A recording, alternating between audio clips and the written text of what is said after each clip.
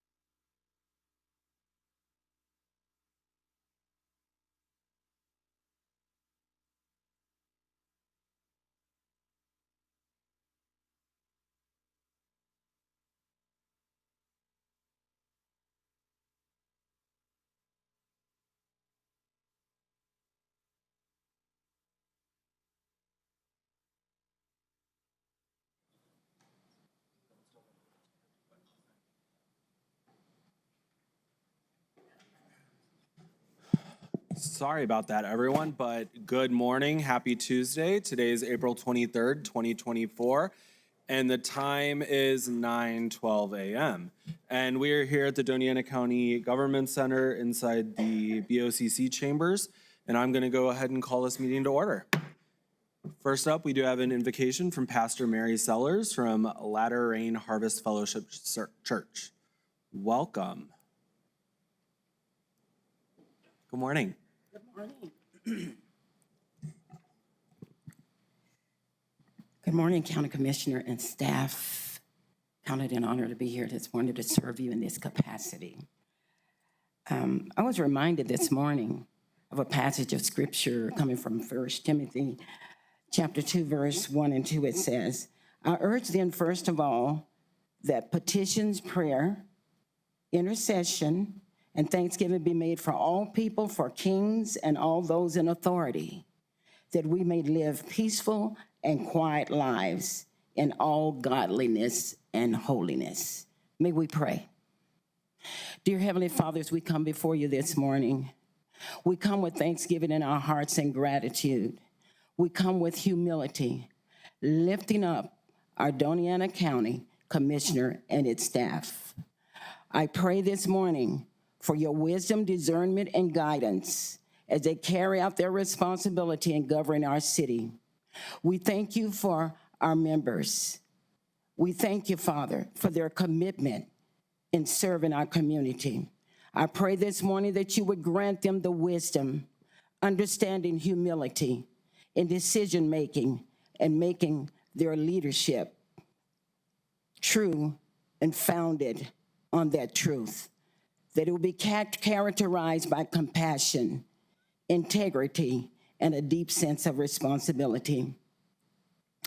As they diligently work for the betterment of our community, I pray this morning that you would grant them the vision to lead with compassion, wisdom, and to make sound decisions, and strengthen them to act in the best interests of all residents. May they be inspired by your love and grace to govern with integrity and honor. I pray this morning for unity and understanding for them, and that they may work together harmoniously for the benefit of all citizens. I pray this morning that you would help them to lead as examples, living by examples, promoting equality, justice, and the common good. We trust in your divine providence, and we seek your blessings upon our commissioners and their staff, its leaders, and all of its citizens. May your grace and your guidance be with them in all of their endeavors and everything that they set their hearts to do. We pray this morning in the awesome name of your Son, Jesus Christ. Amen and amen. Thank you.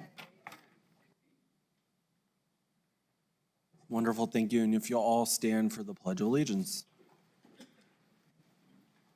I pledge allegiance to the flag of the United States of America and to the republic for which it stands, one nation, under God, indivisible, with liberty and justice for all.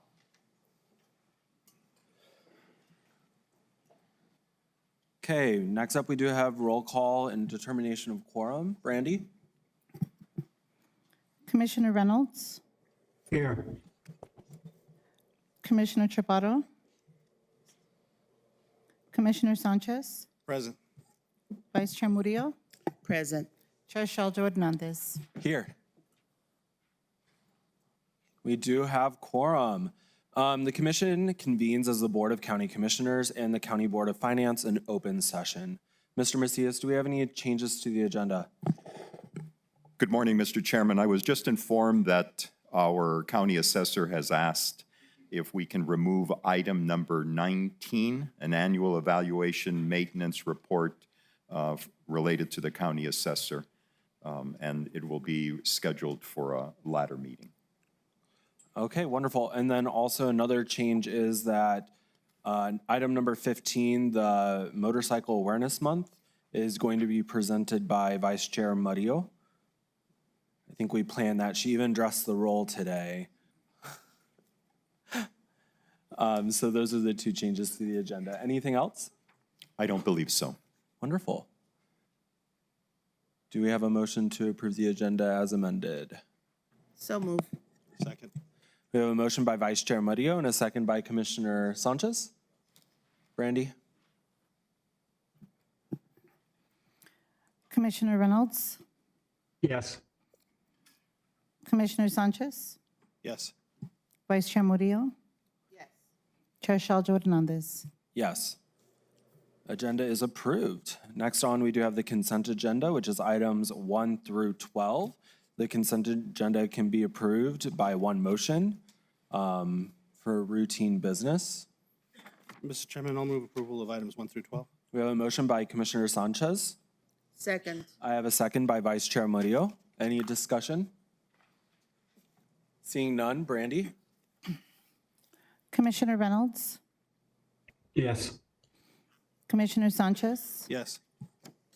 Vice Chair Murillo, Yes. Chair Sheldon Hernandez. Yes. Motion carries and the consent agenda is approved. Consent agenda has a few resolutions. Item number 4, 2024-62. Item number 6, 2024-63. Item number 10, 2024-64. Item number 11, 2024-65. Wonderful. Thank you, Brandy. Next up, we do have our pet showcase. County Manager Macias. Thank you, Mr. Chairman. Again, for those who may not know, the County Commission at each of its meetings promotes the adoption of animals from the Animal Services Center of the Mesilla Valley. Our cat of the week, and again, we have some unusual names. This is Briar Rose, but I don't want anyone to think that she's very prickly in personality. I can be shy and timid at first, but I just need some time to feel comfortable. Once I open up, I'm a very affectionate girl who makes biscuits all day and just wants to be pet by you. I can even be a little playful with toys. All I ask for my future family is that they give me patience and let me blossom on my own time. Briar Rose is 2 years old and she's a domestic short hair. Now, this is a little confusing. We have a dog named Kitty. So whoever might be interested in adopting Kitty may have to adjust slightly, because when they go, "Here, kitty, kitty, kitty," the dog will run around the corner, but so will all of the other cats in the neighborhood. So there may be some adjusting to that. It almost reminds me that it should be a country western song, "A Dog Named Kitty." It could be similar to Johnny Cash's "A Boy Named Sue." So Kitty is 2 years old and a medium mix. I'm a sweet girl who just wants to be loved. I enjoy being let out in the play yard so I can romp around and play with toys. But I'm always end up coming back to you to cuddle up and ask for belly rubs. Oh, yeah. I love belly rubs. I'm just waiting for my future family to come by and visit me. I'm sure they'll fall in love with me and want to take me home immediately. So again, Kitty is 2 years old and of a medium mix. There is some adoption opportunities that are going on through the month of April, and all adoptions are only $50. And there's some off-site adoption opportunities at Mira Las Cruces, including this Saturday from 2 to 5.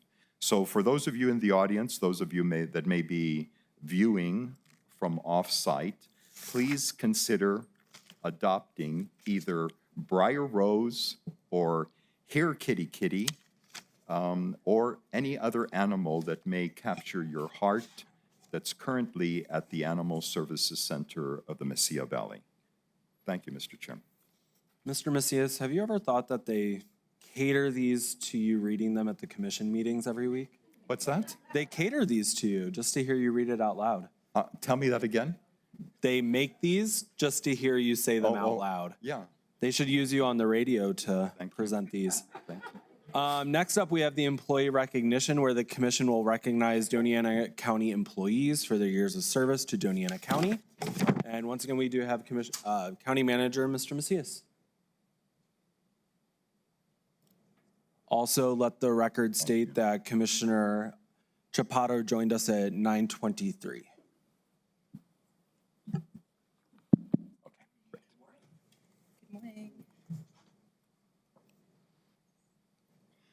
Again, for those of you that may not be aware, and we try to ad lib through some of these as well, at every meeting, the County Commission recognize employees that have met a certain or are meeting a certain milestone in their career related to public service.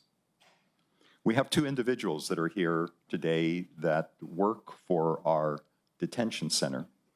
And again, I always want to take the opportunity, we recognize the supreme efforts that our law enforcement provides in terms of services to the community. But at times, our detention officers don't receive the same level of recognition, but have to work under very difficult situations, and they provide a tremendous service to our community. We're going to start with someone who has reached their 15-year anniversary, and that is Lieutenant Pedro Solis. And Lieutenant Solis, if you would please come forward.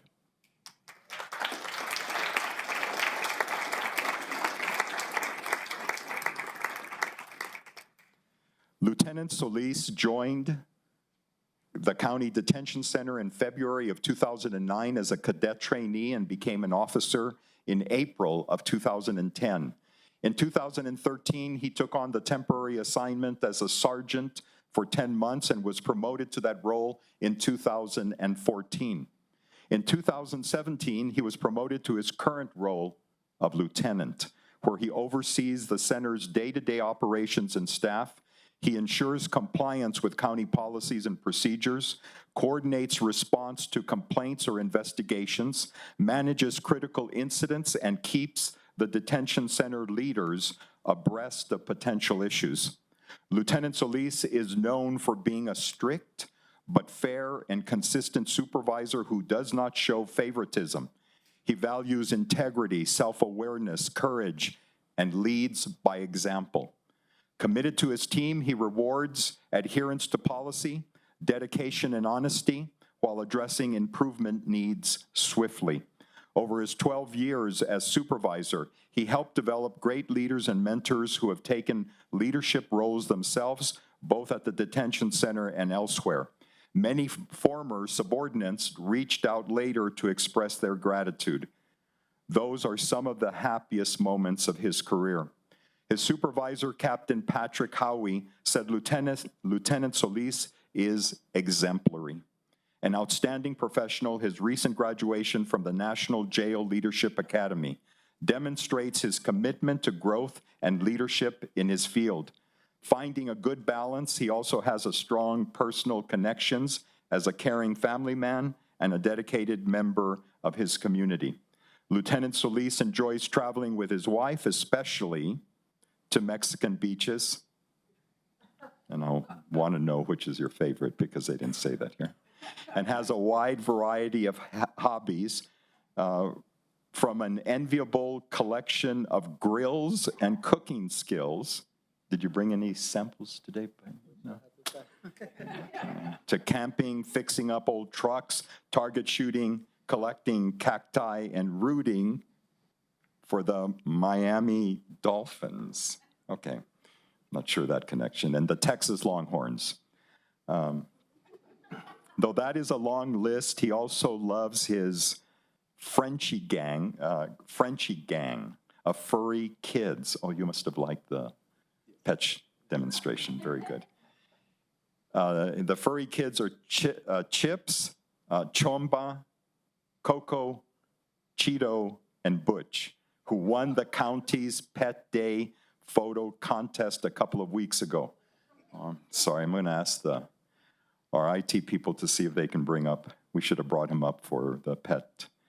We congratulate Lieutenant Solis on his 15th work anniversary and thank him for his dedicated service to the residents of Doña County and the detention center. Ladies and gentlemen, please join the County Commission in giving a very special recognition to an outstanding, dedicated detention center officer, Lieutenant Pedro Solis.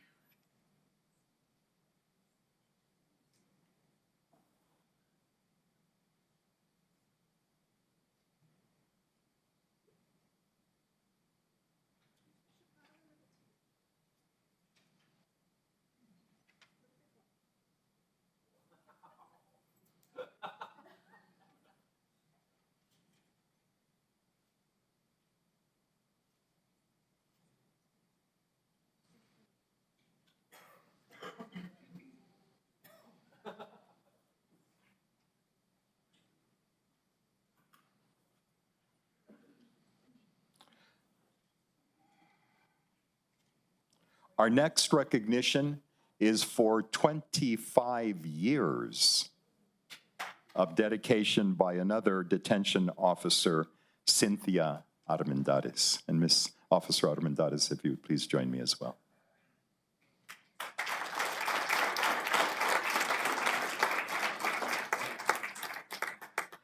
Officer Cynthia Armendariz joined the detention center as an officer trainee last century. In April of 1999, right before they thought it was going to be the end of the world in 2000, and soon completed her training. In 2001, her role was reclassified to Senior Detention Officer.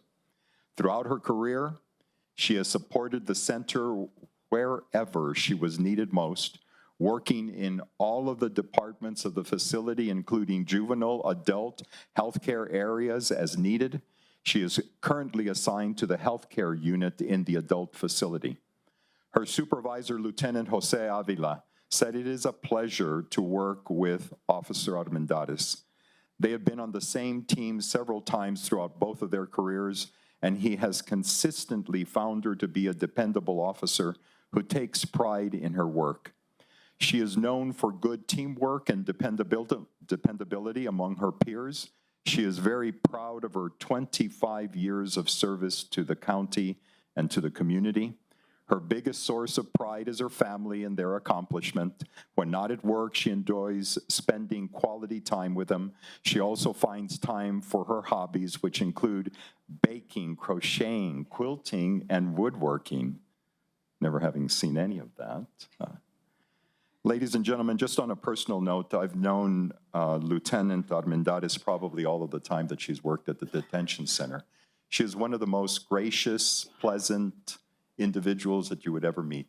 Just a joy to have conversations with, just a joy to be around, just a joy to see her smile when you walk up to her. So ladies and gentlemen, please join the County Commission in giving a very special recognition to Officer Cynthia Armendariz.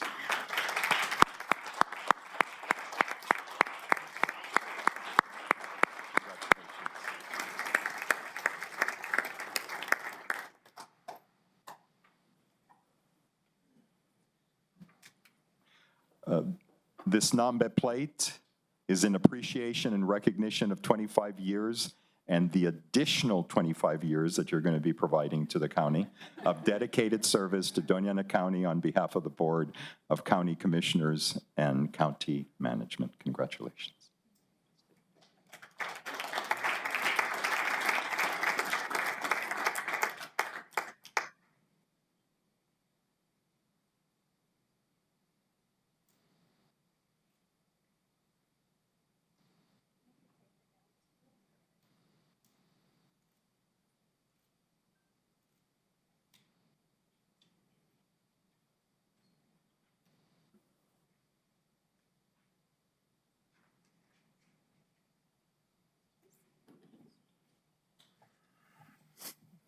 Thank you, Mr. Chairman. That completes our employee recognition. Wonderful, thank you. Next up, we do have 5 proclamations this morning. Item number 13 is to proclaim the month of April as the Slim Whitlock Month in Doña County. We have Commissioner Manny Sanchez. Mr. Chairman, I'd like to move approval to proclaim the month of April as Slim Whitlock Month in Doña County. I'll second. So we have a motion by Commissioner Sanchez and a second by myself. Thank you, Mr. Chairman. Slim Whitlock was a true one of one. He led with his heart when it came to serving the people of the Hatch Valley, and although he was the mayor of the village of Hatch, there was no doubt he served all the people of the Hatch Valley. When he was selected by the Las Cruces Sun News as one of their movers and shakers back in 2022 after his election as mayor, I recounted a story with a reporter of how he was one of the first local leaders that reached out to me after I was appointed to the commission back in 2019 and offered his help. I also said that the village of Hatch had an amazing man at the helm because he had a servant's heart. He was humble and he beamed with love. If you knew Slim, it wasn't a handshake, it was a hug. When you spoke to him over the phone, there was always time to ask about family first before you got to business. If you asked him how he was doing, he'd probably tell you that he was doing extra good. And he would tell you that no matter how crazy things were, each day was a blessing. I'm thankful that I got to know Slim, that I got to be a public servant alongside this man who, while being so humble about his work, you would never know the huge impact he had on the people of the Hatch Valley and the residents of Doña County, whether he was advocating for flood prevention or just trying to ask for help within the village of Hatch. He was always there advocating for the people he served.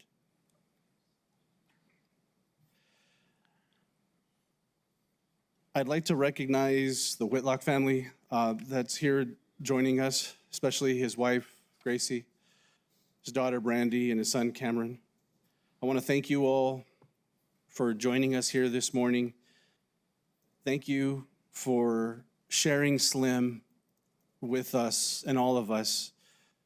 We were all better for it, and I know he will be missed by all of us here at Doña County and all the people in the Hatch Valley. Mr. Macias, if you would read the proclamation, please. Thank you, Mr. Chairman, Commissioner Sanchez, and certainly I hope the family will come up and join us while we read this proclamation. And please, yes, if you all join us, come on up.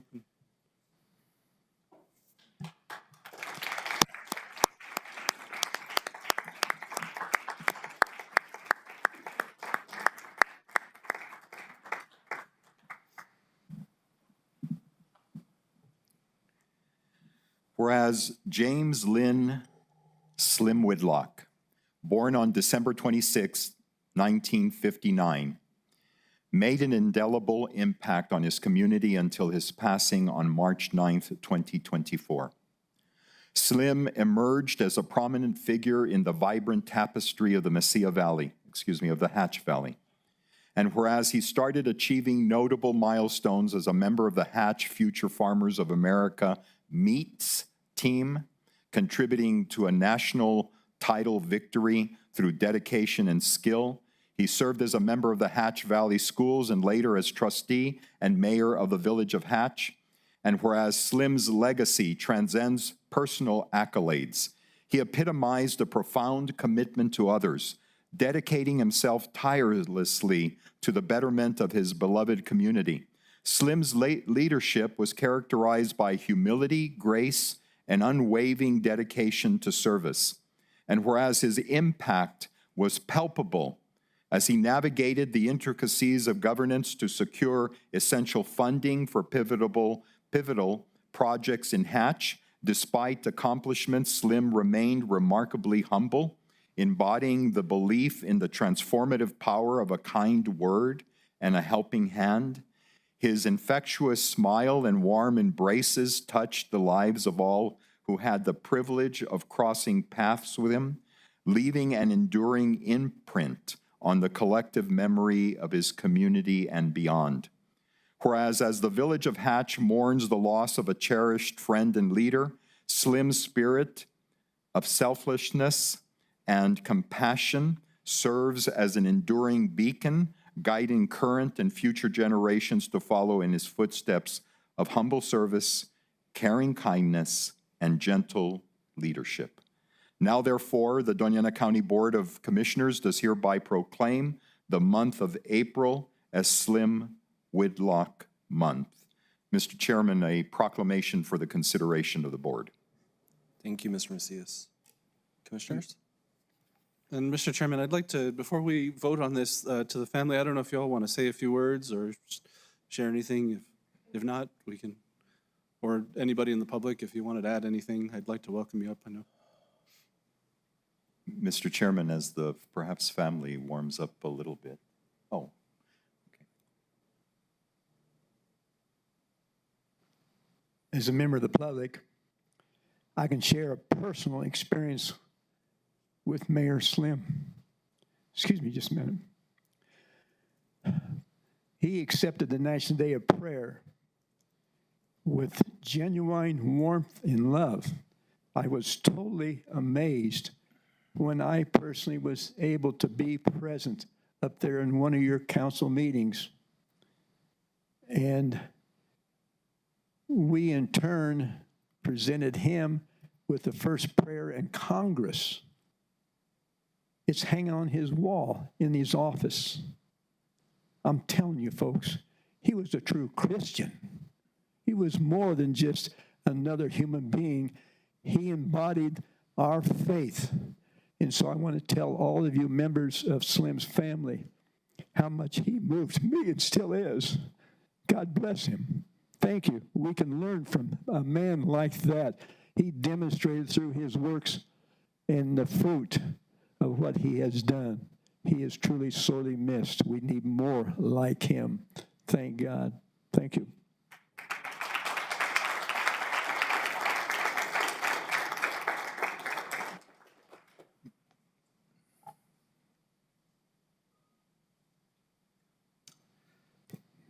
Good morning, commissioners and Whitlock family. I just want to say a few words. First of all, you guys know what he meant to us at Casa de Peregrinos. I forgot to say my name, Lorenzo Alba, the director at Casa de Peregrinos. If it were not for Slim, we would not have this incredible food pantry in Hatch right now. The impact that it has made on the families of Hatch is really a tribute to what he embodied in compassionate service to a community. With your permission, we would love to memorialize him in naming our pantry in Hatch after him. This is something that we really want to do for him because he's the one that got us together with the school district and was able to do this for us. Man, I miss him. I miss seeing him.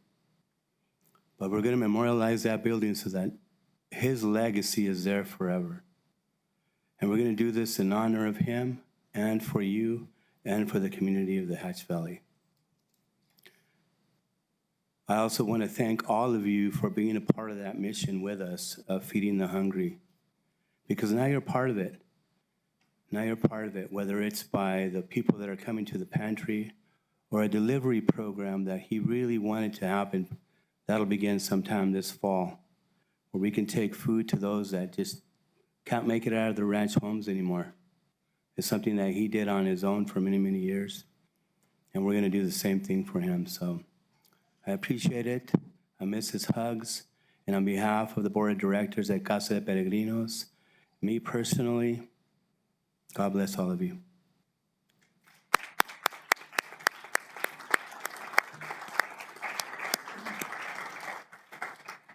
Mr. Chairman, if no one else is coming up, Yeah. I would just, may I have go a ahead. moment? Thank you. It's probably, well, of course, I've known Slim throughout the tenure here as county manager. But I just wanted to share something with the commission, and I know that it's not unique, because I think Slim passed these kind of notes of encouragement to many people, so I'm not kind of suggesting that somehow he did it just because of me.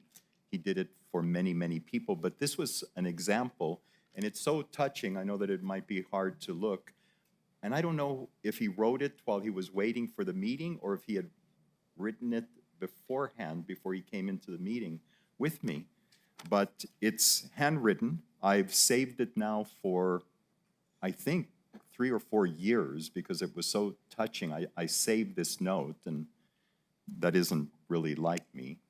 But it says, God has given us all people in our lives to influence and inspire us. You are one of these people who, through your understanding leadership and your unwavering love for our community, inspires all of us to do better. Thank you for all that you have done and all that you have yet to achieve. You're truly a wise and inspirational man who gives so very much of yourself to help us grow into better people. May God continue to bless you and your family. With all my love and respect, Slim Whitlock. And it was... And Mr. Chairman, I do want to note that Mayor Whitlock had come again to see me and to have a discussion. He was always his vibrant self, and as Commissioner Sanchez noted, always with his big hug coming in and even greater hug leaving.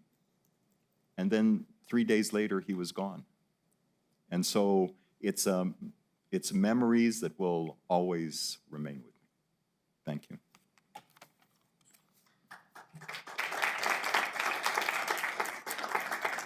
Wonderful. Brandy, if we can get a roll call vote, please. Commissioner Reynolds? Commissioner Chaparro? Yes. Commissioner Sanchez? Yes. Vice Chair Murillo?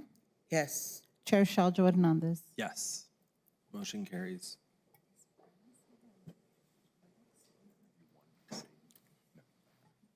I just want to make sure Brandy did get it. I did hear Commissioner Reynolds say yes.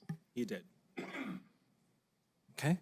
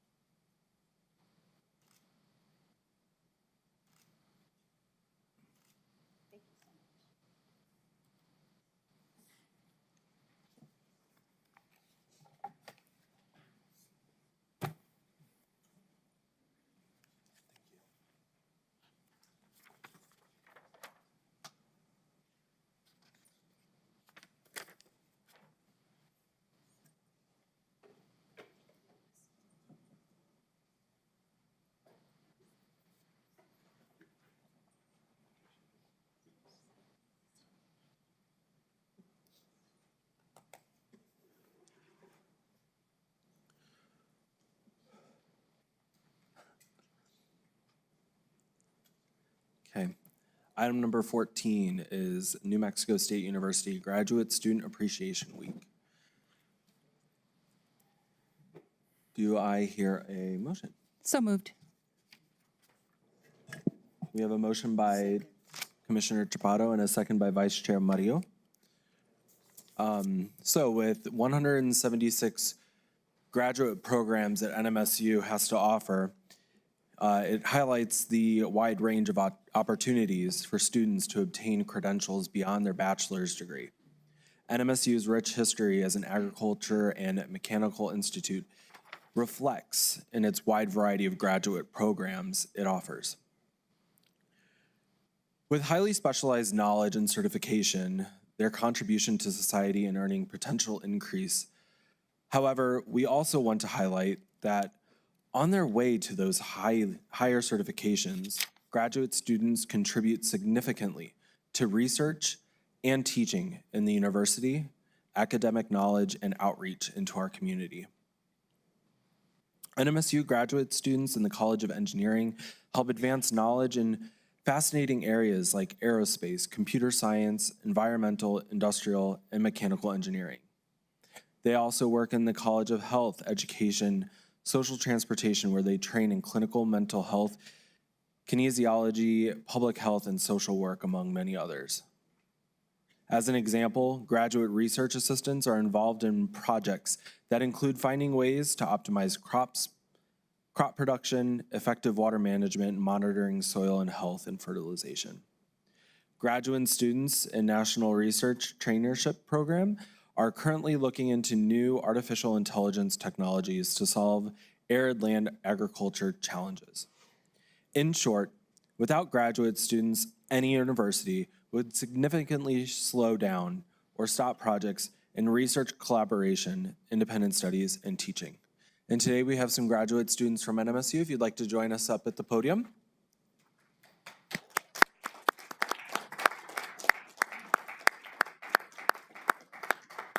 Welcome. If you want to go to the podium and introduce yourselves and tell us a little bit about everything going on today. Good morning, Commission and members of the audience. I'm Cynthia Wise. I am president of Graduate Student Council, and I'm so pleased to see another Gadsden Panther in the room. We're taking over the world. I just wanted to say thank you, and in addition to the proclamation, I want to recognize graduate students for also volunteering in the community. We give many hours of volunteer work at places like Engage, CASA, Annunciation House. We're cleaning up Frank Papin Park twice a month.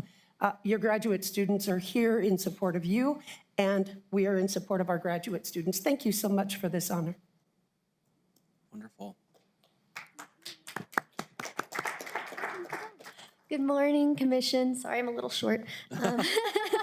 My name is Anna Harmon. I'm the current Secretary for Graduate Student Council and the President-elect for next year's Graduate Student Council. Thank you for having us here today. I'm pretty passionate about graduate students. I think the work we do is incredible, and I'm so happy to be one and looking forward to seeing the continued good that graduate students will do not only at New Mexico State, but across our beautiful country. Thank you. Wonderful. Good morning, Commission and audience. My name is Haley Haven. I am Treasurer of the Graduate Student Council, and I am a proud first-generation graduate student.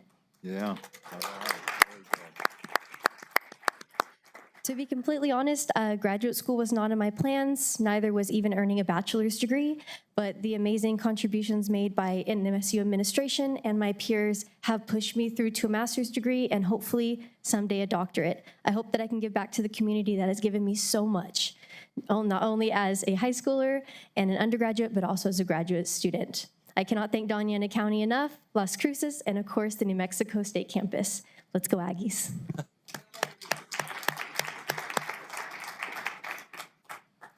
Good morning, Commissioners. I serve as the Dean of the Graduate School, and my name is Ranjit Kudali. It's been a privilege in my 3 months here at New Mexico State University in serving this great land grant and space grant institution. As you eloquently put out, Chairman, the university's success hinges upon the success of its graduate students, and we, on behalf of the administration, are committed to the success of our graduate students who make an impact locally, nationally, regionally, and internationally. And we are deeply grateful to the Doña County for recognizing the contributions of graduate students. So thank you so much from the bottom of my heart. Thank you. Brandy, if we can get a roll call vote. Brandy, roll call vote for me. Commissioner Reynolds? Wait, we need to read the proclamation. I am getting way ahead of myself today. You were looking at me like, Commissioner, what's up? Mr. Macias, if you can read the proclamation for us, please.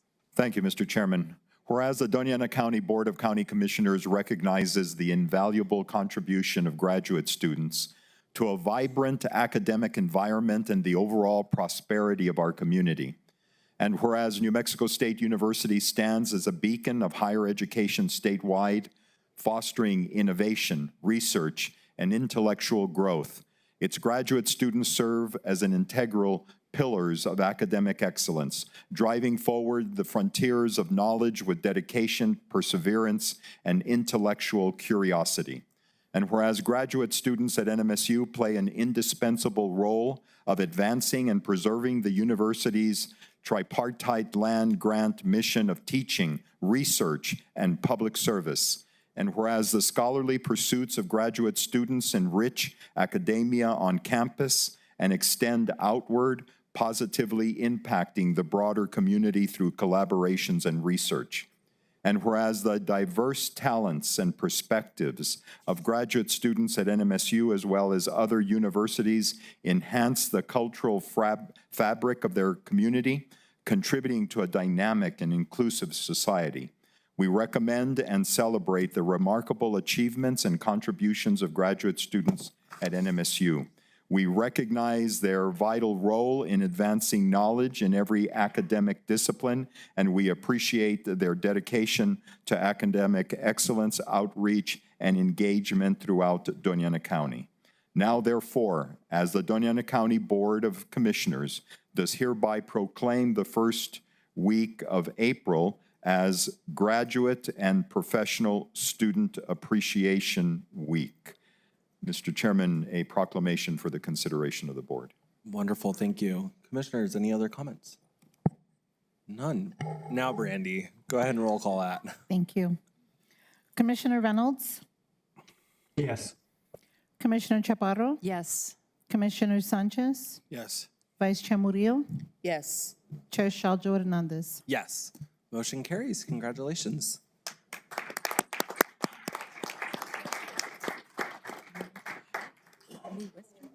Look at it from the back. What does it say in the back? I'm sorry? So let's say back of the shirt. Thank you, thank you.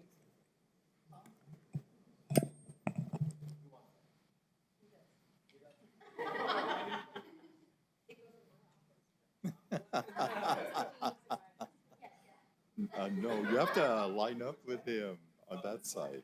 Yeah.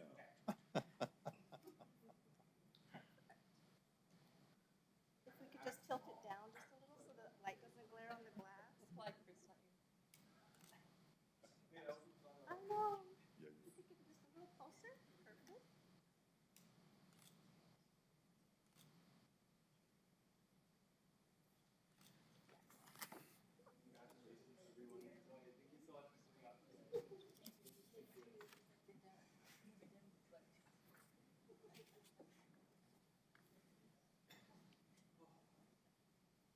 At least I'm gonna get my steps in today.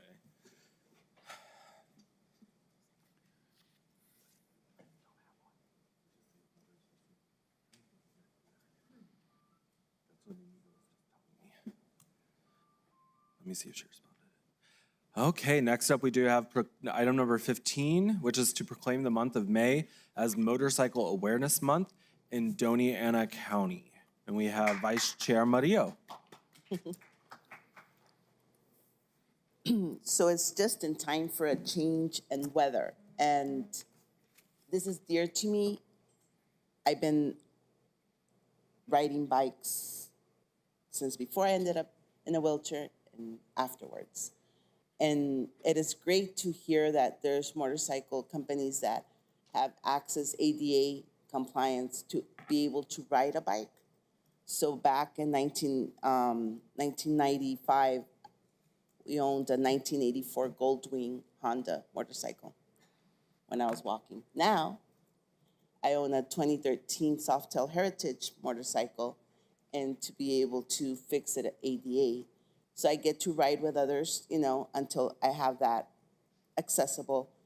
It is dear to me to be able to feel that breeze and that open field, right? So today we are going to proclaim May as Motorcycle Awareness Month in Doña County.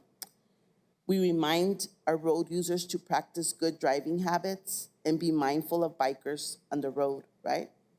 We have been directly affected in our community by the loss of residents' lives in motorcycle accidents. And I do want to say this about a friend of mine that passed away years back, Nina here from Las Cruces, with the biggest smile she had, and she died in a motorcycle accident. But I want people to be aware, to be mindful, and see riders out on the road and have that conscience and say, you know, be careful of not hitting those motorcycles, right? So as a board, we want to see our road users safe by practicing tips such as ourselves as well, right? Observe all traffic signs, signals, laws, and adhere to the posted speed limit. Yield to motorcycles, especially while turning at intersections. Avoid distractions, including dangerous cell phone use behind the wheel. Use turn signals when changing lanes or merging with traffic. And check all mirrors and blind spots before changing lanes. And there's another factor here, give more distance when driving behind a motorcyclist than other passenger vehicles. So I don't know if, Chris, if we have the individual that's going to accept this proclamation. Do we have the individual for Motorcycle Awareness Month this morning? No. I don't see them. Okay. So, Mr. Macias, will you read us the proclamation? And before that, Mr. Chair, may I have a moment? Of course. As I noticed that, as I stood behind Commissioner Murillo, I did notice she is wearing a Harley Davidson shirt in honor of Motorcycle Awareness Month. I love it. And it's so cool. Thank you. Thank you, Commissioner. Mr. Chairman, whereas the safety and well-being of all residents is important to our county, New Mexico's extensive road systems provide some of the most magnificent riding in the United States and make Doña County an ideal location for motorcycle use. And whereas many registered motorcyclists who undergo extensive training and testing in order to obtain a license and legally operate a motorcycle, call Doña County home and enjoy the roadways we have to offer. Whereas motorcycle riders face a higher risk on the road than those operating vehicles, statistics show that those operating vehicles are at fault for the majority of all accidents involving a motorcycle. According to the New Mexico Department of Transportation, there were 54 motorcycle deaths, with 4 deaths taking place in Doña County from 2023 through today. And whereas it is imperative that motorcyclists always exercise caution and stay alert while traveling on road systems, we join the National Highway Traffic Safety Administration in raising awareness of the growing number of motorcyclists on Doña County's roadways in order to help prevent accidents and, most importantly, save lives. Whereas we honor the memory we have of those lost and work together to create a safer environment for all road users, including our motorcyclists. Now, therefore, as the Doña County Board of Commissioners does hereby proclaim the month of May as Motorcycle Awareness Month. Mr. Chairman, a proclamation for the Commission's consideration. Wonderful. Thank you, Mr. Macias. Any other comments? Seeing none. Mr. Chair. Oh, Mr. yes. Chair.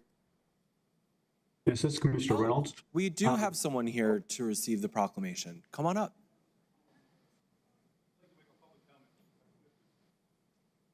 Sure.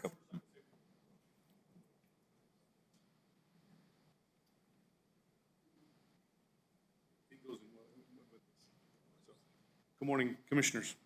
I'm reminded while you have this motorcycle safety awareness of a wonderful close friend of ours, Bob Duffy, who served many years in this community on safety, different things, but he would have championed this voice of this thing to wear helmets and part of that safety. So that's what I just wanted to share with everybody. He was a wonderful man and talked safety, but helmets was one of his big things. So, Of course. Thank you. Thank you. oh, yes, Gene Pettit. Wonderful. Thank you, Jean. Okay. Any other comments? Mr. Chair. Yes, Commissioner Reynolds. Thank you, Mr. Chair. I would like to say that I've been riding motorcycles since I was 15 and had a license the whole time. And just recently I purchased another motorcycle. And I agree that watching out for motorcyclists and recognizing them on the road is very important. Always ride with your headlights on and a helmet and proper attire. If you're riding, if your vehicles, please understand that motorcycles have the same right of way as cars. Thank you. And thank you, Vice Chair Murillo, for sponsoring this proclamation. You're welcome. Thank you. Wonderful. Brandy. Commissioner Reynolds, Yes. Yes. Commissioner Chaparro, Yes. Commissioner Sanchez, Yes. Vice Chair Murillo, Yes. Chair Shaljo Hernandez. Yes, motion carries. Thank you. I mean, are we doing a photo with Commissioner Mario? Yeah, we Mr. have a Chairman, motion. with your permission, let me ask Corey to go around so that we Oh, can yes. capture Commissioner Murillo's full outfit rather than having her have to come down here. Can you look Maybe- back? And perhaps, Can you look over your shoulder so we can get the shirt? It's on the back.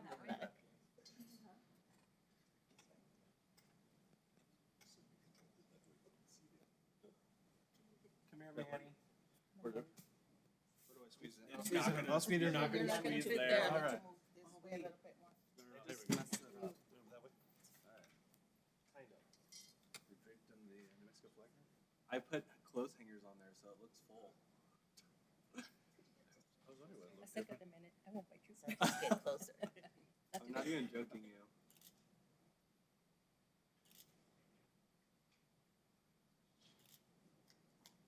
Okay. I'm sorry, Mr. Chairman, I thought Commissioner Murillo was wearing leather with a Hells Angels decal on the back. I didn't understand it was a Harley Davidson shirt. Can you give us a little like back like? Wait.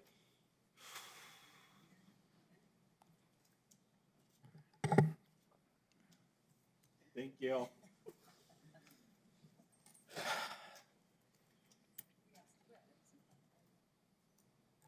Okay, next up, we do have number 16, which is to proclaim the month of April as Fair Housing Month. Commissioner, you're gonna have to share the month. Do I have a motion? So moved. Second. Ooh, we have a motion by Commissioner Chaparro and a second by Vice Chair Murillo and a third by Commissioner Sanchez. So today we issue a proclamation for Fair Housing Month. This is an important initiative because it's a crucial component of our society to access housing fairly and equitably.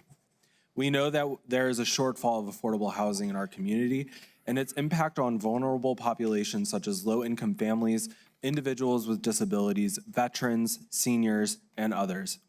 As a commission, we are working to do our part, such as approving the plans to build transitional housing. But this fight for equality and access to safe housing will take all of us.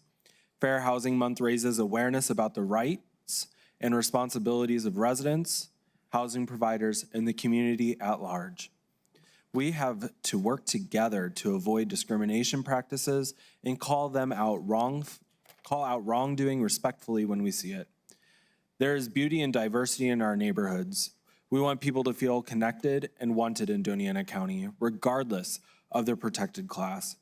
Joining us today to speak further about Fair Housing Month are board members of the Las Cruces Association of Realtors.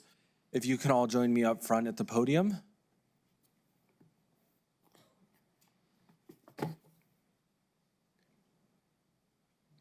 Kevin, are you not joining them today?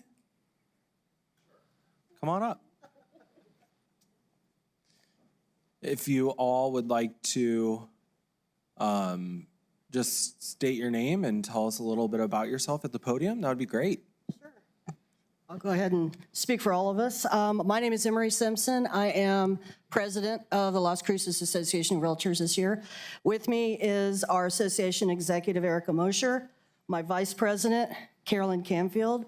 Then we have our board members, Christy Getz, Mary Mulvihill, Alex Odanga, Kevin Cardoza as well.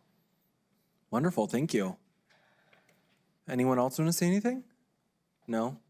Okay, thank you. Commissioners, any comments? Mr. Chair. Yes, of course, Commissioner Chabato. Thank you. And in just speaking about fair housing, it's so difficult sometimes to find fair and abundant housing here in not only Doña, but in Las Cruces, in Selman Park, Santa Teresa, Hatch. There's just so many areas that just need more housing. And I know that your association is helping. I also know the Home Builders Association gives a house away every year to help a family or a couple of families. So thank you for the work that all of you do. And I hope that this commission can continue in that spirit of providing fair housing for all. Thank you. Wonderful, thank you. Any other one? Seeing none, Mr. Macias, if you can read the proclamation for us. Thank you, Mr. Chairman. Whereas the Fair Housing Act, enacted on April the 11th, 1968, enshrined into federal law the goal of eliminating racial segregation and ending housing discrimination in the United States. And whereas the Fair Housing Act prohibits discrimination in housing based on race, color, religion, sex, family status, national origin, and disability, and commits recipients of federal funding to affirmatively further fair housing in their communities. Unfortunately, more than 50 years after the passage of the Fair Housing Act, discrimination persists and many communities remain segregated. And whereas our social fabric, the economy, health, and environment are strengthened in diverse, inclusive communities, promoting fair housing practices is key to combating discrimination, reducing home housing disparities, and creating more equitable neighborhoods. And whereas Doña County is facing a shortage of affordable housing, leading to challenges for many residents in finding safe and affordable places to live, efforts to increase the availability of affordable housing is a priority, where fair and inclusive housing practices in all aspects of housing, including rental, sales, lending, and property management, should be observed. And whereas we must work together to build a community where everyone has access to safe, decent, and affordable housing, regardless of their protected characteristic. And whereas we call upon all residents, businesses, organizations, and government agencies to join in this observance and commit to upholding principles of fair housing. And now, therefore, as the Doña County Board of Commissioners does hereby proclaim the month of April as Fair Housing Month. A proclamation for the board's consideration, Mr. Chairman. Thank you, Mr. Macias. Brandy, if we can get a roll call vote. Commissioner Reynolds, Yes. Commissioner Chaparro, Yes. Commissioner Sanchez, Yes. Vice Chair Murillo, Yes.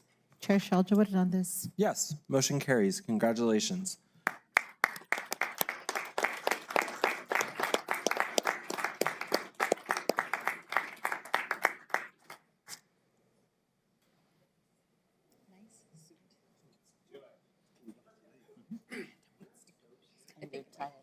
Male, no, you're too broad across the shoulders.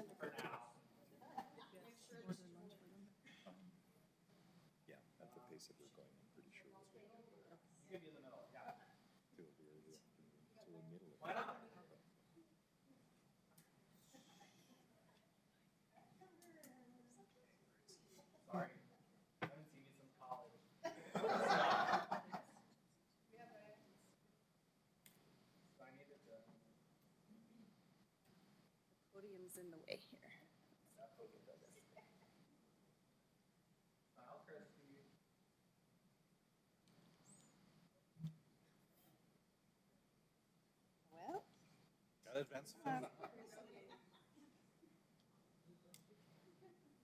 If I could get the three of you to turn your shoulders.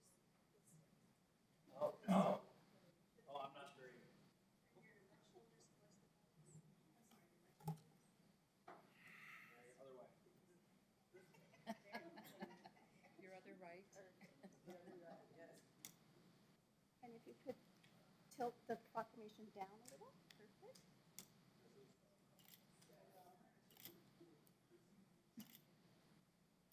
Got it. Congratulations. Thank you very much.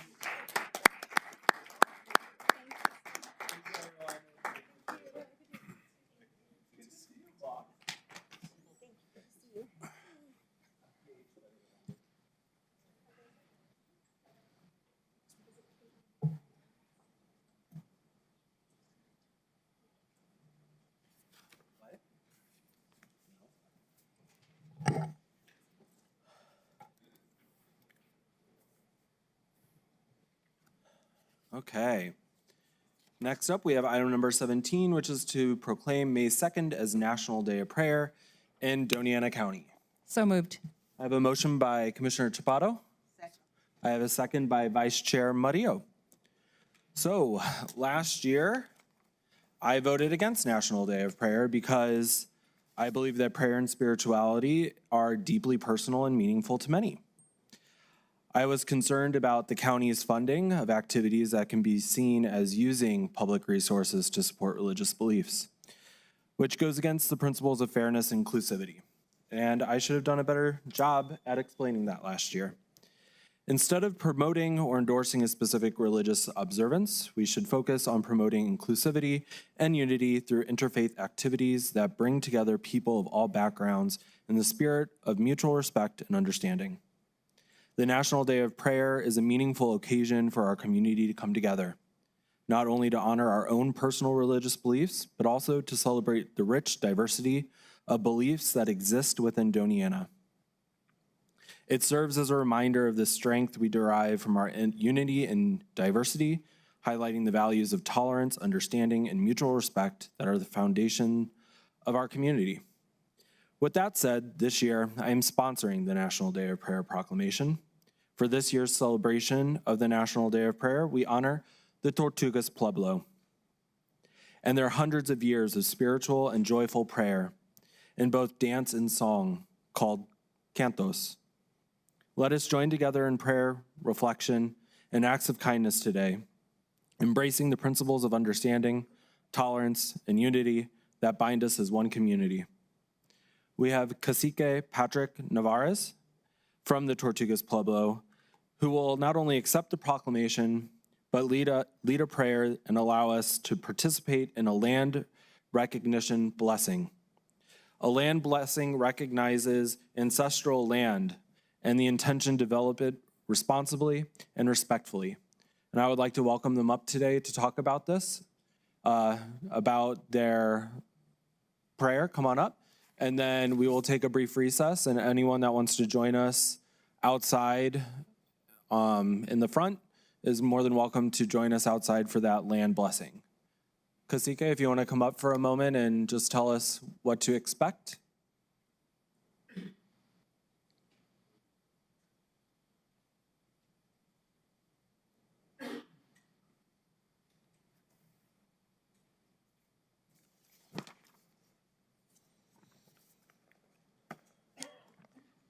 Good morning. Thank you for hanging out with us.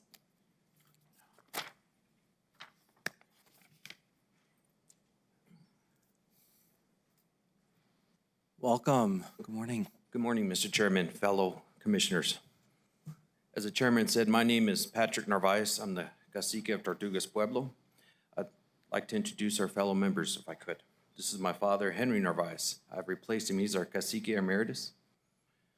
Our fellow members, Callie Kirby, Martha Trujillo, Miss Rosemary Kirby, Bill Acosta, and Mr. John Pacheco. I'm very honored to be here. The last time I was here was around 2015, and it wasn't as warm.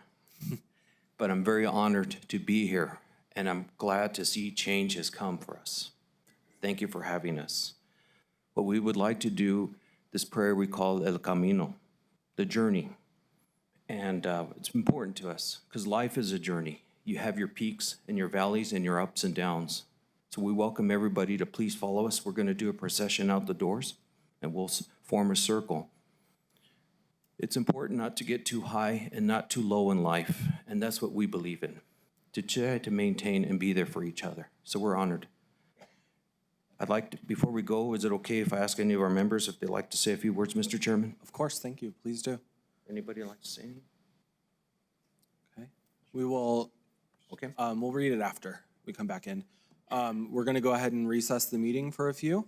If anyone would like to join us outside, please do. I was going to ask, we're going to do our procession canto when we go out the door, so if Perfect. people could form a Yeah, line no behind worries. us as we go out, please. Thank you. Thank you.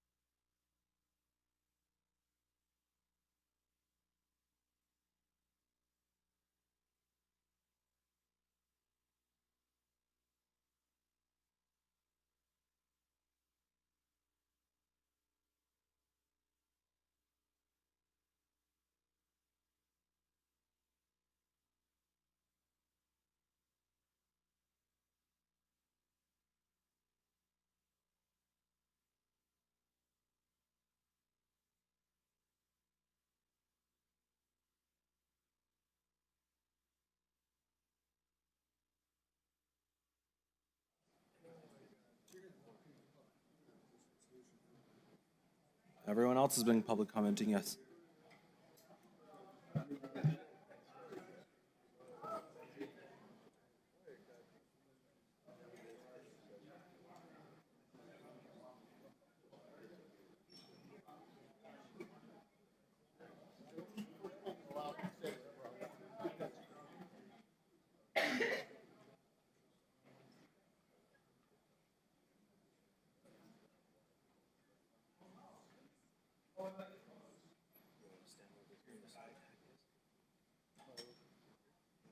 Wonderful. And Mr. Macias, when you get a chance, if you'll read the proclamation for us, please.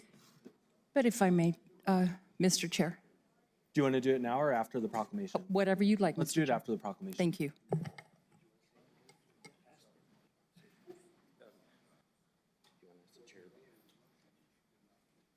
Thank you, Mr. Chairman. Whereas the National Day of Prayer provides an opportunity for people of all faiths to come together in the spirit of harmony, respect, and mutual support, promoting values of compassion, empathy, and goodwill. Whereas it is essential to recognize and celebrate the diverse religious beliefs and practices of all residents within our county, such as the spiritual traditions of the Tortugas Pueblo. And whereas the people of Tortugas sits on the land located to the tribal members of the Piro Manso Tiwa tribe nestled in the Mesilla Valley along I-10 west of New Mexico State University and predates the city of Las Cruces, which was founded in 1849. And whereas Tortugas Mountain is an integral part of the religious celebrations that incorporate indigenous traditions with Catholicism, it represents the traditions of Our Lady of Guadalupe, their patron saint appearing to Juan Diego near Mexico City to ask him to build her a shrine in 1531. And whereas the Tortugas Pueblo has continuously practiced its native traditions, which include sacred dances and cantos, or songs that are prayers offered to the Creator and passed down from one generation to the next throughout their history. And whereas for this year's National Day of Prayer, we honor the Tortugas Pueblo's spiritual heritage and contributions to our community.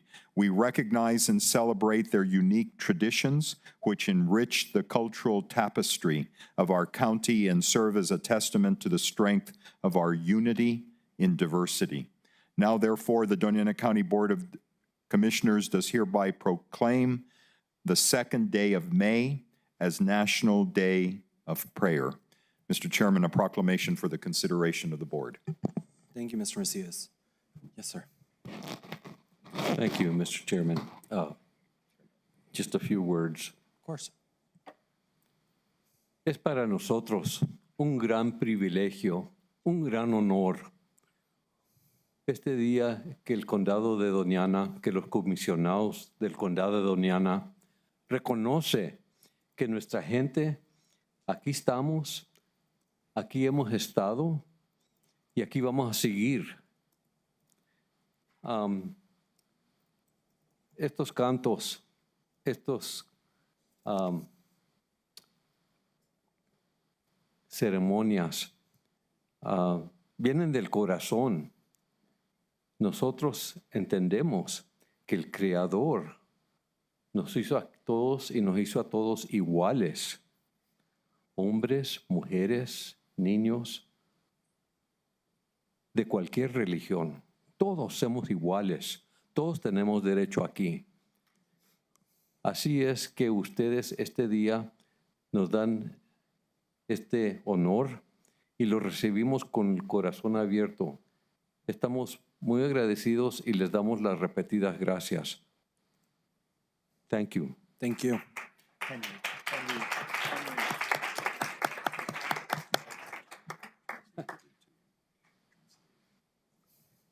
Oh no, I've been asked to say this in English. I took notes. I'm sure there are people here who could have taken it down the way I said it the first time. We are honored. We are grateful, beyond words. Doña County, the commissioners of Doña County, and the people of Doña County to grant us this recognition. We were here before Doña County. We were here before the United States of America. And we are still here, and we will continue to be here. We believe that the Creator put us, each and every one of us here, and created us equally. Men, women, children of all colors of skin, of all beliefs.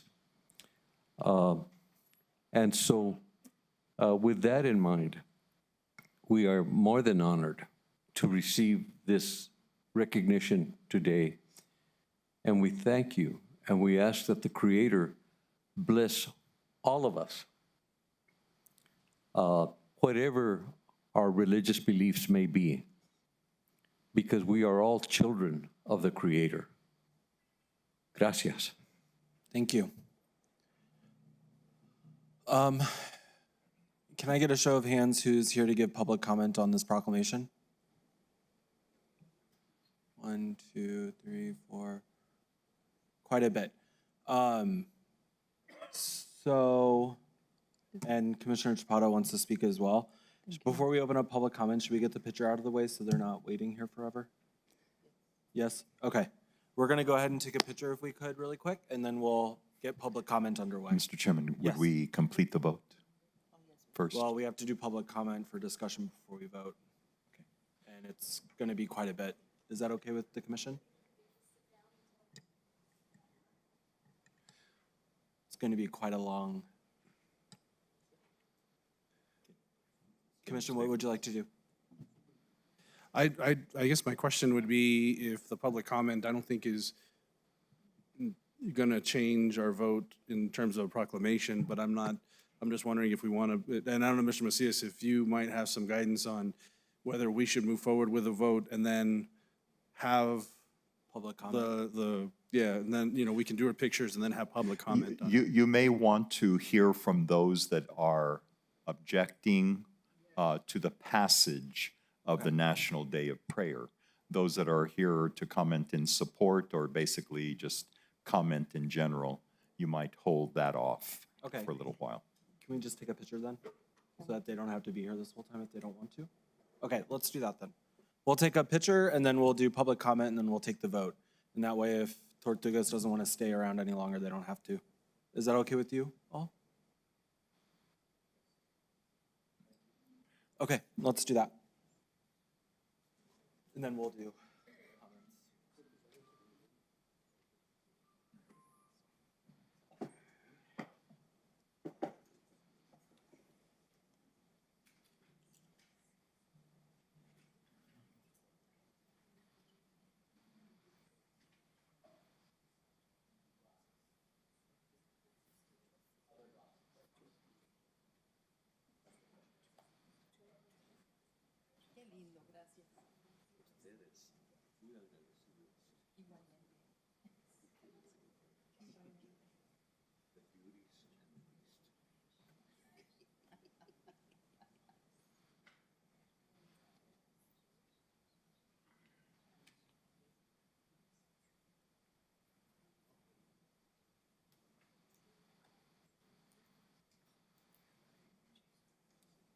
I was going to interpret that. That's why I was taking notes. So, let's see, I might have to get some more chairs. I can.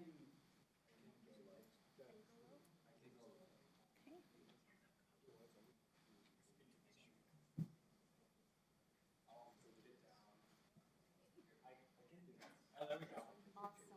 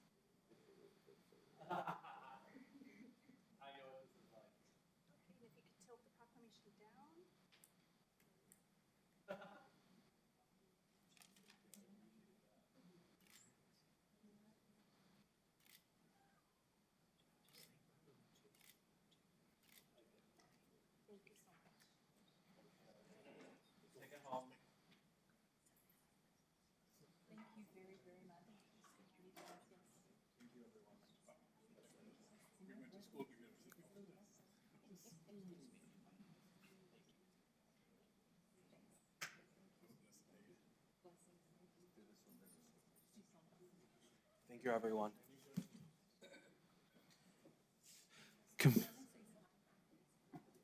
Oh, okay.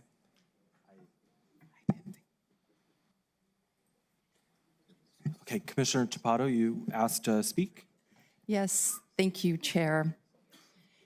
Following up on that ceremony, I'd just like to acknowledge the Tortugas Pueblo as a judge. I joined them many times as I received their blessings so that I could make wonderful and just decisions. And this goes back all the way to 1990 for me. And you are embracing my culture, mis costumbres, mis dichos, mis cantos. I remember going up to the A Mountain as a child with my parents and my family, along with those wonderful lights that accompanied us so many years ago. Now, I'm not going to tell you how long ago it was because then I date myself. Pero subíamos la montaña con esas fogatas de luz. We'd go to the top of the mountain. We would pray the Our Father.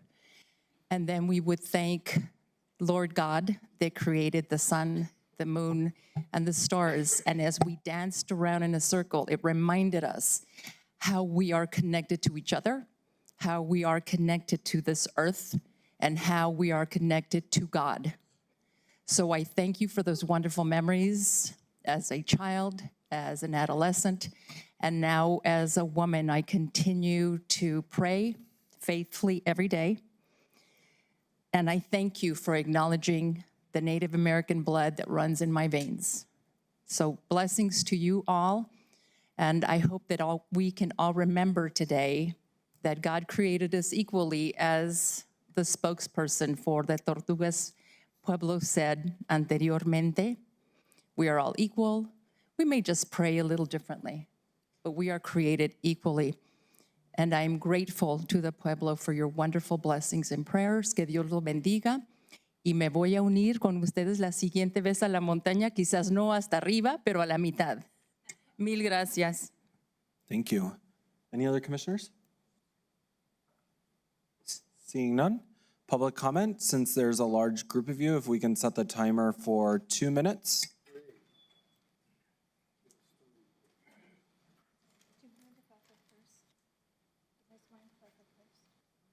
Thank you, sir. Also, there is a book to your left. If you can please sign the book before addressing us and state your name. And like I said, you will have the 2-minute timer on there since there's so many, and we will go from there.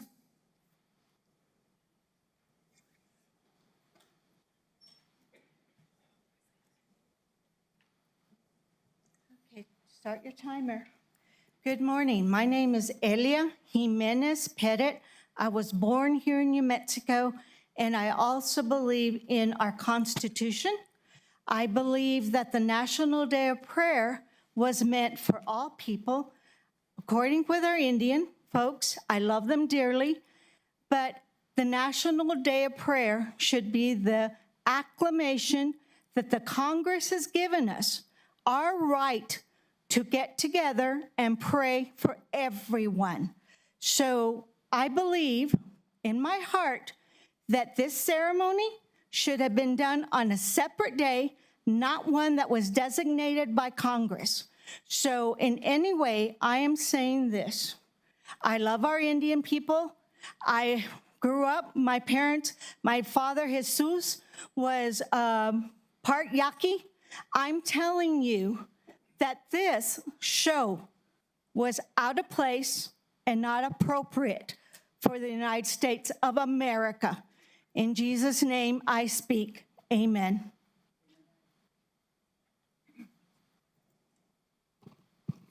Good morning, my name is Lisa Parrott. I'm a resident of District 4, and I'm here to support the National Day of Prayer. Earlier this morning, while reviewing the Commission's proposed proclamation and contemplating my remarks, I located in my Founder's Bible the city's 2018 bulletin from the National Day of Prayer, and the theme was on unity based upon Ephesians 4:3. Unity is more important to our nation today than ever before. It is my prayer that by the time you vote on the adoption of today's proclamation, you will agree. Ephesians 4:2-6 says, in part, with all humility and gentleness, with patience, showing tolerance for one another in love, being diligent to preserve the unity of the Spirit in the bond of peace. There is one body and one Spirit, one Lord, one faith, one baptism, one God and Father of all, who is over all and through all and in all. In his 1974 National Day of Prayer proclamation, President Gerald R. Ford quoted President Dwight D. Eisenhower's 1955 statement, quote, "Without God, there could be no American form of government, nor an American way of life. Recognition of the Supreme Being is the first, the most basic expression of Americanism. Thus, the Founding Fathers of America saw it, and thus, with God's help, it will continue to be," end quote. Please prayerfully reconsider your actions. Do not leave God and America out of your 2024 proclamation, out of your actions here in this room and elsewhere, and out of your lives. If you have breath in your lungs, it is not too late. May God richly bless and protect you, your constituents, and these United States of America. Thank you, and amen.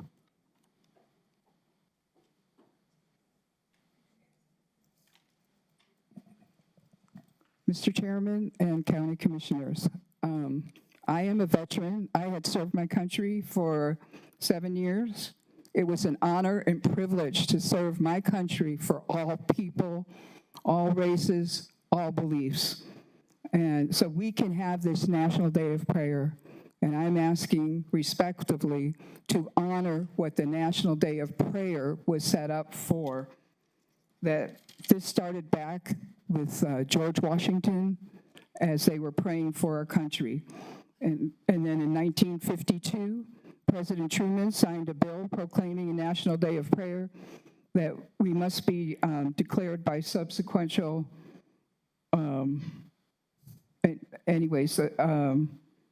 that the president at an appropriate day of his choice. The prayer proclamation, and that each president since 1988 would proclaim the first Thursday of May each year.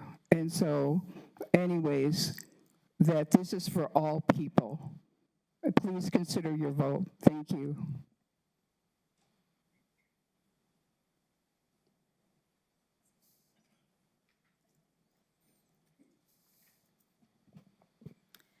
Good morning, Commissioners. I guess it's still morning, right? Our nation was Isabella Solis, by the way. Our nation was founded on godly principles, morals, and values. On May 2nd, we celebrate the 73rd day of prayer in our country.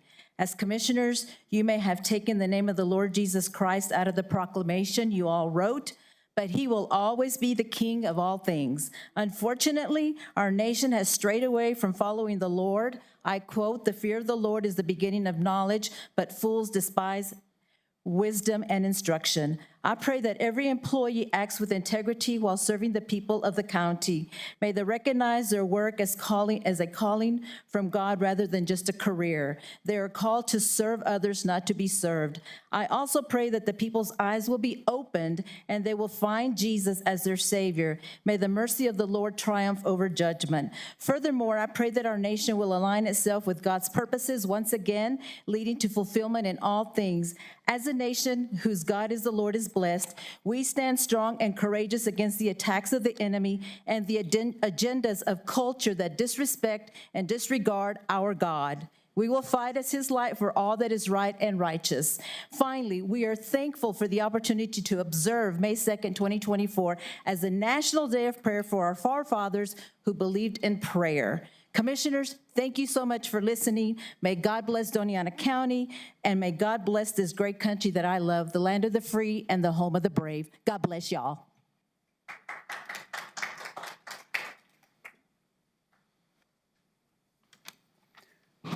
Good morning, Commissioners and Chairman. My name is Michael Alvarez, and I just want us to know that the power and the might of God is overwhelming, and he's still in charge. And I want to recite the Father's Prayer today as we talk about him.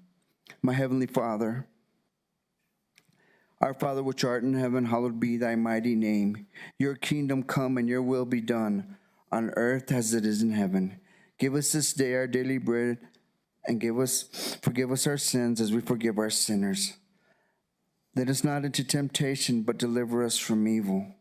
For yours is the mighty kingdom, the mighty power, and the mighty glory, forever and ever. In your mighty name, Jesus Christ. Amen. Thank you, guys. God bless you.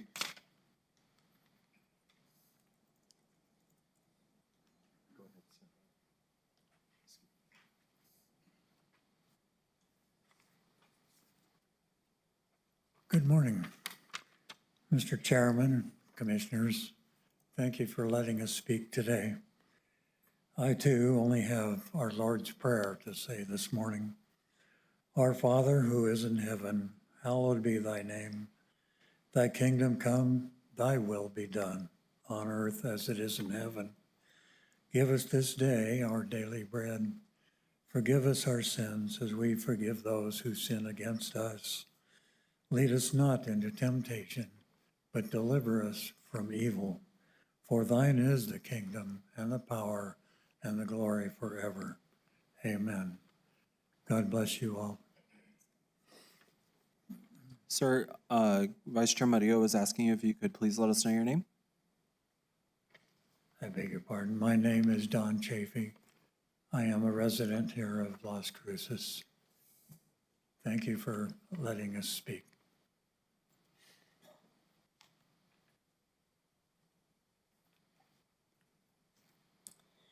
Good morning, Chair and County Commissioners. I am also very grateful that I can come here and stand before you in our community in an open county forum. I am going to read from Matthew 6, and that is where Jesus was giving his Sermon on the Mount, and he directed us to pray this. And he said, "Pray then in this way, Our Father who is in heaven, hallowed be thy name. Your kingdom come, your will be done on earth as it is in heaven.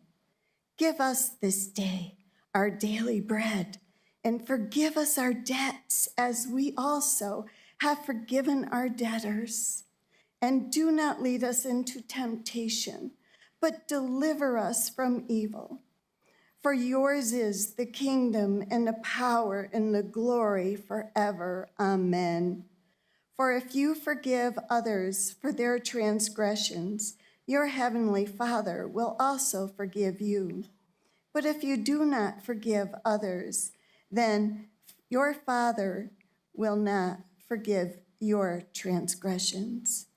When I woke this morning and I was preparing to come here today, what entered my heart at that time was, let there be peace on earth and let it begin with me. Then I did my devotional, and my husband shared his devotional, and it both was, let there be peace within our hearts. And I pray today that all of us will have that peace of Jesus Christ in our hearts. God bless you all, and thank you so very much. And that reading was from the Founder's Bible. This is an amazing book. God bless you all.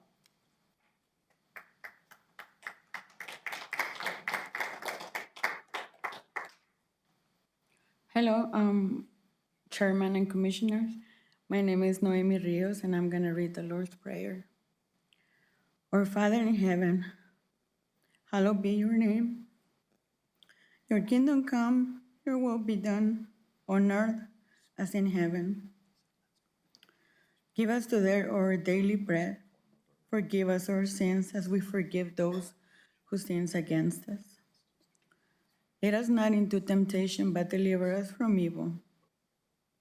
For the kingdom, the power, and the glory are yours now and forever. Amen. God bless you.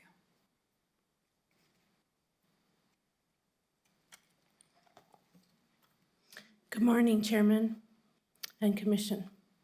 My name is Taylene Jacko, and I would like to pray as Jesus told us. Our Father in heaven, hallowed be your name. Your kingdom come, your will be done, on earth as it is in heaven. Give us this day our daily bread. Forgive us of our sins and those as we forgive those who sin against us. Lead us not into temptation, but deliver us from evil.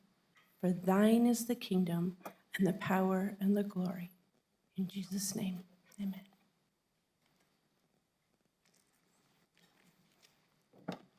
Good morning. My name's Laura Smart. I'll be quoting from the Bible, the only inerrant book in the world. 2 Chronicles 7:4. If my people who are called by my name will humble themselves and pray and seek my face and turn from their wicked ways, then I will hear from heaven and will forgive their sin and heal their land. The second scripture is Matthew 6:9-13. Our Father in heaven, hallowed be your name. Your kingdom come, your will be done on earth as it is in heaven. Give us this day our daily bread and forgive us our debts as we forgive our debtors. And do not lead us into temptation, but deliver us from the evil one. For yours is the kingdom and the power and the glory forever. Amen.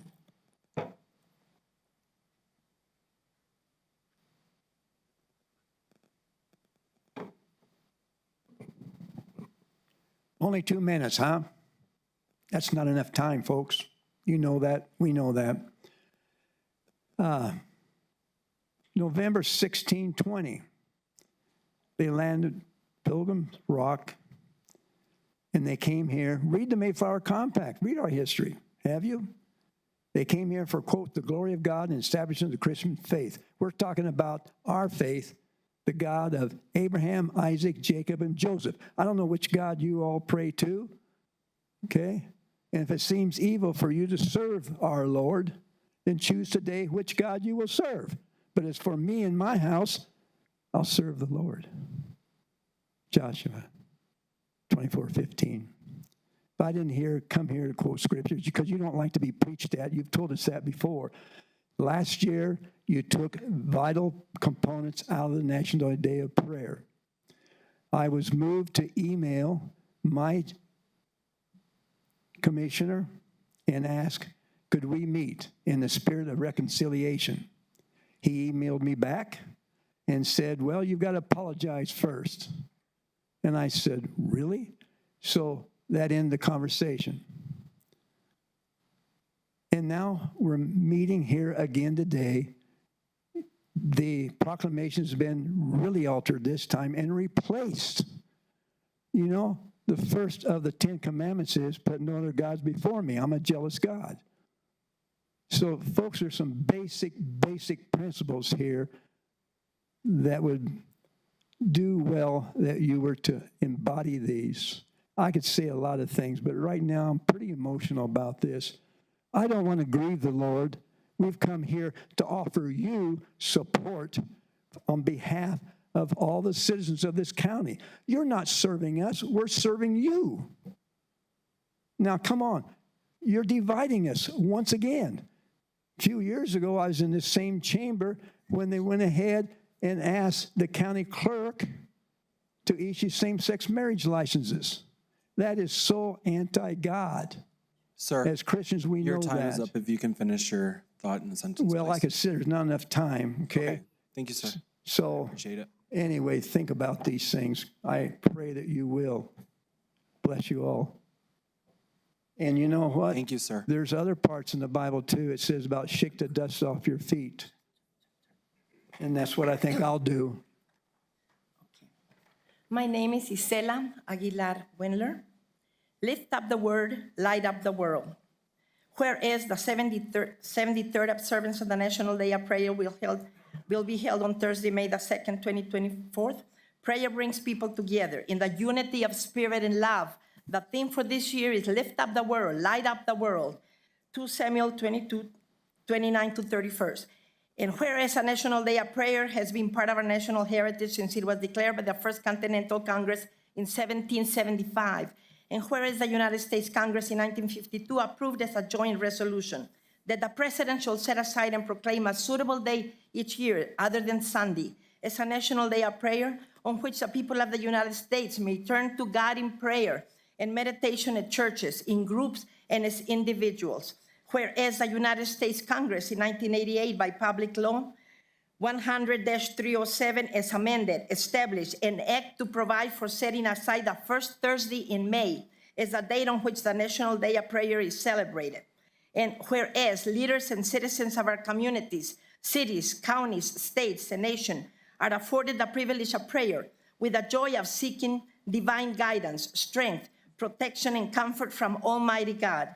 And whereas recognizing the love of God, we citizens of Doña Ana County, New Mexico, treasure the freedom to gather in prayer, exercising reliance on God's power in the face of present challenge and threats, asking for his blessing on every individual in Doña Ana County.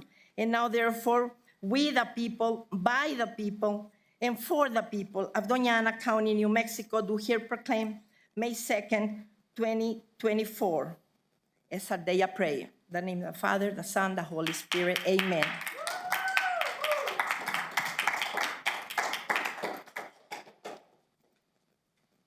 Mr. Chairman and commissioners, I, as a citizen, would just like, I moved here 3.5 years ago, and I would just like to share how I feel as a Christian and as a citizen of Doña Ana County and the city of Las Cruces.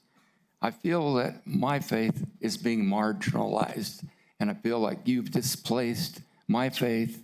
I appreciate the fact that you love and care about the Native Americans, and that's wonderful.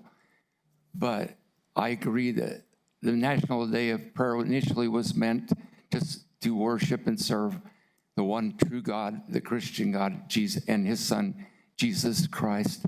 And I feel marginalized. I don't feel represented by your decision.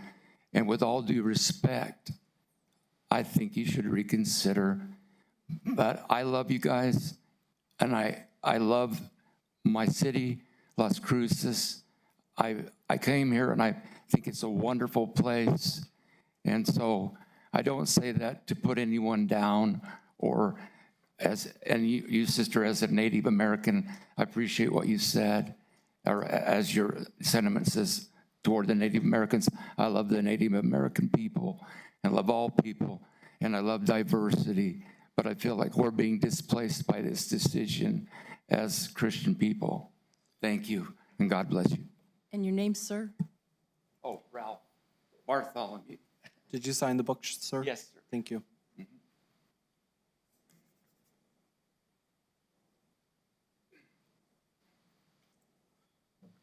Good morning, Commissioners, and those that sit on the seats and the gates and the doorways of this county. We talk about love, and we do love all people, but we have to understand who the love comes from. Jesus said, I am the way, the truth, and the life. No one comes to the Father but by me. There's only one way to go. We can have all kinds of spirituality. We can set up all kinds of idols and altars. But there's only one true living God and his son, Jesus Christ. We're here to talk about sin. That's gonna ruffle some feathers this morning. That's okay, I'm in the business. I'm a pastor. That's my job, to ruffle people's feathers, to get you on the right track, to get you back into the right teachings of Jesus Christ, to get people to repent of sinful things that we've done. I've had to do it through my life. If we're really talking about love, then we have to do what the love of the Father calls us to do, and that is repent. Come back to the Lord Jesus Christ. Decisions we make today in this chamber, we either follow the laws of God or we follow the laws of man. We open the doors of heaven to come down, or we open the doors of evil to come in. There's no two ways to go about it. Which door do you open? You heard my brother mention today, for my house, me and my house, we will serve the Lord Jesus Christ. So I ask you today, what God do you serve? What spirit do you serve? Test them. The Bible very clearly talks about testing the spirits. Who it belongs to? Does it belong to the love of Jesus Christ, or does it belong to the devil? We're praying for your souls. I'm praying for your souls. Thank you for allowing me this opportunity to share. I'd love more opportunity. If you'd like my name and number, I would love to share more with you.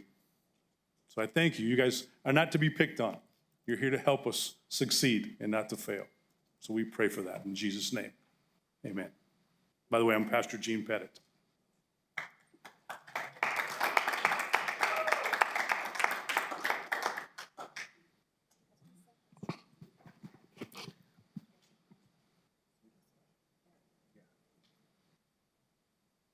Good morning, Commissioners. Thank you for giving us a voice.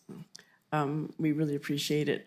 I'm a pastor here in town. My name is Vanna Granger. I love the First Nation people. In fact, I've been praying for them for about 50 years. I am so glad that you honored them today, because the First Nation people need to be honored and respected. And I believe that they're the door to the land. And so I have been praying for them for many, many years. They're my friends, they're my family. Even though I'm Anglo, I still have family members that are part of this culture. And so as a pastor, what I want to ask is if you would consider to not exclude the Christian culture from your proclamation. If you could include us, because we're a big part of the Doña County, and we love all the people, and we would like to pray too in the name of Jesus. And we appreciate you, and we pray for you a lot. In fact, we have a prayer room that we've been praying for the city and the county for 7 years now, and God bless you. Thank you.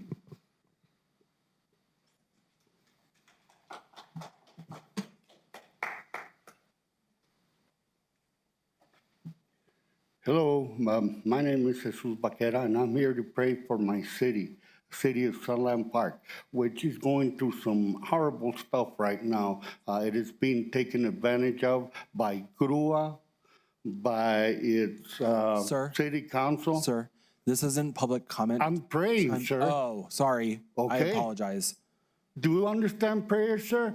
Yes, or sir. is it that you don't want me to speak? My First Amendment right allows me to speak, No, okay? you're allowed to pray right now. It is very frustrating, okay, that when you're praying, okay, somebody attacks you, okay? We got people coming in here and saying and attacking people. Sir, go ahead. Because they believe Continue with your different. prayer. I apologize. And that's what's going on right here. Okay. Okay? I apologize, sir. I'm praying for my city, okay? Yes, sir. It is under attack by its city council, Crua, and the water whisperer, JC, okay?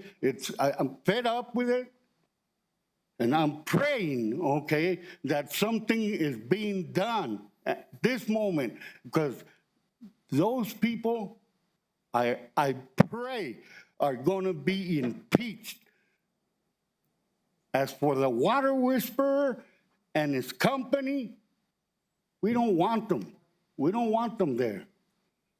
And thank you, God, for listening to me, because these people aren't. Thank you. Thank you, Jesus.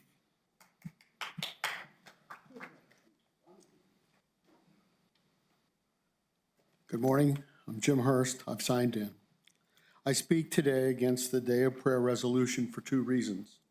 It is irrational and unconstitutional. At the outset, let me state that I recognize the rights of all to believe whatever they want about religion. The United States and New Mexico grant individuals broad religious liberties, while our national and state constitutions rightly restrict what our governments can and say and do with religion. The Day of Prayer resolution states, quote, whereas it is essential to recognize and celebrate the diverse religious beliefs and practices of all residents within our county. No, I don't want to celebrate the diverse religious beliefs and practices of all the residents within our county. The statement is patently absurd. It's absurd because many religious beliefs are wrong and destructive. This world would be a much happier place if no toxic beliefs weren't mixed into the world's religion, but that is not the case. Religion sanctions all kinds of crazy things that we saw in the Dark Ages. Americans heartily rejected those in our revolution.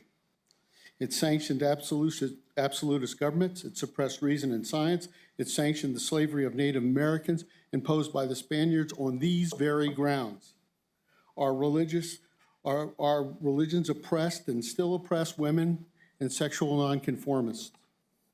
It's difficult to conceive how believers can be asked to celebrate what they consider false without violating their conscience. That's what you see this morning.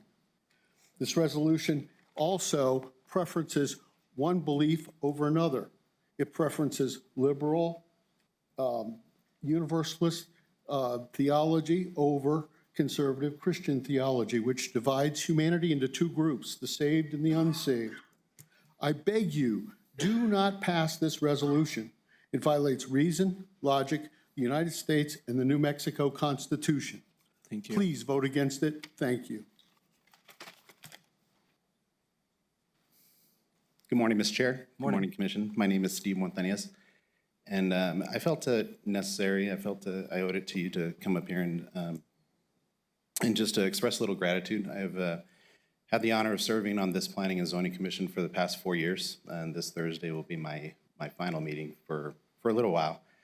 It could not have been made possible without your votes and without your consideration and without your guidance. Many of you have been a phone call, a text message, or a Facebook message away.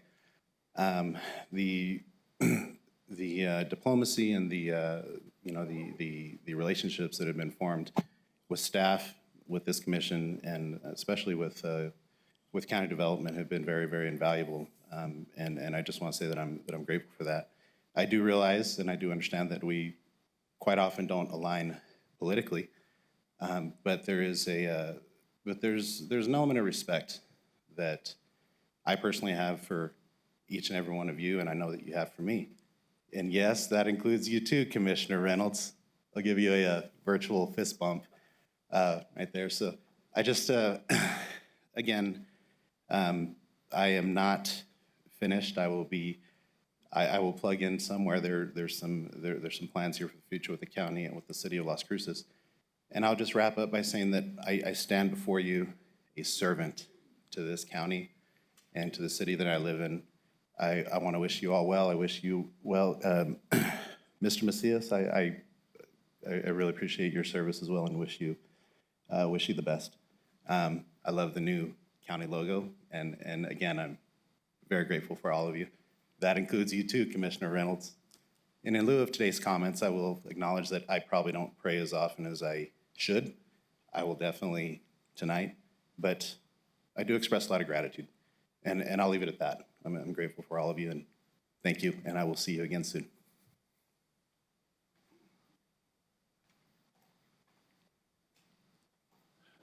Chair and Commissioners, my name is Dave Tosted, and I am a Christian, and but I do appreciate the effort that you made this morning. The group that was here, we have to accept that, well, at least the charitable view is that they were our representatives of all religions, essentially.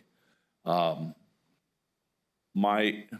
wish that this declaration had focused on the National Day of Prayer.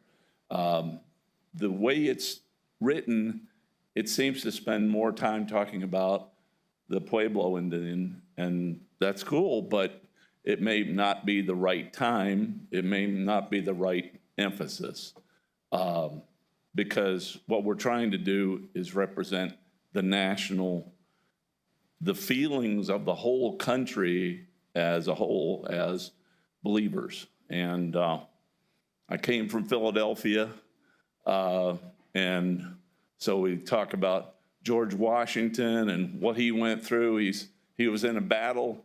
They shot him his coat was full of bullets, and yet he survived to become our president. And our Congress thought about that. They thought about, we're lucky to be alive. We're lucky to be a nation. And so they were grateful for who they were as a united country. And that's why they did it in 1775, even before we became a full country. So I hope that next year, you probably won't change it this year, but hopefully next year you will acknowledge that this is a national day of prayer and that it's a uniting thing. Thank you.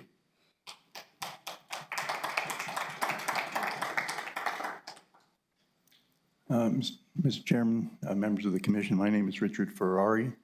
I'm a resident of Doña County.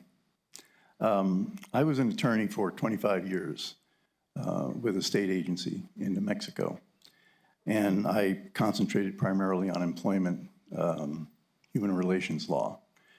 And during that period of time, thankfully only a few times, I had to deal with management wanting to propose something that I thought was probably in violation of employees' constitutional rights. And those were the times when I was glad I had civil service protection, because sometimes taking the opposite position is difficult. And I had to tell my management that I thought that what they were doing or what they were proposing to do would violate people's constitutional rights. So I think that the commentary I heard today pretty much establishes why it is a good thing that government does not get itself involved with religion, because there are so many different points of view. And what I haven't heard here today is people who may not recognize any religion, who may not believe in God, and that's entirely their right. And so I think that if I were presented with this resolution as an attorney for this agency back in the day, I would have said, this is outside the purview of governmental action. This is not something the government needs to be involved in. And I would say that that's true today. Thank you.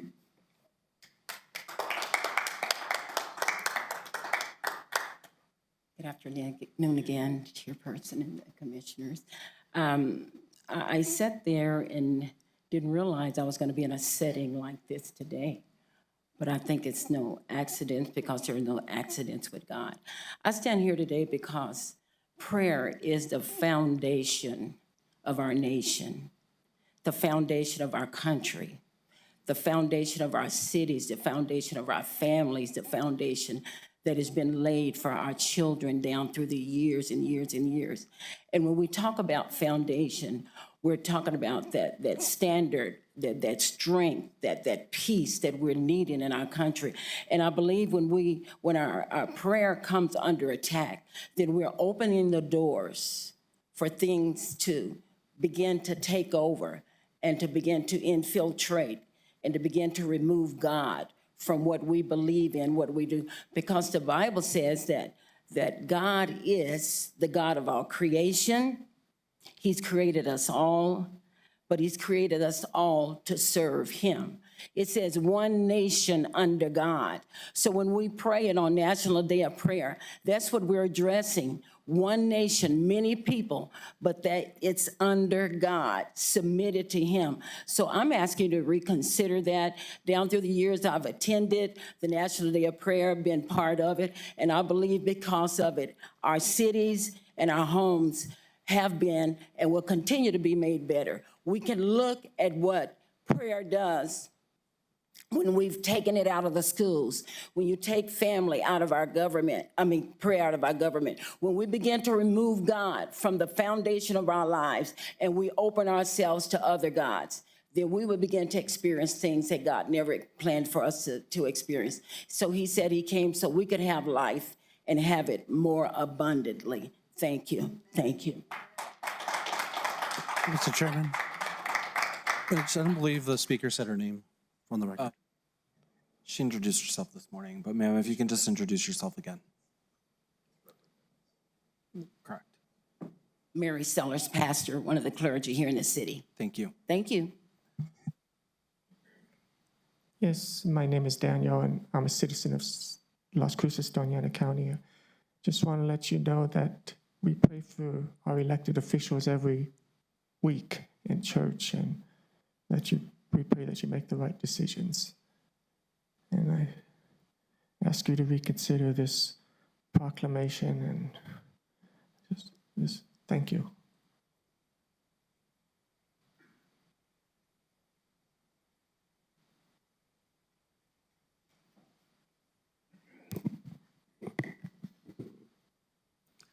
Good morning, County Commissioners. My name is Michael Simmons.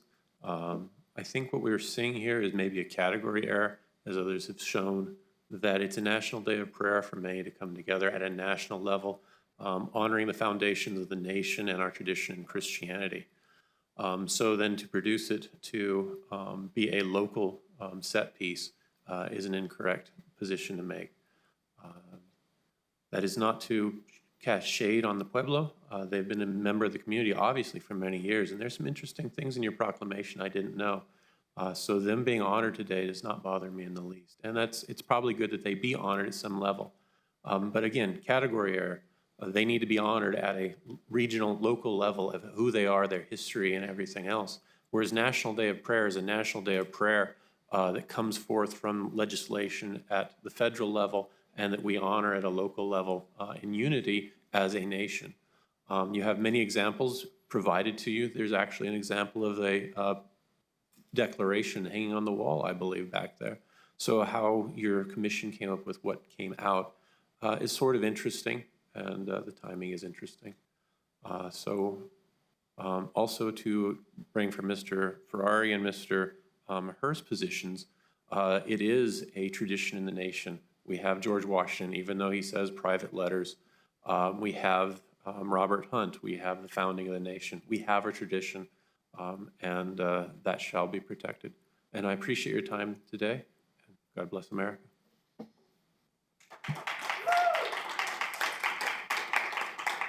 Okay. Moving on, Brandy, if we can get a roll call vote. Commissioner Reynolds? No. Commissioner Chaparro? Yes. Commissioner Sanchez? Yes. Vice Chair Murillo? Yes. Chair Shaljo Hernandez? Yes, motion carries. Thank you. Okay, moving on. We do have presentation number 18, which is the Southwestern Area Workforce Development Board Workforce Innovation and Opportunity Act, WIOA overview presentation. Welcome, Ms. Suarez. Good morning, Commissioners. Thank you for having me today. What a powerful meeting. I will not take up too much of your time. I just wanted to provide some overview of who we are and basically our structure and how we operate within our region and within the state of New Mexico. So thank you, Commissioners. Thank you, County Manager, and members of the public. Okay. Do I need to operate this presentation on my own? With a little bit of help. There we go. Perfect. Thank you. Thank you, County Manager. Okay, so the Southwestern Area region, there are 4 regions within the state of New Mexico in the workforce development realm. Our 7 counties that we cover are Catron County, Doña County, Grant, Hidalgo, Luna, Sierra, Socorro. And currently, as you can see on the map, we have offices in Socorro, Tier C, Silver City, Deming, Las Cruces, and Sunland Park. We don't have any workforce connection offices within Catron County and Hidalgo County, but we do have work sites and access points. So Catron County, you're able to go to the library and utilize a computer there to have access to our programs, get any assistance on what you need and what we have to offer. And then in Hidalgo, we actually have 2 access points, which is in the Haven Community Center and also the library.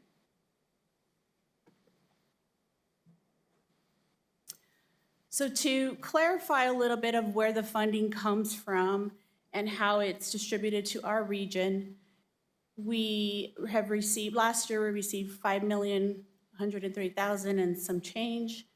And the funding comes from the U.S. Department of Labor through the Workforce Innovation and Opportunity Act. Many of you all may have heard of that also as WIA. It transformed a few years ago to WIOA. And then the funding goes to State of New Mexico through the Department of Workforce Solutions. And then it's distributed through the 4 counties, the northern area, central area, eastern area, and the southwestern area, which is our area. We are governed by a local board of directors, which is the Southwestern Area Workforce Development Board, and we have representation of all 7 counties on that board. Our board consists of local business owners from the private sector as well as government agencies. This gives a little bit more detail on how the board is governed. So each board within the state is governed, and the fiscally responsible folks are the chief elected officials. So that is our county commissioners and our mayors. And thank you for honoring Mayor Slim. We're going to miss him on that chief elected officials board. But Mr. Commissioner Sanchez serves as our lead chief elected official within our region. And then the funding from there goes to the Southwestern Area Workforce Development Board. And on the side there, you'll see the administrative entity and the fiscal agent. So the chief elected officials enter into a intergovernmental contract with the South Central Council of Governments, who provide the administrative entity to administer the grant funding within our region. And so I directly am an employee of the administrative entity. And then the fiscal agent serves as the funder and manages all the funding within the region, which is also managed by the South Central Council of Governments. The executive director there is J.R. Mijo.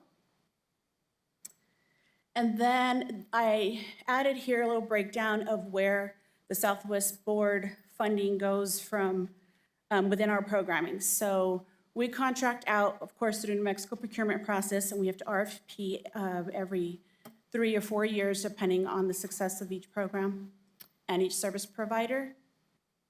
So we operate the WIOA Adult and Dislocated Worker Program, and that offers training and education programs to adults and also dislocated workers, so those who have lost their job to no wrongdoing of their own. And then also the WIOA Youth Program. We serve the youth in our communities ages 16 to 24.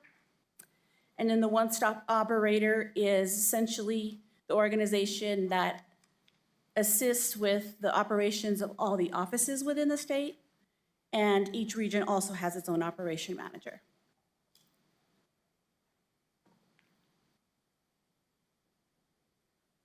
We have numerous committees that help us operate within our board. We have an executive committee, and those, usually there's just a few folks on that committee, and they are called to handle any urgent fiscal matters, policy matters, that type of thing. That's an ad hoc committee, which we just formulate whenever necessary. We have our planning committee, who will be primarily responsible for creating and making sure that we're in compliance with the state with our workforce plan. We are in the middle of beginning that 4-year plan renewal, so you will be seeing possibly some information within the communities on that. Our monitoring performance, that is the committee that makes sure that we're doing our job, essentially, that the service providers are meeting their numbers, that we're meeting our performance measures. And then we have policy committee. That's pretty self-explanatory. They help assist with any of our policies created. Outreach committee, disabilities committee, our one-stop partner committee, and then our youth and young adult committee, which really drives the initiatives for the youth and young adults in our communities.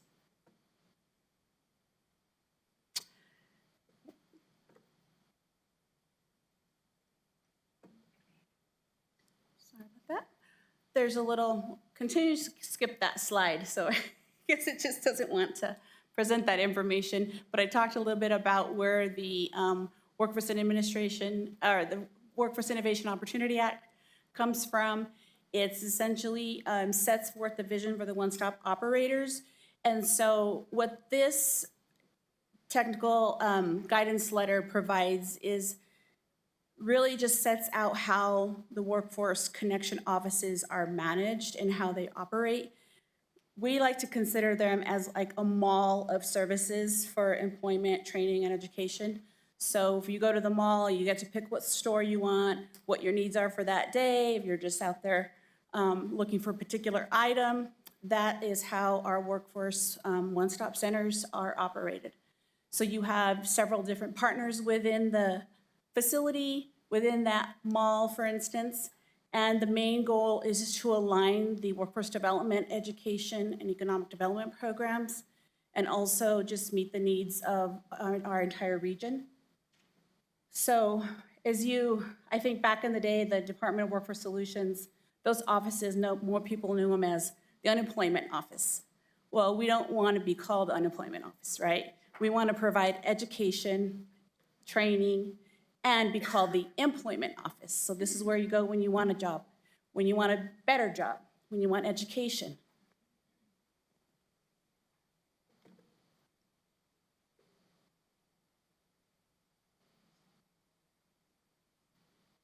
I guess that's it.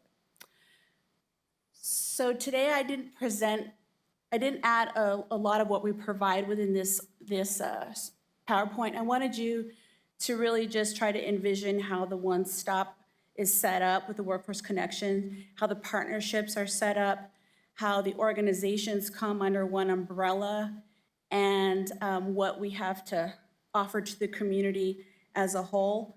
We will be requesting a presentation to provide you with more data, more services, and inform you all of exactly what we do. We'll have an operations manager here. And I did bring some packets here for you today, if I may approach. This contains some of our training information and the programs we offer.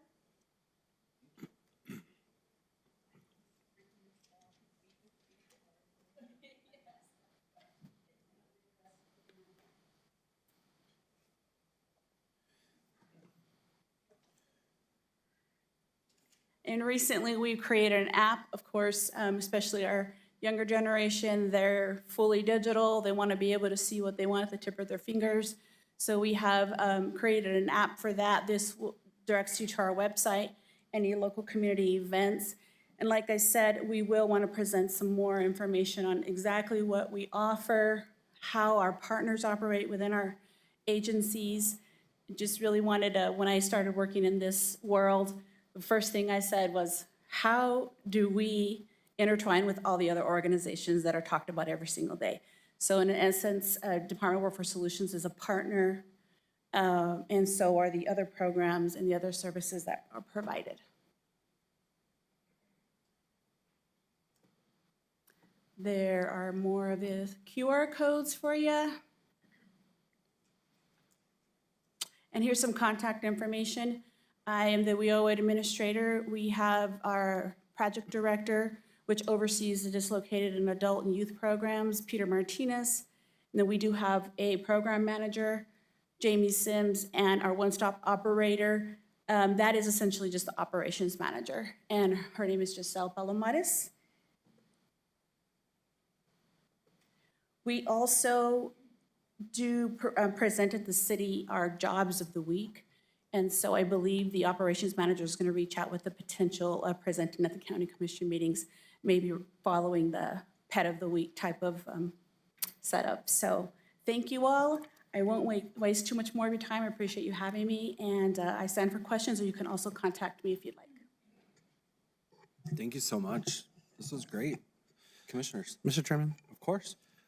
Thank you, Ms. Juarez, and I appreciate the board for having this on the agenda. One of the things that I know, as Ms. Juarez had highlighted on, was the fact that one of the changes within the workforce development and WIOA, talking about how rather than unemployment, there's so many more services, and I think people it gets pigeonholed so easily, and that was part of the reason I wanted her to come, and I know we'll talk, in a future presentation, some of the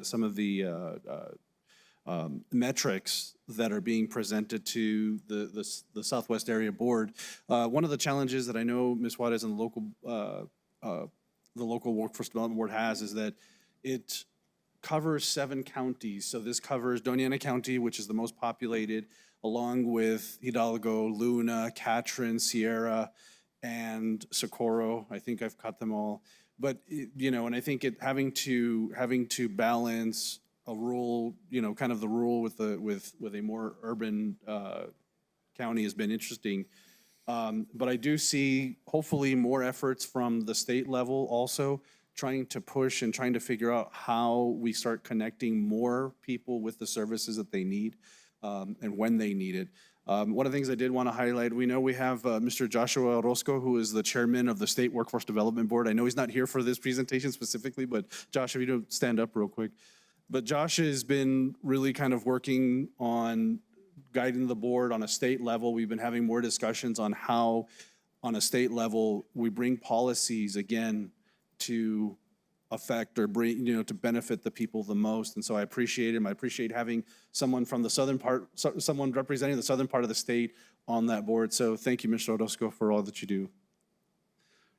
But again, Mr. Chairman, I would encourage the board or to reach out to Ms. Juarez, and that way we can continue to figure out how we can partner with Doña County and with the local boards.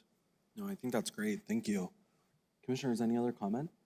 Seeing none, thank you so much for joining us Thank you all. today. Have a good afternoon. Okay. I have been asked to take a brief break. So if we can just take 15 minutes, we'll be back. It is currently 11:37. So we'll be back in 15 minutes and pick it up at public input.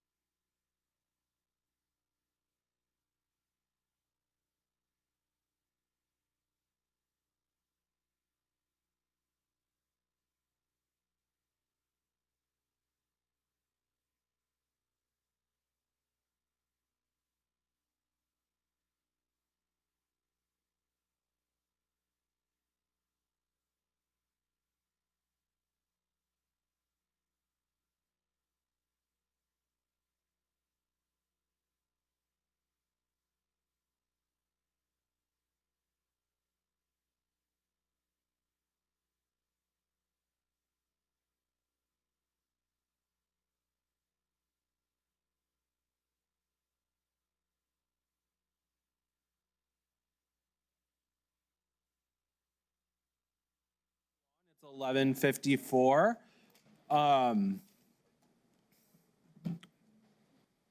We are going to continue on with public comment in regular fashion and go through. We are going to move up number 25 to the top of approvals. We've had a request for that, so I just wanted to throw that out there. But moving on, we do have public comment. We do have a 3-minute time limit if you would like to address the board. Oh, yes, sir. Join us, please.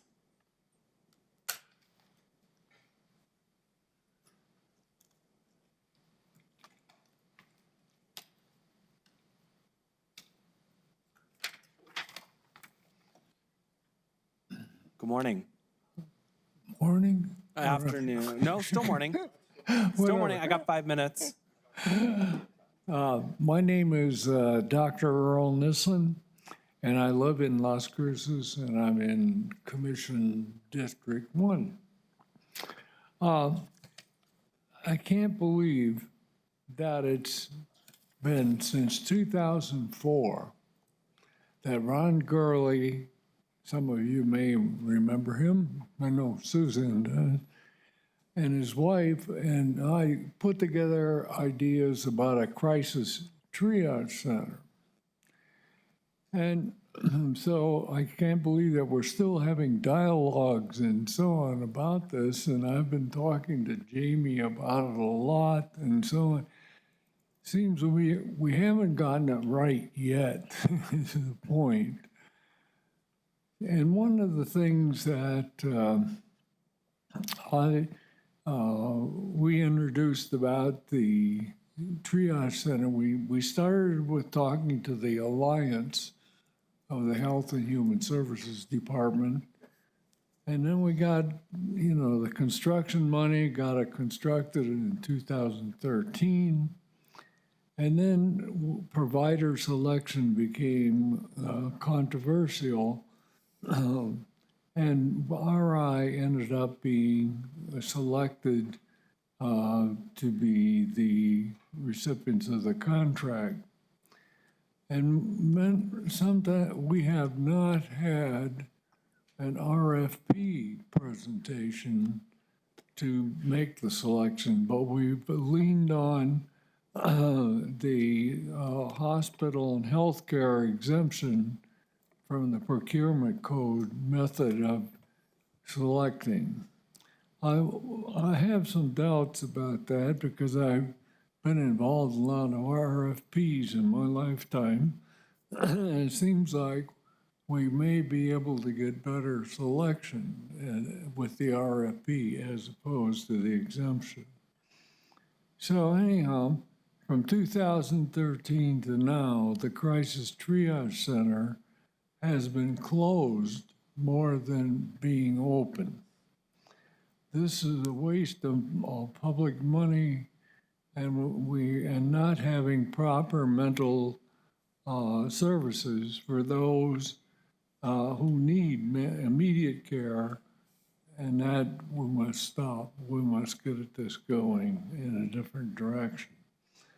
So I'm registering a concern about this RFP process, but we already know that Mesilla Valley Hospital and Peak Behavioral Health were the two asked by the department to step up and be considered.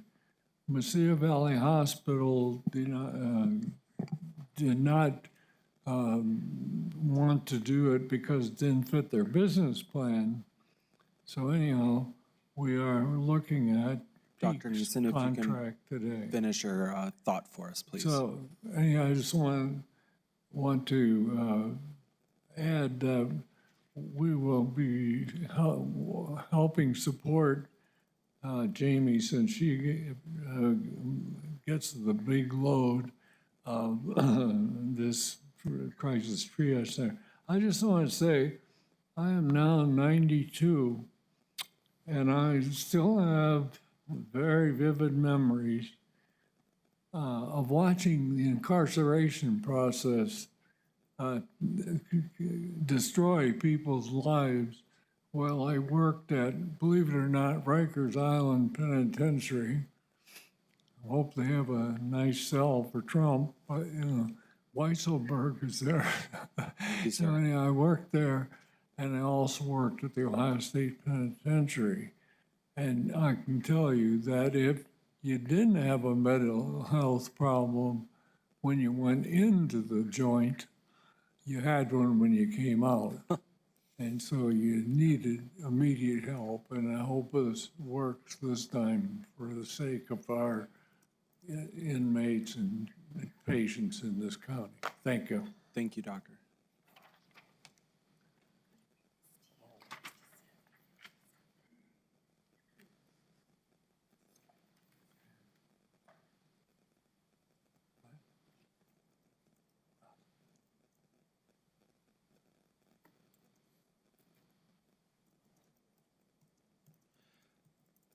And just remind everyone before you come up, if you are talking on any agenda item that we have not yet addressed, you will have a chance during public comment to address it on that agenda item. If it's just general public comment, please come up.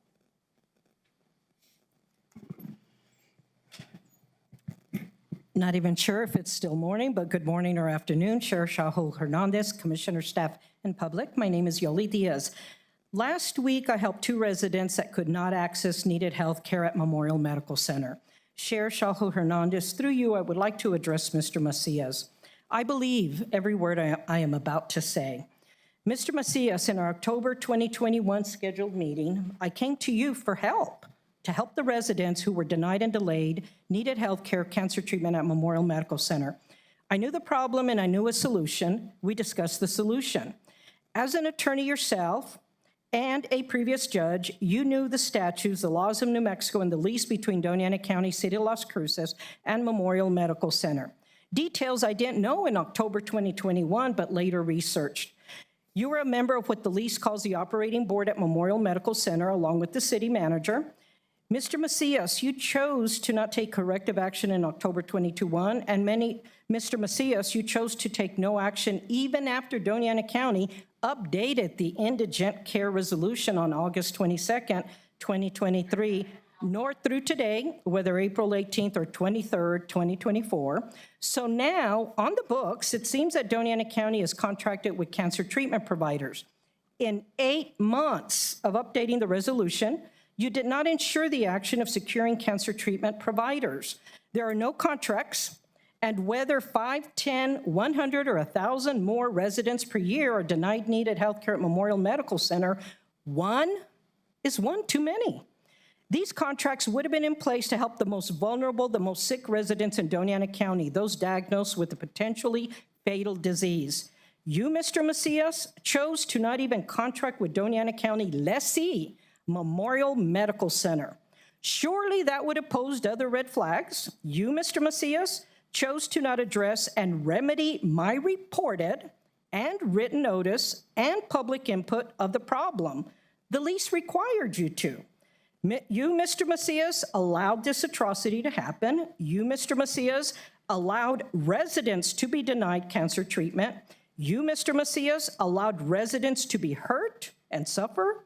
You, Mr. Macias, allowed premature deaths. Doña County's Health and Human Services Department states that it addresses unmet health needs. I told you, Mr. Macias, about this need of ensuring cancer treatment, a very expensive disease to treat. You, Mr. Macias, failed miserably. Along with you, the Health and Human Services Director failed miserably. The county attorney failed miserably. Doña County failed because you, Mr. Macias, allowed this failure. You yourself, Mr. Macias, allowed the lease and the New Mexico statute of indigent care law to be broken. I believe, Mr. Macias, your inaction was intentional and your misconduct caused you to commit malfeasance, and you need to be held accountable. And this inaction is a cause for Doña County to be held accountable. And Mr. Macias, every single word I've said here today probably means nothing to you, does not impact you at all, because all the residents affected by denials and delays to needed health care and cancer treatment mean nothing to you. I will provide a definition of malfeasance. Malfeasance is an act that is illegal and causes physical or monetary harm to someone else.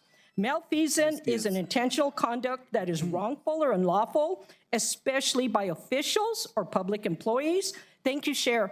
Thank you. Chalho Hernandez, there needs to be an investigation of lease compliance, and there needs to be an investigation of the indigent program. And my request to you is to personally find out and provide me the answer to my question, why Mr. Macias did not resolve the problem of residents not accessing needed health care at Memorial Medical Center. God is watching all of us. God help you, Mr. Macias. God help us all. Thank you. Yoli. Any other public comment that is not about an agenda item?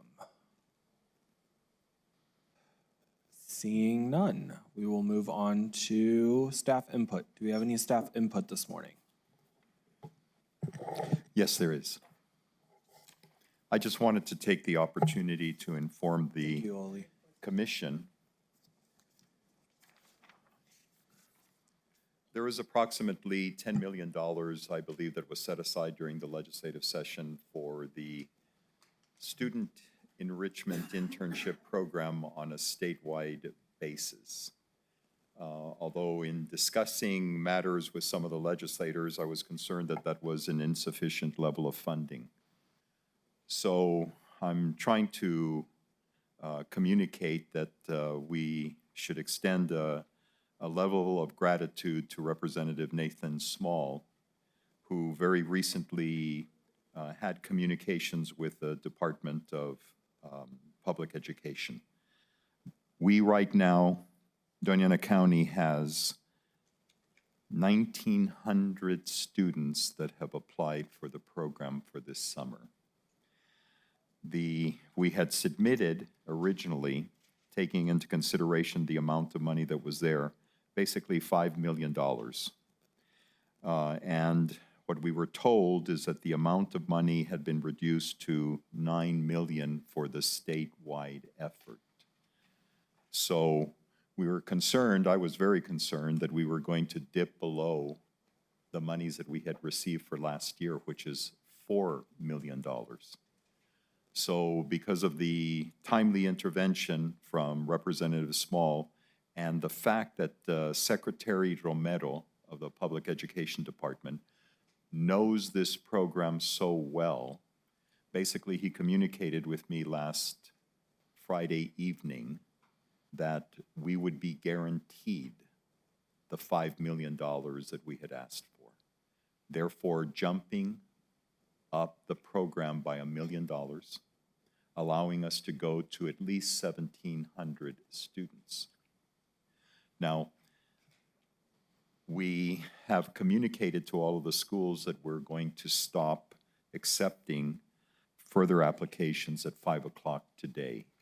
The deadline had been next Friday, but the concern is that the numbers are going up so high that there will be even at $5 million. And I can tell you that out of the total funding for the entire state, and why it becomes more complicated is because everybody has been able to see the success of the program here in Doña County, so there's more applicants for what is still a limited pot of money. So if there's only $9 million, Doña County is going to be receiving $5 million of it, basically 60%.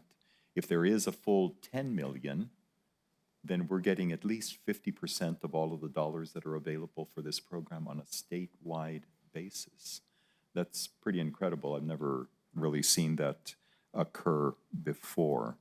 So I just wanted to let the commission know that right now we have 485 applicants from the Gadsden School District. We have 1,280 from the Las Cruces Public Schools. We have another 84 students that have applied from the charter schools and also some that are actually being homeschooled, and that we're at 51 students in the Hatch School District.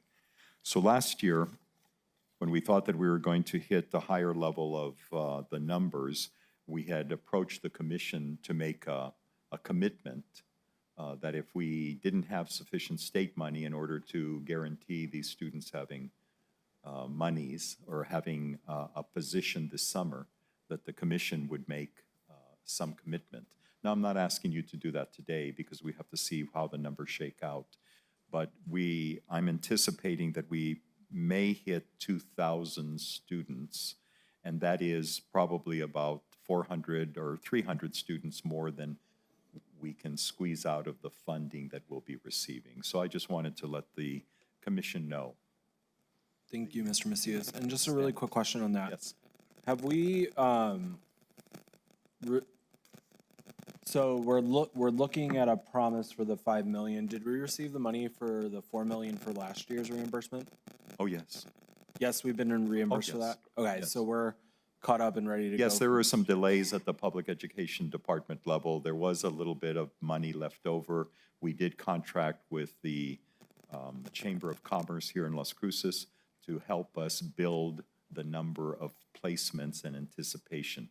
But it's my understanding that we have been reimbursed. If there is an amount outstanding with one last invoice, and I do remember that was, I think, approximately 139,000 out of the 4 million. Okay, and then last, during the budget meeting that we had or during the mid-year budget review, we asked to get a individual to help facilitate and take a lot of the work off of HR. Have we hired that individual, or is that where? That, I'm not clear. Do we have a?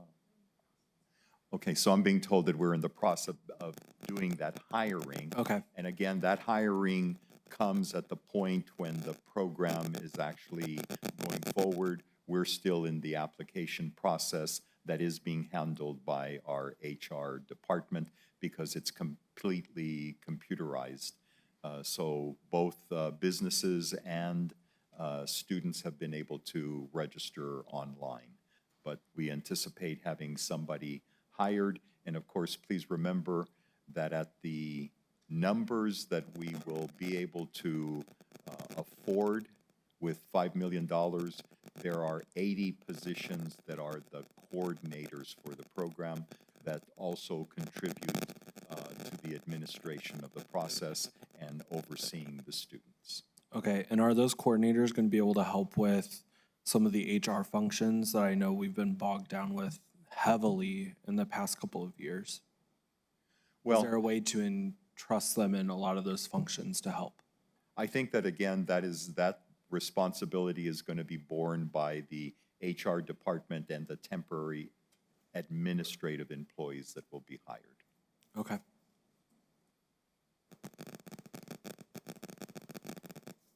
Any other commission question on that? I know that's a big deal coming up.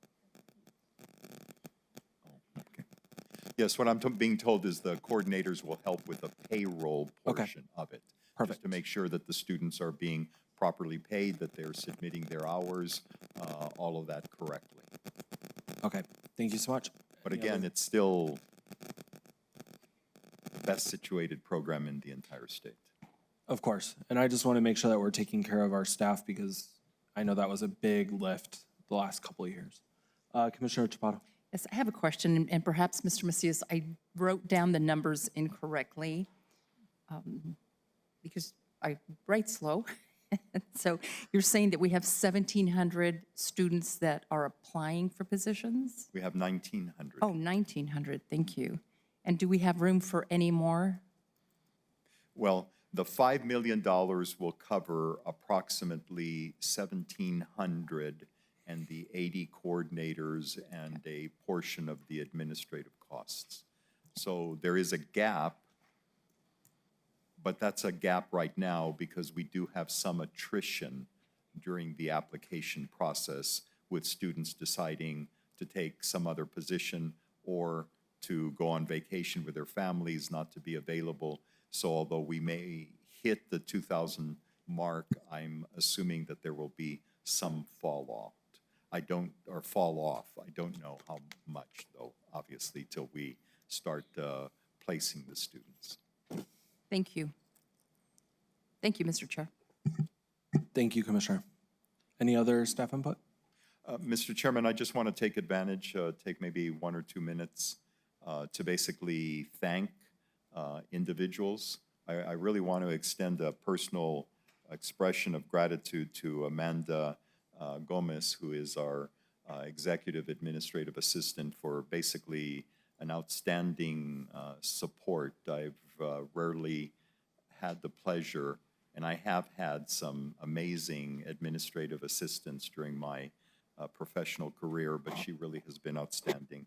I do want to note that Amy Perez and Liz Warpola were always very supportive when there was a need for them to come support the county manager's office. I want to recognize that I think that we're incredibly fortunate to have Nelson Gooden as the county attorney. He's been exceedingly supportive, excessively knowledge, maybe a little bit too verbal at times, but nevertheless still at a fantastic level.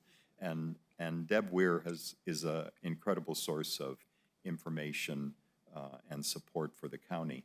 I want to note that I believe that the county has an exceedingly strong director support within all of the offices, and I want to note that Jamie Michael, Stephen Lopez, others that were so instrumental in charting the path during the pandemic are really very special individuals, but all of our directors are very strong in their capacity. I want to thank Brandy for all of the time that she has put in supporting these meetings. And I want to take advantage of noting that although I've enjoyed at various times, and not to diminish any elected official, I just want to note that Gina Ortega was a breath of fresh air for dealing with elected officials. Her attitude, her openness, her willingness to discuss matters was outstanding. So thank you for that, Mr. Chairman. I just wanted to note a few personal comments. Of course, thank you. County elected official input.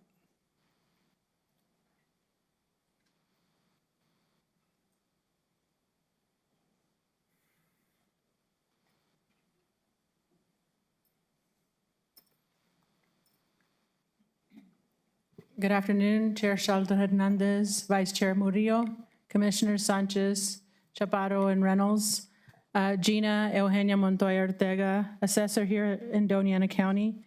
Just wanting to share what our office is up to. I think it's important that the public know that we are here to serve. If they ever have any questions, we want them to reach out. We are here to serve and to help. I just wanted, like I said, give a little bit of input. We just completed rendition visits. What this entails is every year, our front office staff, along with their supervisor, Tina Cerna, will visit Chaparral. Also, we will take the appraiser for that area. Our areas are broken up by different areas. They'll take the appraiser, and/or this year I requested that the appraiser assistants go, because these will hopefully be our next appraisers. They visited Chaparral, Anthony, Sunland Park, Hatch. They went to Trails West and Oñate Greens mobile home parks. When they do these visits, they actually answer appraisal questions, exemption questions, valuation freeze questions.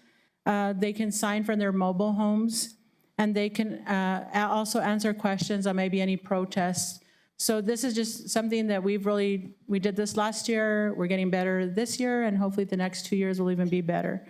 After the rendition visits, we will have also remind the public that protests, if people are not happy with the values that we came up with for their homes, they have till the end of this month to come and file a formal protest. When the protest is filed, they will meet with the appraiser in that area. They will do another visit, make sure that what we have valued that home is correct. If it's still at that point, there is still disagreement, the customer has the opportunity to go to a formal protest. And at that time, we have a protest panel. It's 2 ladies this year that live here in Doña County, and then Property Tax Division oversees the hearings. And at that point, we hope that we can actually find resolution to the customer not being happy. Also this Thursday, we will have a veterans clinic. It'll be from 9 to 2 this Thursday in the conference room 117 What these are is these are any veterans that need their veteran certificate to qualify for the veteran exemption. They can come and get their certificate that day, or their spouses. They can just reach out because there is some documentation that they do need to bring so that they can get that certificate. And I think that's it. And I would like to thank Mr. Macias for that comment. I did not expect that. But thank you, not only as myself as an elected official, like I said, the whole office, we are here to serve. And so I stand for any questions, but thank you for allowing me to come and speak. Mr. Chair. Thank Of you. course, Commissioner Chaparro. Good morning, Mrs. Ortega, Mrs. Ortega. I'll just say Miss Gina. I'd just like to thank you and your staff for the fine work that you are doing. I'm seeing your appraisers everywhere, and unfortunately, they got to my house very quickly, even before it's built. But that showed to me the effort you're doing in leading your department and making sure that everything is done promptly. The appraisers I've seen out there are always very professional and very courteous. So many thanks to you and your staff. I appreciate you. Thank you. And yes, we do. We have a wonderful staff, as there's several departments here that have a lot of great people, but I'm going to still say that I think I have the greatest staff. Wonderful. Thank you. Thank you. Any other elected official? Seeing none, moving on to commission comment. Any commissioners? Yes, Vice Chair Murillo. Just wanted to remind residents of Santa Teresa or surrounding areas, April 24th, this Wednesday, we'll be having a county commission meeting, county meeting.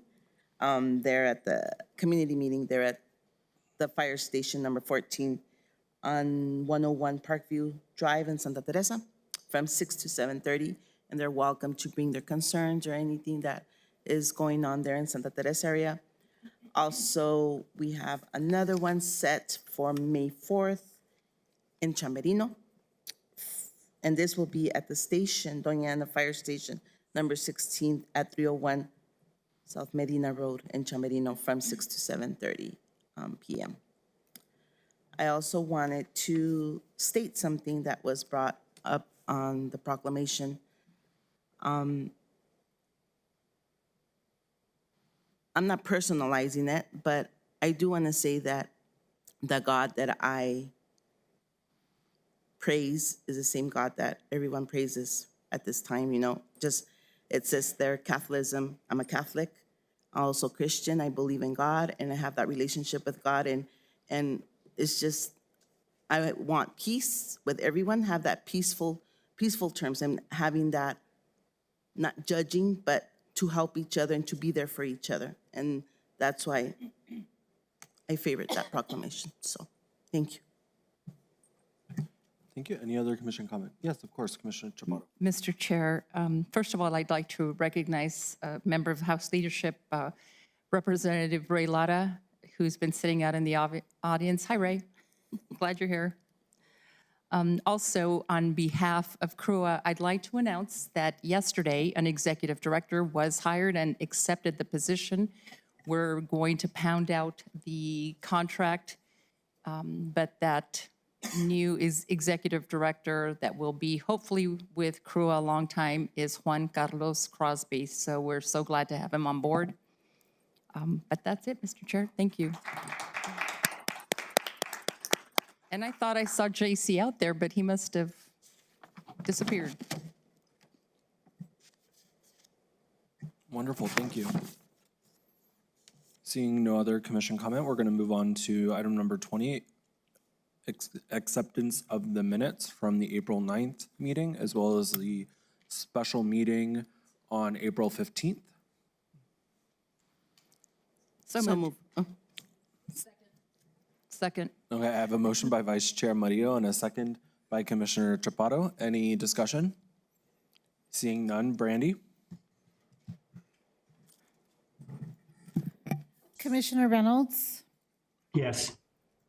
Commissioner Chaparro? Yes. Commissioner Sanchez? Yes. Vice Chair Murillo, Yes. Chair Shaljo Hernandez. Yes, motion does carry. Minutes are approved. Moving on to approvals, we did move up the item number 25, award a contract to Summit BHC Peak Behavioral Health in the amount of $1,401,839 for startup and $1,534,494 for annual operation of the Doña County Crisis Triage Center. And we have our HHS Director, Jamie Michael, here. Thank you, Mr. Chair. Jamie Michael, County's Health and Human Services Department. Very pleased to bring this to you. We are asking the board to award a contract to Peak Behavioral Health. I am joined today by their CEO, Sandy Emanuel. The contract was included in the packet, and you can see that the scope of work is very similar to the previous contract. We are still seeking operation of a 23-hour licensed facility that meets all of the state licensing regulations, meets the SAMHSA, which is the Substance Abuse and Mental Health Services Administration that sets the national guidelines for crisis care. So we're asking that all of those guidelines be utilized to operate the facility. The operations are broken down and the budget is broken down into two phases. First is the startup phase. That time will be used to apply to the state for licensing, apply to the pharmacy board for licensing, hire staff, train staff, and do the outreach and relationship building with key stakeholders. So we look at really taking advantage of all of the partnerships and leveraging the relationships with other behavioral health providers and folks who can help make referrals and bring people into the facility and then help provide the care when guests are transitioning out of the facility. So during that startup time, that's anticipated to be no more than 6 months, the county will pay 100% of the operating cost. During that time, Peak will also work to get credentialed, which with all of the managed care organizations, which are part of the Medicaid program. That credentialing process will then allow them to bill Medicaid for the services. That's when we will move into phase 2, which will be the ongoing operation. The ongoing operation will be supported by county funds, will also be supported by Medicaid reimbursement, and then the state has another pool of money for people who are uninsured. Right now, it's called Falling Colors. So the state will contribute and help support encounters for people who don't have insurance. Medicaid is billable. And the way the contract is designed, the county will make up the difference between actual operating costs each month and the anticipated revenue that would be generated from Medicaid or Falling Colors. The county would make up the gap. The overall operating budget that Peak proposed is almost, it's right on par with what was in the business plan originally and what RI's budget, actual operating budget turned out to be over the years. And we've also estimated that at least initially, the county will be responsible for at least 50% of that operating cost because about 50% can be recouped from the Medicaid or Falling Colors. And we would still have kind of the same financial break-even point of 6 guests per day. And Peak has a lot of plans and have already started implementing a lot of activities to quickly get to that point and ensure that all of the people in the community who need crisis care can access crisis care. So I am here to answer questions, and I'd also like to ask Sandy to come up and say a few words about Peak. Wonderful, thank you, and welcome, Sandy. Come on up. Good afternoon, Commissioners, Chair. I'm Sandy Emanuel, CEO of Peak Behavioral Health in Santa Teresa, New Mexico. I have been a resident of this community for 51 years and a professional social worker in this community for 34 years, going on 35. As a licensed clinical social worker, I was able to fall into operations, which is something that I have fallen in love with. And I think the marrying of the two, clinical and operational brain, has enabled the Peak to be very successful and sustainable in terms of expansion, growth, fiscally responsible, and proving to be a sustainable operation and organization full of expansion. So what we specialize in is identifying that there's a need, figuring out a way to fill that need, and making that sustainable. So that's what we've done. We've opened up outpatient in Las Cruces. We've opened up assertive community treatment. We've opened up rural community, assertive community treatment. We opened up partial hospitalization during COVID. We opened up ACT during COVID. We're just very much community responders to what the needs are. And so when this opportunity was presented to us January of this year, I was able to take that back to our very supportive parent company, Summit Behavioral, who is completely on board with moving forward with this project in a way that will lean less on county funds and really make the business model a sustainable model. The initial startup is going to be fast-tracked with all of the work that's going on behind the scenes at the state level. I already had meetings. I have a full team of community liaison, community partner specialists that really have already generated excitement about, hey, this is opening up again. We need to have these beds filled. We need to serve this community. We need to do it well, do it right. I'm going to make you a friend, Dr. Newsom. I am committed to that. I know I need to learn from you. But that's really a little bit of who I am, who the Peak is, and who my parent company is, Summit. Thank you. Commissioners, do we have any questions for either Sandy or Jamie? Ms. Michael? Mr. Chairman. Okay, yes. I don't know, this is probably more to Jamie here, and I noticed when we look at performance, evaluation performance measures, and we talk on the attachment, which was from the original business plan from back in 2020, it's not included in this packet as it's noted that it's attachment J1, attachment J is not in here, but wondering what specifically are those measurements going to be? I don't see any specific requirements that the Board of County Commissioners is updated on those performance measures. So I'm trying to understand when they'll be reported, how will we be educated?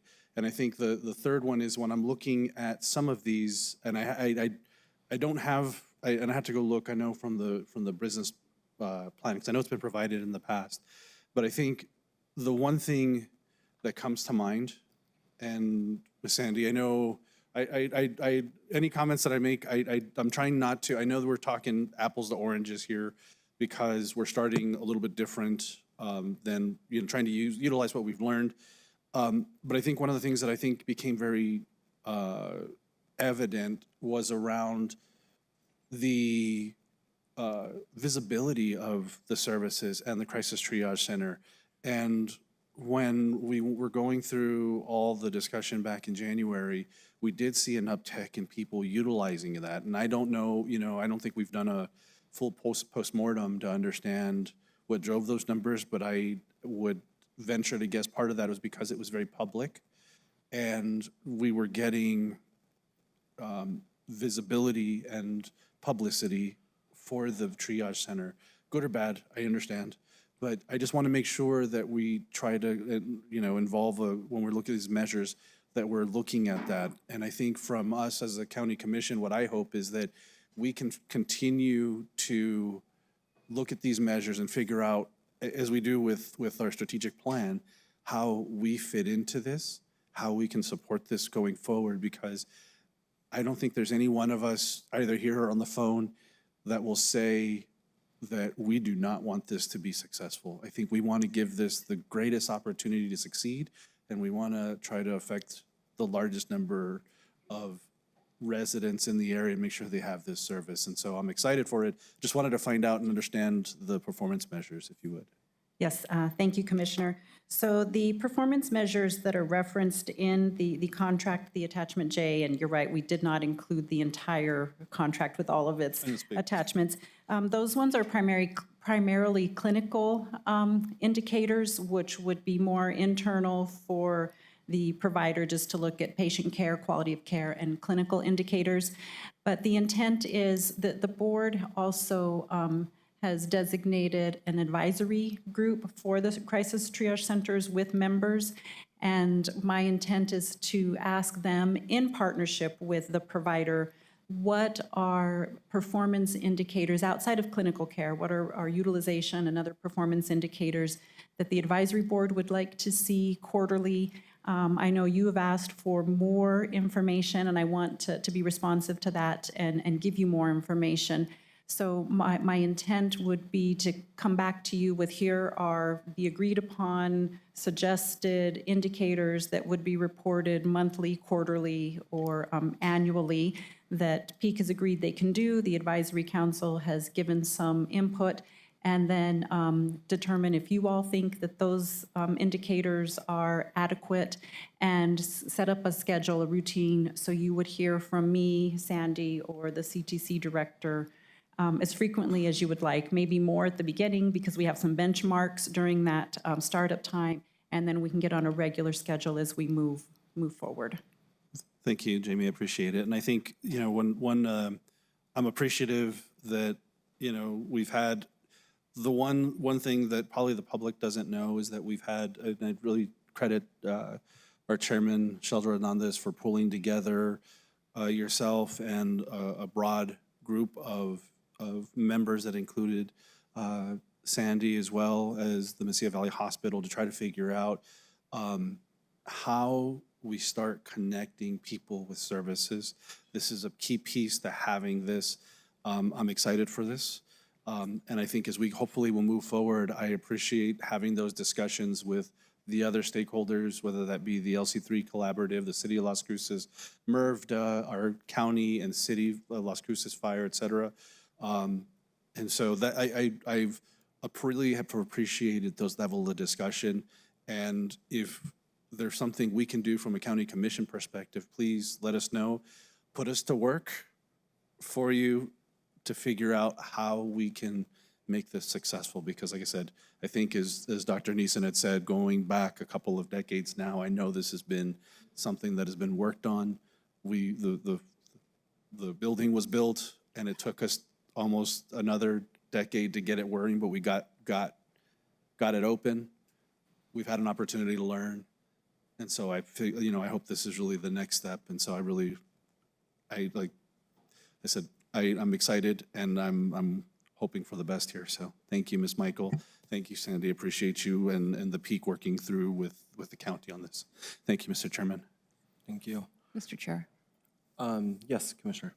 Thank you, Mr. Chair. I just wanted to say that I am so happy that this is coming about. It's been a long wish on my list, a long time wish on my list.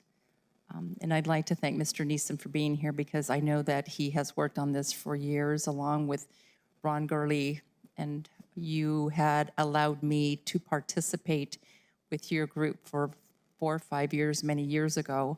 But I know that with Peak and Sandy, the Crisis Triage Center will be in very capable hands. And I look forward to your success. And Jamie, thank you for working so hard on this. I appreciate you both. Thank you. Okay. Jamie, Yes. we have gotten to know each other so well in the last few months. I just want to thank both of you for your hard work on this. You know, I know we were in a crisis mode at the beginning of all this, and I think after a few months and having these conversations with people in the community and organizing more of like a grassroots kind of mentality of how to build a better CTC that helps serve the residents of Doña County, I feel better. I think a lot of our residents are starting to feel better, and I know that you are also feeling a little bit better. Yes. Kind of that like build back better mentality that we're going for. And, you know, I agree with everything that these commissioners are saying. Something that I'm going to challenge you all to is building those SOPs that are going to help build those relationships, whether it's with our sheriff and our deputies or it's with other providers in our community. Let's start those now and get those out the door right away. So that way we can build that trust into the system once again. I'm going to do everything in my power to make sure that you all are in front of the individuals that you need to build those relationships. And I want to commend both of you because you already have so many of those relationships. And that's why I think Peak is the right choice for this, is because you have done such an amazing job over the years. I know sitting in groups and meeting with people in the community and kind of learning more about behavioral health than I've ever wanted to in my life, have learned that people look at Peak and yourself, Sandy, and they speak so highly of you. And they're looking forward to what is going to be accomplished. And I think this is the right step. I think that looking at it in a full year view is something that I asked for, so I'm very excited to see that. And I'm hoping that we can build those connections. And I think that we will see a bit bigger and brighter CTC connecting with individuals. So I'm very excited to support this today. Absolutely. I think we have the best of both worlds. Peak's reputation, name recognition in the community is going to be leveraged and really help us. So I know that they're going to get it open as soon as possible because Sandy's already been working on that. And once it's open, I think it is going to, the people will know that it's open and people will have a lot of comfort and confidence in coming and seeking services there. So I'm be very happy if at the end of this meeting we end up with an official partner to operate the Crisis Triage Center. And yeah, it's just going to be tremendous work going forward with a great result. Thank you. Thank you. Any other commission comment? Mr. Chair, if I may. Yes, of course. I know we have thank you, Mr. Chair. We have a representative from the Public Defender's Office, and I Yes. don't know if you wanted to have a public definitely comment on that. Open it up to public comment next. If anyone has public comment for this, please join us. Mr. Chair. Oh, Commissioner Reynolds. Yes, I have a question I can ask after public comment if you'd like. No, go ahead, actually, Commissioner. Sorry, I had a question I had a question for Ms. Michael. Go ahead, Commissioner. Yeah, Mr. Michael, let me understand. I believe I'm reading this contract, this agreement, and this is not a temporary contract, is it? Commissioner Reynolds, it is not a temporary contract. It will be a contract that will be renewable, but there's two phases described. The first phase is no more than 6 months, and then after that is the ongoing contract. So this is not temporary.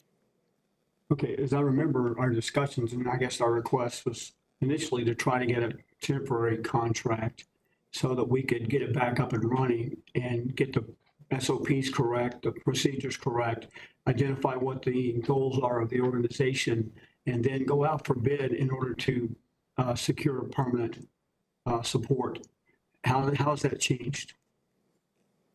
Commissioner Reynolds, my recollection and direction was if we could get a contract in place so there would be a bridge and the facility didn't have to close, to try to do that, but that was not possible. So the where we are now is a long-term contract. It was going to take just as long to get a temporary contract through all of the legal hurdles as it would to get a long-term contract through those legal hurdles. So we thought the time was best used to just get the long-term permanent contract in place. And there was not an option with the state licensing to operate temporarily under a temporary license. Okay, next question then. If that's the case, and we are going to make this a permanent contract, don't we need to actually also approve this contract based on 13-1-98, a medical exception? And rather than go out to bid? Commissioner Reynolds, I'm not sure if the citation is correct, but yes, we are awarding this contract under the healthcare exemption. We have a resolution that gives us the authority to do that, and I also have a letter of determination from the county purchasing officer to do that.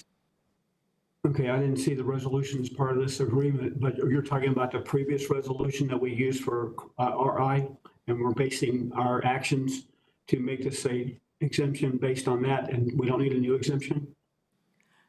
Correct, Commissioner. The resolution is still what is guiding the procurement process, and with the information I was able to give to the purchasing office, the determination was made for this award as well. I think we should actually annotate that resolution that authorized the the single source. As far as I can see, I see two resolutions mentioned here, 2013-57 and 2013-90. I didn't see the one that authorized the use of the medical exemption to go sole source. I think that should be actually annotated as part of this agreement, so that we know how, because we have a history as to how we acted on it. Commissioner Reynolds, Resolution 2013-90 is the resolution invoking the healthcare exemption. So that is included in the packet. Thank you. I saw that, but I didn't read that part, so I may have overlooked that. Okay. Anyway, I want to make sure that that's quoted in here. I'll look at it again, and thank you for answering the questions. Thank you, Commissioner. Yes, and I have that in front of me just so we can put it on the record. The 2013-90, the resolution invoking the hospital and healthcare exemption from the procurement code and selecting an operator of the crisis triage center. And thank you, Chair. Yeah, no, it's in there, Commissioner. Okay, thank you, Jamie. Now we will have public comment. If anyone would like to come and address the board. Sir? Yes, please.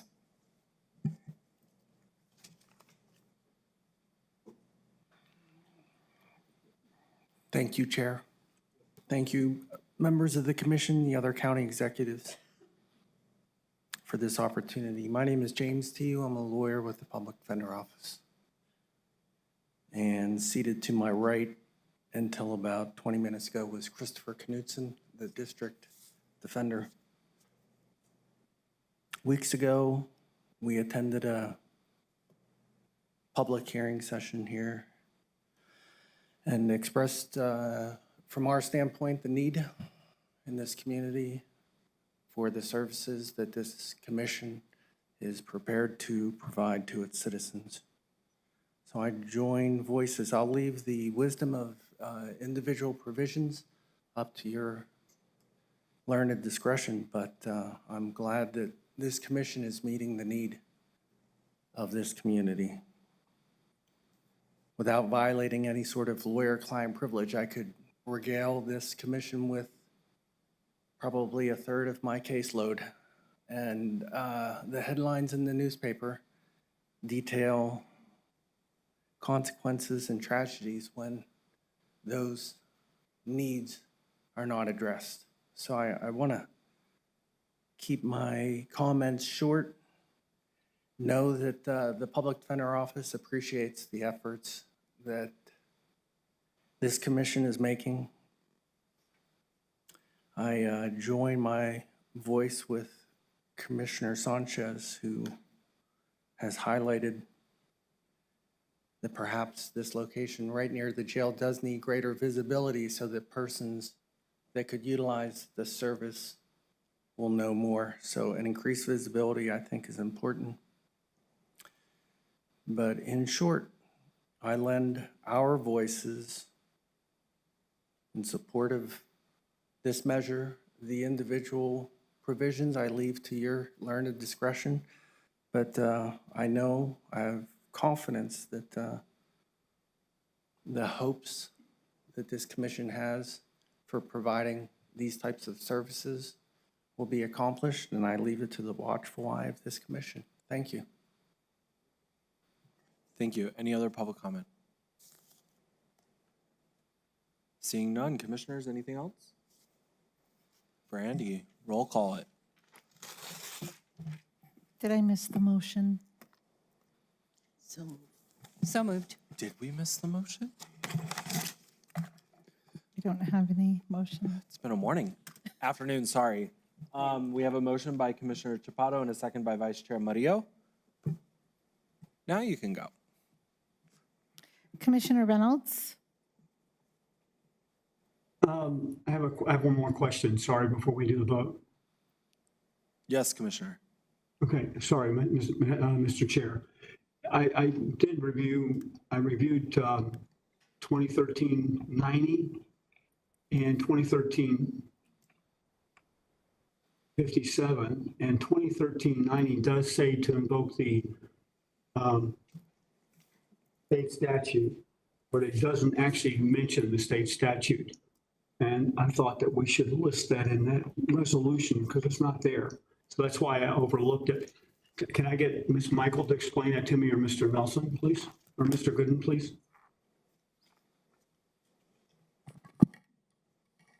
Mr. Chair, Commissioners, I don't understand the question. He's asking why resolution number 2013-90, which identifies the Crisis Triage Center as being selected for the healthcare exemption. He's asking why we did not reference that particular resolution inside the resolution selecting Peak Behavioral as the operator. Well, not exactly, Mr. Chair.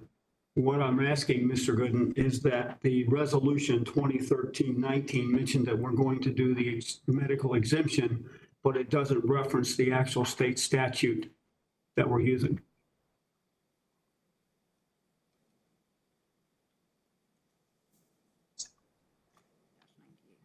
I mean, Mr. Chair, Commissioners, I don't know that it really matters. I mean, it's identified by its name, the healthcare exemption from the procurement code. It might have been nice at that time to have included the statute number that provides that. I don't think it's required. I don't think it's any way defective. And I'll note this was done in 2013 before I was county attorney, so. But I don't think that there's a problem with it not being identifying the specific statute number since the name of the exemption is called out. And Mr. Chair, Commissioner Reynolds, the section in the New Mexico statute is section 13-1-91-1, and it's the hospital and healthcare exemption, if it's helpful to have it on record. I think it's 98-1, isn't it? 98.1, or is it 91.1? 13-1-98.1. Yeah, you said 91. Oh, sorry. That's okay. So yeah, that's what I had, and that's why that's what I was looking for, and I didn't see it. So it's up to the board to decide whether we amend the agreement or not and put that in there. But there's no motion. I guess we're okay. So no other questions or comments? I'll vote yes.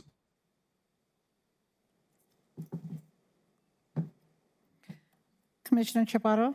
Yes. Commissioner Sanchez? Yes. Vice Chair Murillo? Yes.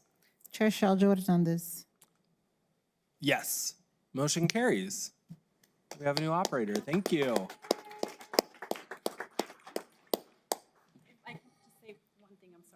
Come on up. We do have some, and I don't know if they're still here, but we have had some of the previous staff from the Crisis Triage Center in the audience here today.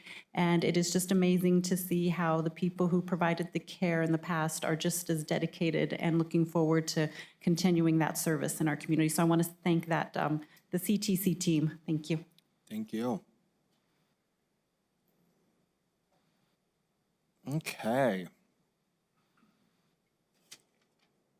Going back to my agenda.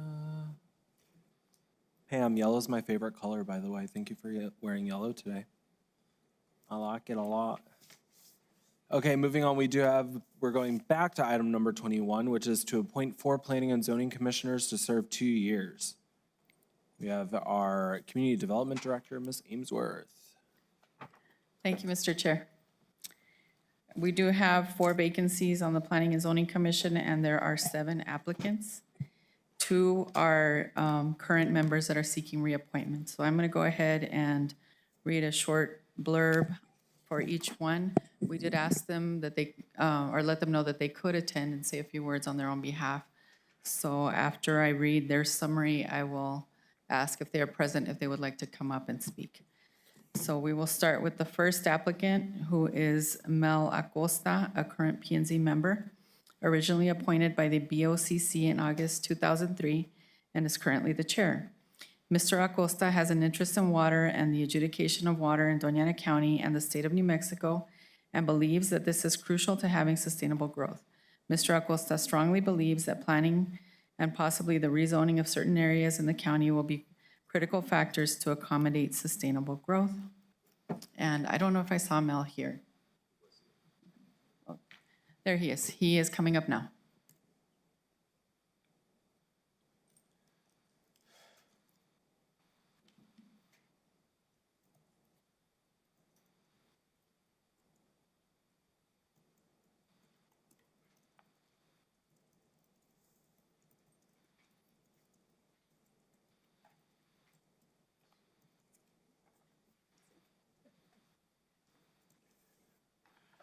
Mr. Chair. Welcome. Good morning.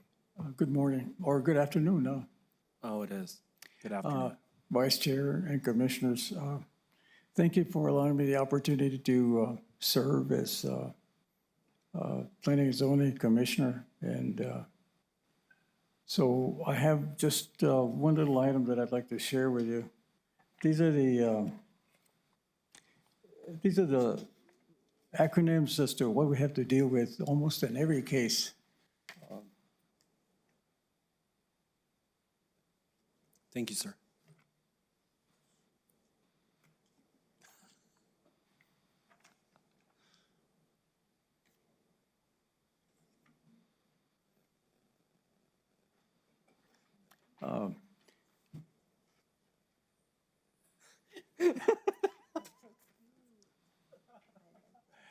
And these are the acronyms. I needed this today. Thank you. I thought you'd have a good gist on that one. Thank you so much. But anyway, if you have any questions, let me know. I was reared in Chamberino, New Mexico, graduate of Gadsden High School, and got my BA degree in Western New Mexico University, and had continuing education classes at New Mexico State University, Edumetrics and Psychology. And again, thank you very much for allowing me to reapply for Planning and Zoning Commissioner. I'm losing my voice. I didn't know that this gallery was going to be so cold. I should have brought a jacket, you know.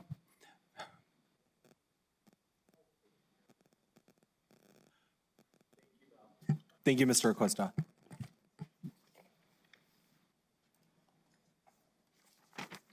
Do you need a copy of these? I'll get one later. Thank you. Sounds like a good one. Okay, I will go on to the next candidate, who is Mitch Boyer, lifelong resident of the county who has advocated and participated in the establishment of the New Mexico Colonias Development Initiative representing Doña County. Mr. Boyer previously served on the Gadsden Independent School District Board from 1996 to 1990, the Vado Mutual Domestic Water Board from 1979 to 1982, and the NWACP in Phoenix from 1971 to 1974. Mr. Boyer is a veteran serving in the U.S. Army from 1969 to 1972 and the Arizona National Guard from 1973 to 1980. Mr. Boyer states that he has always been an advocate of DAC Colonias and believes he can be a valuable voice for the rural communities and currently resides in the city of Las Cruces. So, Mr. Boyer, are you in the audience? I don't see him. So I will go on to the next candidate, Teresa Fisher, retired with a background in Ms. mechanical. Ainsworth, do we have anyone on WebEx today for this? I don't believe so. Okay, just making sure. Good point, thank you. So Teresa Fisher, retired with a background in mechanical engineering and project planning, is currently the owner of Sombra Antigua Winery and the resident of La Union.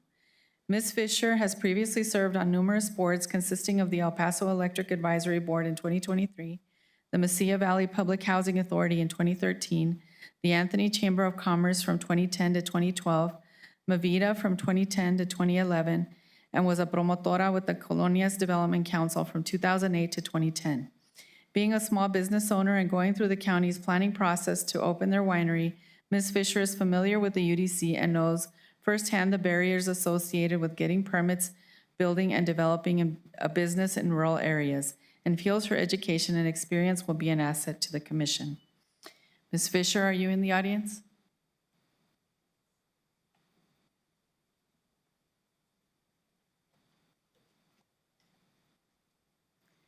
Welcome, Mr. Ms. Chair, Commissioners, Teresa Fisher.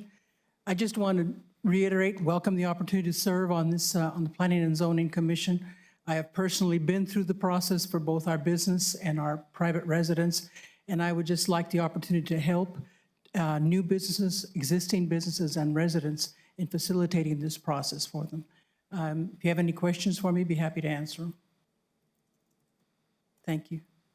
I love your Malbec, if that stands for Pardon? anything. Your Malbec at Sombra too is good. my favorite. That means anything today. You need to try my Teresa's blend, okay? I'll have to come down.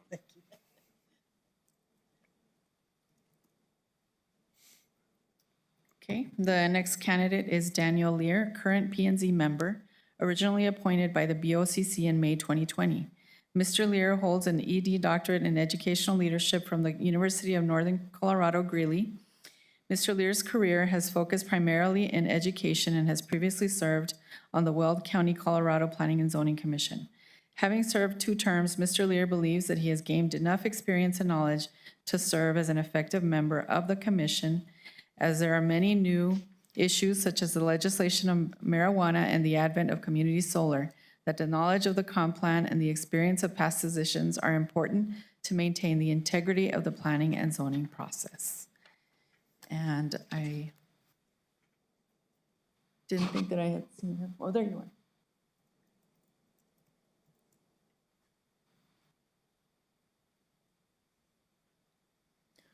Thank you, Commissioners, for, first of all, considering my reapplication and for giving me a time to speak to you. I served as a school superintendent for 12 years. During that time, I found that school board members always became more effective in their second, third, and sometimes fourth terms. I am applying for a 3rd term because working with Mel Acosta and Dr. Cerniak, I see them as professors of planning and zoning. So I've learned a lot, and I would like to continue, given the fact that we've had to make a lot of sort of unique decisions lately simply because of new issues, specifically the statewide impact of the legalization of marijuana. And so I would welcome the opportunity to continue to learn. Despite my advanced age, I think I still am capable of learning. But I would appreciate the opportunity to continue to serve in that capacity. Thank you. Thank you.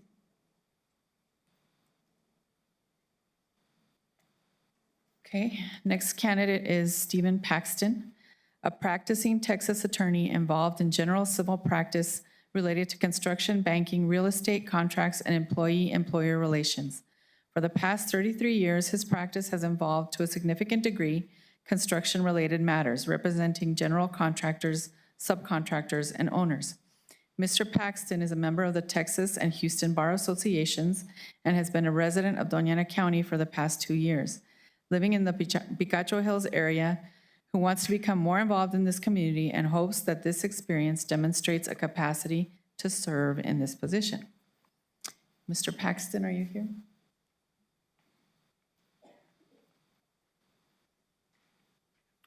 Thank you for this opportunity, Chair and Commissioners. Hopefully you look well upon my application. I am new, there's no question about that, but I'm anxious to become part of this community and to serve it. I did grow up in El Paso, not too far away, but was away for many years after that. But again, thank you for this opportunity, and if you have any questions, I'd be happy to answer them. Wonderful. Thank you, Mr. Paxton. Okay, thank you.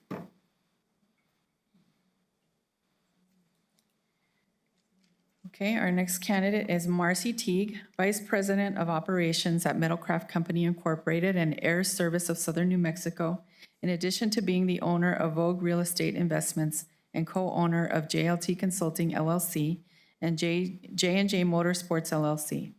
Ms. Teague feels my involvement in the community and contribution to our local area through multiple businesses will be an asset in contributing knowledge and information to facilitate decisions made by the BOCC and actively participate in any issue that may arise as required by the position.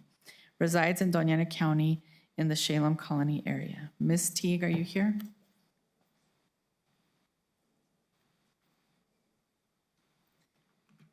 Good afternoon, Chairman Shaljo Hernandez and Commissioners.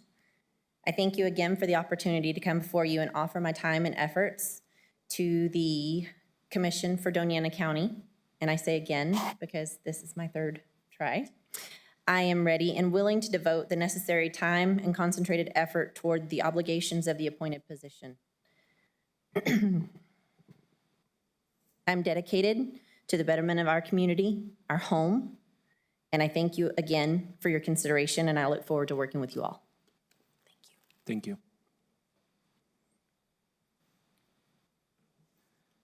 Okay, and our last candidate is Alejandro Uranga, a Realtor with Realty One Group MB in El Paso, Texas from 2010 to 2020, was a Realtor with Steinborn and Associates in Las Cruces, and is now currently the Director of the Las Cruces Association of Realtors. Previously, he was Town Council Chairman for the La Union Town Site and a former board member for Meals on Wheels in Las Cruces, New Mexico. Mr. Uranga states, as a Realtor with 13 years' experience, I have lots of knowledge in property line zoning, etc. I love to help the community, and I think I can bring good things to the organization. Resides in Santa Teresa. Mr. Uranga, are you present?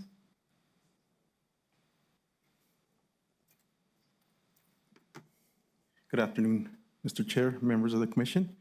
Thank you for having me today. I appreciate your time and effort on this.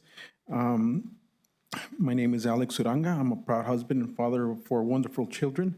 I currently reside in Santa Teresa, New Mexico. I've been living in Doña County since I was 5 years old, so I definitely know the area very well. I have a long, extensive background in real estate and served in many nonprofit and other volunteer boards. I'm very knowledgeable on zoning, lot lines, replatting of parcels, and many other fields that the Planning and Zoning Commission handles. I think it could be a great asset to the organization, and please consider me. Thank you very much. Thank you.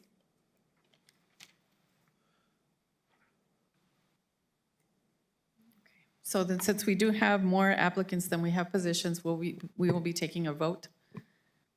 And Eileen and Priscilla will be assisting. Priscilla will hand out the voting sheets, so please vote for 4 members for the first round, and then we will tally the votes. Yes, ma'am. Do you have a pen I can borrow? Thank you.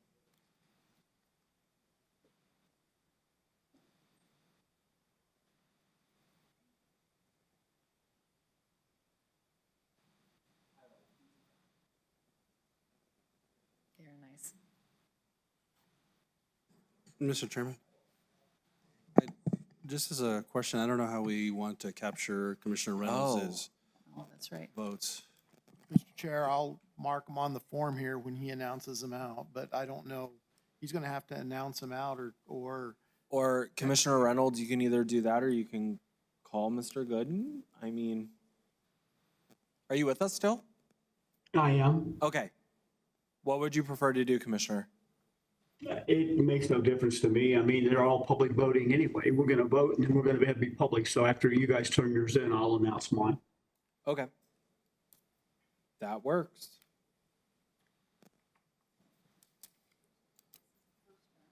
This is the first round. Yes. And we're picking 4.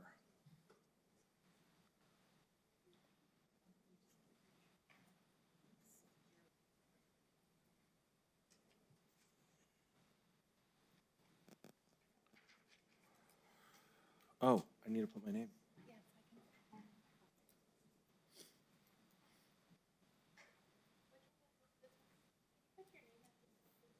Yes, ma'am.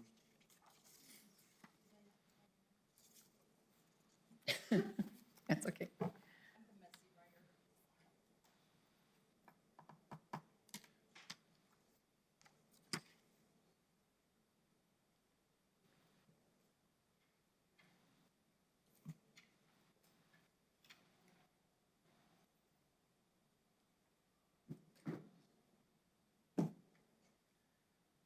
Okay, Commissioner Reynolds, you can go ahead and announce your choices.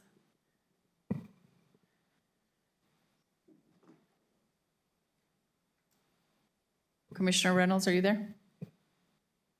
Yes, Mel Acosta, Teresa Fisher, Marcy Teague, and Alejandro Uranga.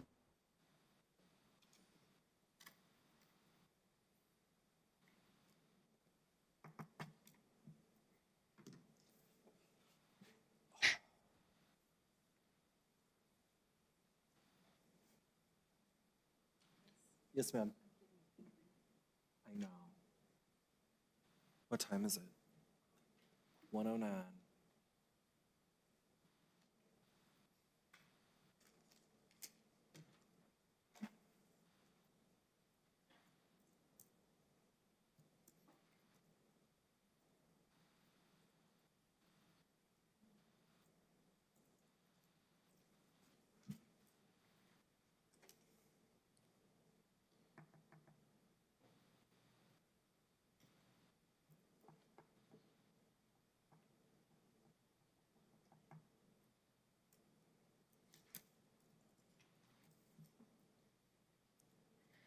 Mr. Chair and Commissioners, we do have 4 selections in the first round, so I will go ahead and announce them. Mel Acosta, Teresa Fisher, Daniel Lear, and Alejandro Uranga. And I will go ahead and just announce the tally as well. So the chair voted for Mel Acosta, Teresa Fisher, Daniel Lear, and Alejandro Uranga. Commissioner Murillo voted for Mel Acosta, Teresa Fisher, Daniel Lear, and Marcy Teague. Commissioner Reynolds voted for Mel Acosta, Teresa Fisher, Marcy Teague, and Alejandro Uranga. Commissioner Chaparro voted for Mel Acosta, Teresa Fisher, Daniel Lear, and Alejandro Uranga. And Commissioner Sanchez voted for Mel Acosta, Teresa Fisher, Daniel Lear, and Alejandro Uranga. Thank you. So if we can just have a vote to, I move that we adopt the 4 highest. wait, do we not need to do that now? No, we've already had the vote. Okay. And so the ones that had at least 3, I think everybody had at least 3.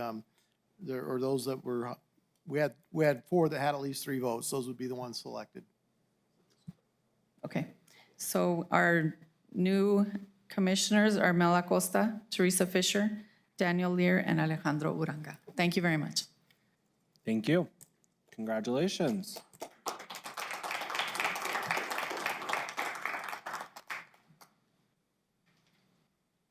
Okay, commissioners. I got a plea for sustenance. What do we want to do?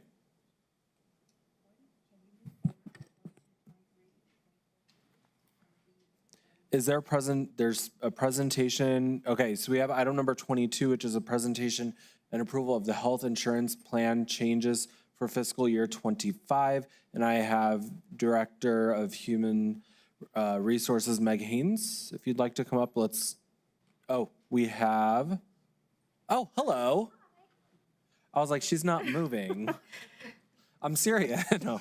Thank you. Welcome. Yes, good afternoon, Chair Sheljo Hernandez, Vice Chair Murillo, and Commissioners. I am Christina Homan with HR. I would like to introduce to you John Hatz, who's the Area Vice President with Gallagher Benefit Services. He is here today to present to you the county's benefit plan status and the fiscal year 25 budget projections. John?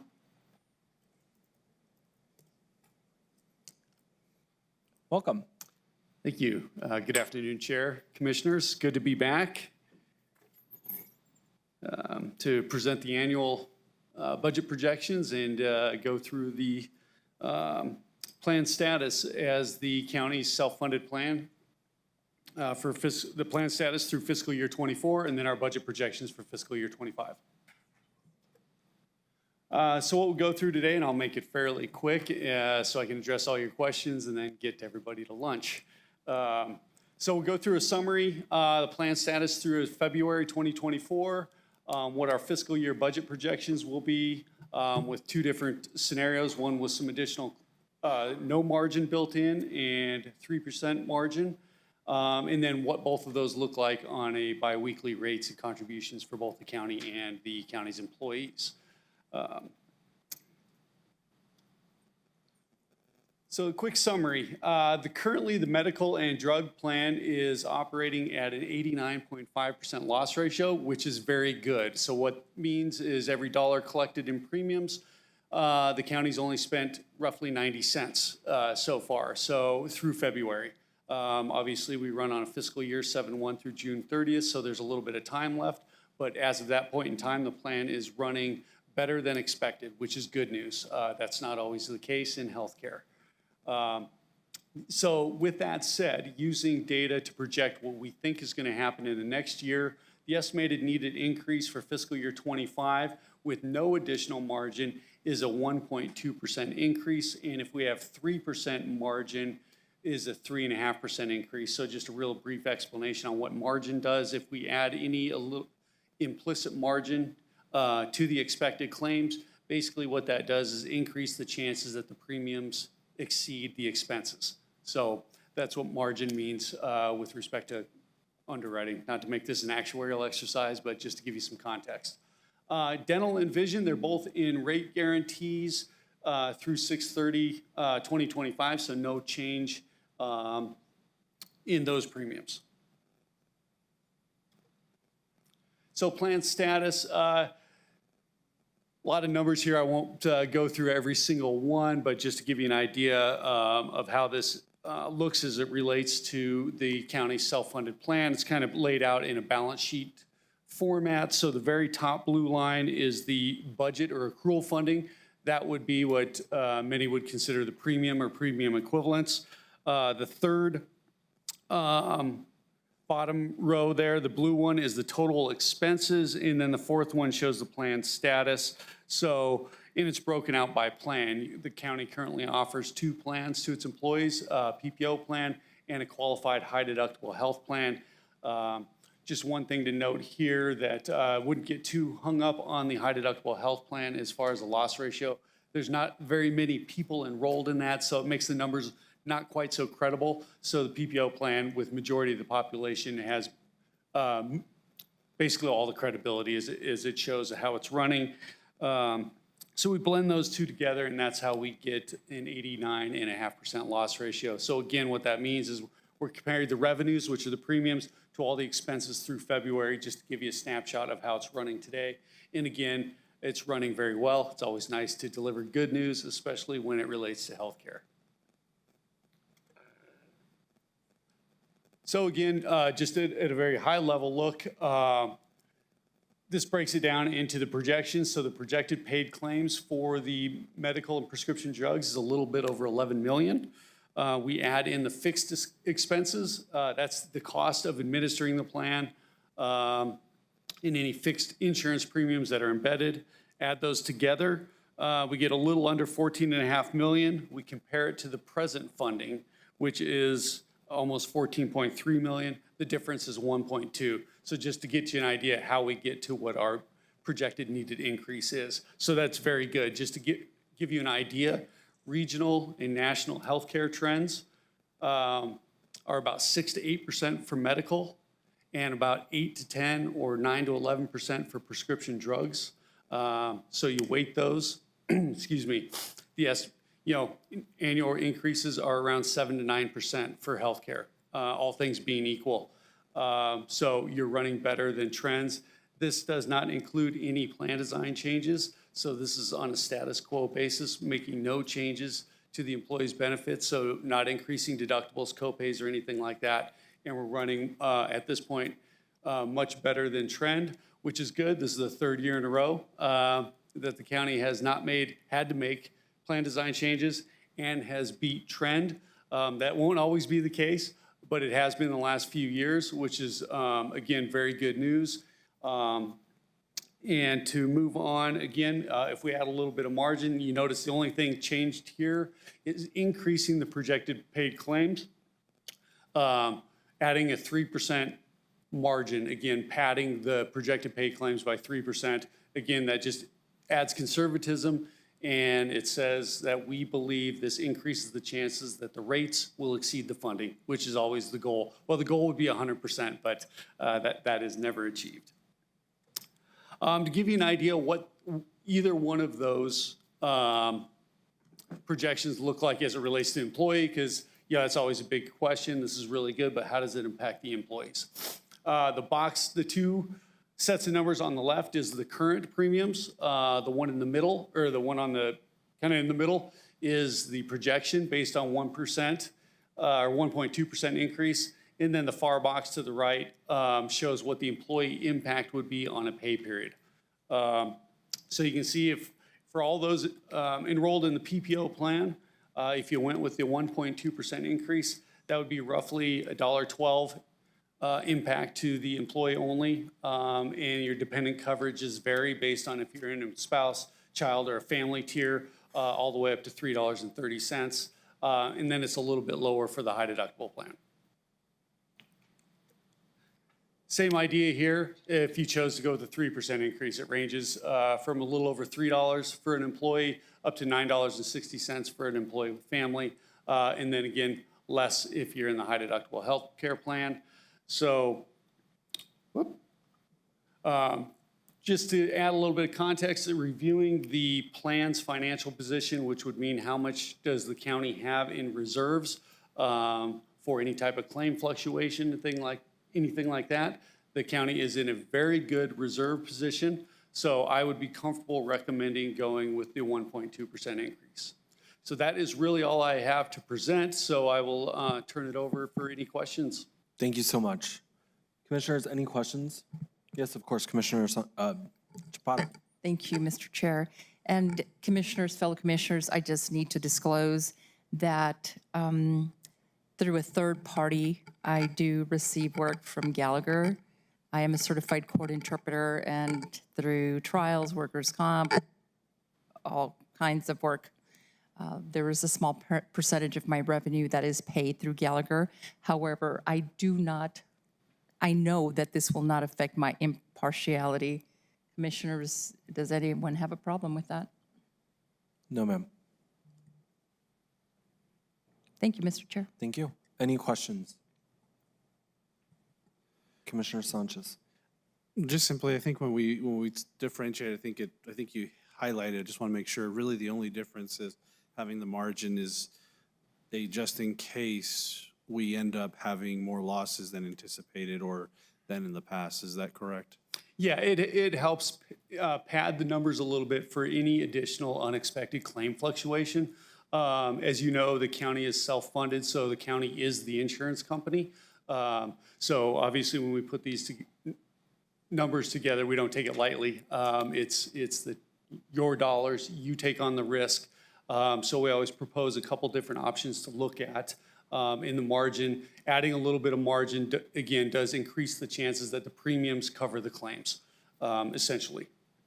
Okay, great. Thank you. Yep. Any other questions? Seeing none. Oh. Okay. We have a motion for, are we doing the 1.2 or the 3%? Oh, I'm sorry. I make a motion that we go with the recommended 1.2% margin this year, correct? Yes, 1.2% increase. Yes. Second. And I have a second by Commissioner Chaparro. Any further discussion from the commission? Nope. Okay, so we do have the motion for the 1.2% margin increase. Brandy, if you can go ahead and roll call the board, please. Commissioner Reynolds, Yes. Commissioner Chaparro, Yes. Commissioner Sanchez, Yes. Vice Chair Murillo, Yes. Chair Shaljo Hernandez. Yes. Motion carries and the 1.2% is the increase. Thank you so much, sir. I Great, thank appreciate you. you.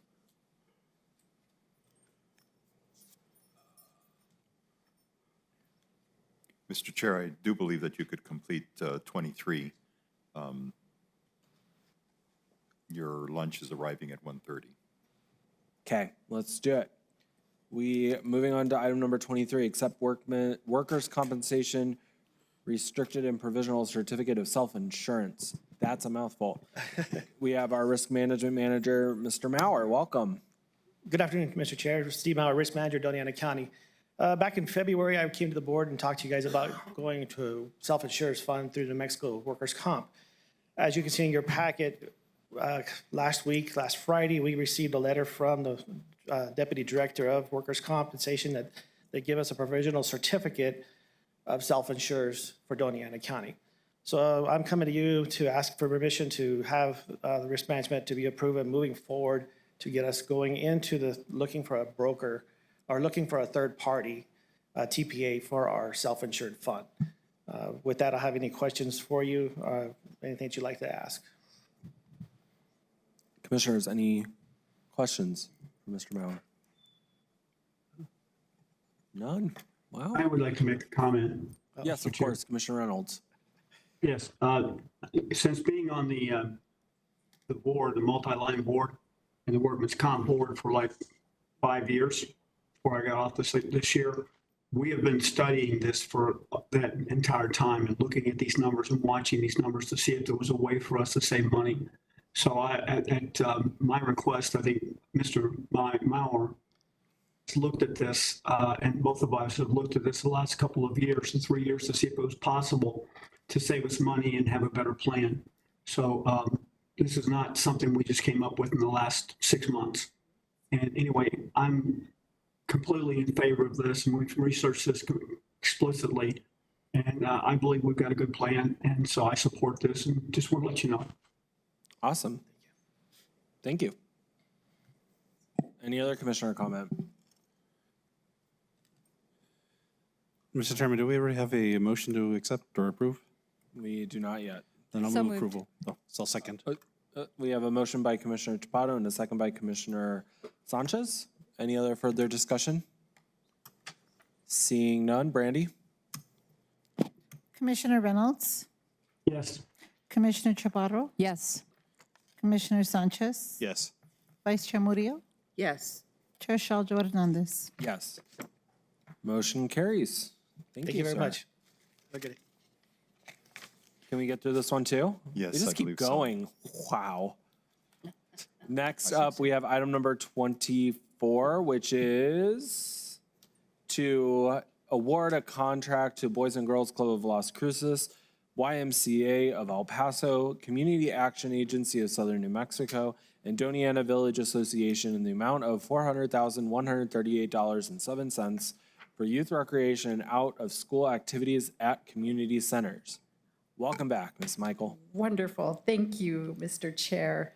As you all know, we've been looking at ways to increase activities available for young people throughout the county and utilizing the community resource centers to do that.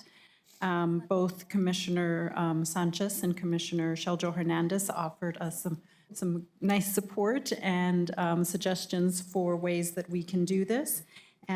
We did release an RFP. We received 6 proposals, and we are here based on the recommendation from the Evaluation Committee to award 4 of those organizations. So there's a variety of activities that each of the 4 organizations will provide. They will provide services. 6 community centers will get some type of service from a variety of the contractors. The $400,000 is anticipated to begin in May and then not end until next June. So it's slightly over a 12-month period of time for the contract. If you have any questions, I am here, and Pam Wood from our office helped lead this effort, so she and I can answer questions. Wonderful, thank you. And just to put on the record while we're looking at it, just to kind of go over what 6 centers will be at. It looks like we have the Boys and Girls Club of Las Cruces will be at Vado, Del Cerro, and Butterfield. It looks like YMCA of El Paso will be at Dolores Wright and Chaparral, La Mesa, and or Mesquite. I guess we're still trying to figure out that one. Doña Ana Village Association will be at Doña Ana and Radium Springs location. And last but not least, we have the Community Action Agency of Southern New Mexico will be at all 6 centers. Summer camp and workshops. And it looks like their budget is on page 301 of the packet. Does anyone have any questions? Mr. Chair, Yes, Commissioner Chaparro. I'd like to make a motion to approve, please. Okay, we have a motion by Commissioner Chaparro to approve. Second. We have a second by Commissioner Sanchez. Any other comments, questions, or concerns?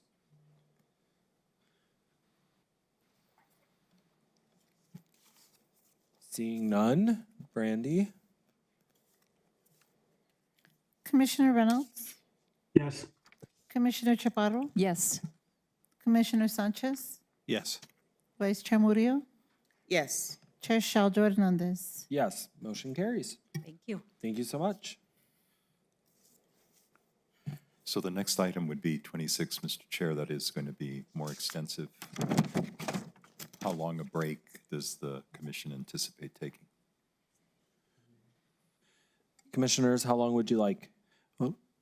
Mr. Chairman, Yes.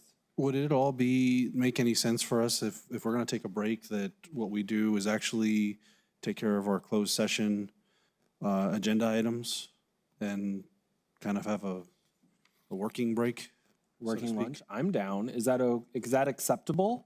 I mean, that'd be fine with me. I mean, Unless that wouldn't give the staff time to eat, and I wouldn't want to put them in that situation to. Well, you probably brought an extra slice of pizza for me, didn't you? Oh, sure. Actually, I don't even know what we got. No, that's fine with me. Chair. Yes. I move that we convene in a closed session to discuss a limited personnel matter related to the limited personnel matters involving the hiring of a county manager and to discuss bargaining strategy preliminary to collective bargaining negotiations with the International Association Firefighters, Local 5037, and American Federation of State County Municipal Employees, Local 1529 Detention Center, Local 2709 Blue Collar, Local 1879 Court Security, and to discuss pending or threatened litigation related to the Camino Real Regional Utility Association in which the county may become a participant is authorized by the Open Meetings Act, New Mexico State Annotated 10-15-1 H2, H5, and H7. Now say it in Portuguese. I have a second. So I have a motion and a second to go into closed session. Mr. Chairman, may I ask that just as a courtesy to everybody that's been waiting here for 5 hours, that you set a cap in terms of when you will return? That way they know when to be back rather than waiting again. 30 minutes. 30 minutes it is. We will be back at 2:02. Okay, thank you. Brandy, can we get a motion or a roll call vote on that, please? Yes, who made the second? Me. Okay. What do you? Sorry. Mario, Vice Chair? Commissioner Reynolds, Yes. Commissioner Chaparro, Yes. Commissioner Sanchez, Yes. Vice Chair Murillo, Yes. Chair Shaljo Hernandez. Yes, motion carries. We're in closed session. We'll be back at 2:02.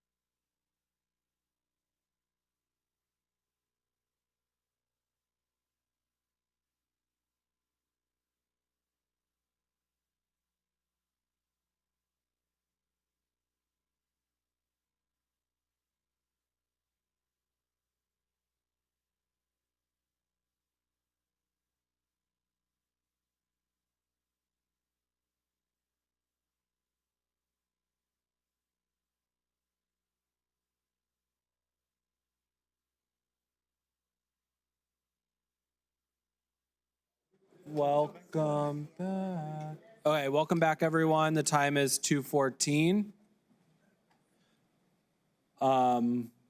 Do we have a motion to bring us back, anyone? I think I need someone to. Let the record show that. let the record reflect So, yeah, that's that. it. We have it written. Hold on. Which one? Do we have to, you still have to make the closed session statement here. Let the record show that nothing was discussed in closed session that we didn't intend to discuss There you go. based on the Open Meetings Act. Perfect. Okay, we are back, and I will be making a motion, and I move that we appoint Stephen Lopez as interim county manager effective May 1st, 2024, at a salary of $162,000 a year. Second. I have a second by Commissioner Chapato. Any discussion, commissioners? Mr. I have a Chair. question. Here. Commissioner Reynolds, go ahead. Sorry. Do we want to mention anything about the benefits, or will his benefits not change? Benefits doesn't change as he's already an employee of the county. Okay, thank you. Thank you. Commissioner Chapato. Thank you, Mr. Chair. I'd just like to congratulate Mr. Lopez. He is a level-headed, honest, transparent individual, and it was very apparent to me during the issue we had down in Sunland Park with the Crua water. Isn't rattled. He is competent, compassionate, and very glad to welcome him aboard. Perfect, thank you. Commissioners? Seeing none, Brandy? Commissioner Reynolds, Yes. Commissioner Chaparro, Yes. Commissioner Sanchez, Yes. Vice Chair Murillo, Yes. Chair Shaljo Hernandez. Yes. Motion does carry, and we will have a interim county manager effective May 1st. Thank you.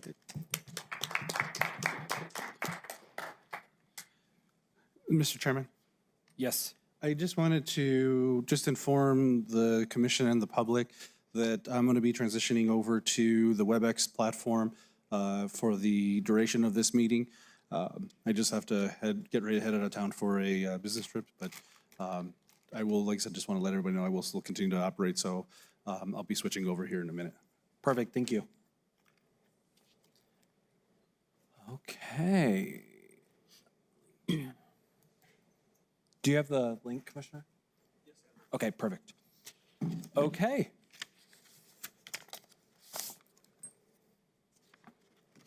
Next up, we do have under hearings and ordinances, we have item number 26, as stated. Thank you. Do we have a motion? So moved. So moved. Second. We have a motion and a second. Welcome, Community Development Director Amesworth. Thank you, Mr. Chair. This next Mr. Chair. item is a, Commissioner Reynolds? Sorry. I'd like to make a motion that we postpone this item. And the reason is because the original plan, master plan, was actually approved in September the 28th, 2009. And it was supposed to serve 16,000 to 20,000 residents. Also provide a town center, a central park, hiking and bike trails, 3 schools, and none of that is in their current plan, number one. Number two, that master plan that was approved in 2009 expired in 2013. And therefore, they do not have a master plan that's been approved by this board. And neither the plan they have nor the master plan that they're talking about supports the original master plan. So this board needs a new master plan to approve before we can actually address this item, the PID. So I make a motion, we postpone it until we get a master plan approved by this board. Okay, we do have a motion to postpone. Do we have a second?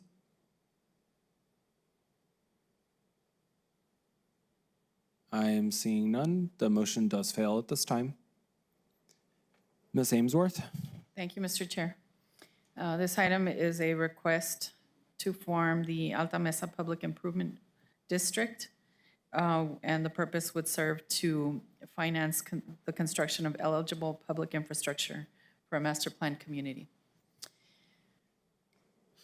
So the property owners are Alta Mesa Estates LLC, Alta Mesa LLC, Santa Teresa Capital LLC, and the location is the intersection of Strauss Road and Pita Minichi Boulevard, with an approximate size of 1,178 acres. This is the subject property. It's a fairly large area there. Strauss comes in right here, and this is Pita Minichi. This is an excerpt from the master plan that was approved in 2009. You can see within that red circle is the area that is the subject of the requested PUD. The land uses that are proposed in the general plan are single-family, multifamily, commercial, school sites, open space, recreation areas and parks, and emergency services. And you can see there the breakdown, the approximate breakdown of acreages and proposed units for the various uses. Eligible improvements that are listed in their general plan are roads, stormwater drainage structures, parks, trails, and other recreation facilities, water and wastewater infrastructure, as well as street lights and school sites. Staff analysis. The application is complete. It has been reviewed by the department as well as the county's consultants. The application was distributed for review to other county departments and utility providers that typically review applications. You saw in my staff report that I did receive some comments. Had not received comments from CRUA, but I believe that J.C. Crosby is here to speak on behalf of CRUA and will have some comments to make.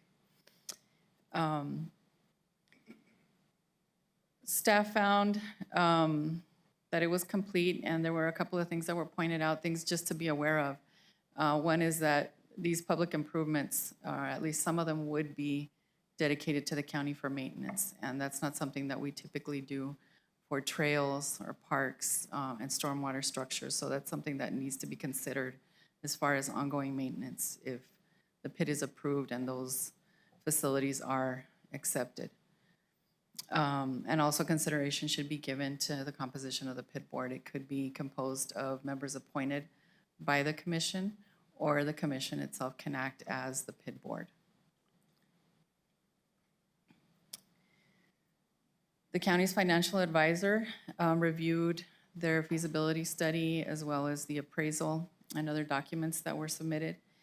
And after some back and forth, the county's financial advisor did recommend approval with these two following conditions: that the minimum value to lien of 2 times by completed lots and an annual levy assessments on eligible lots provides at least 1.1 times coverage of annual debt service based upon level annual debt service.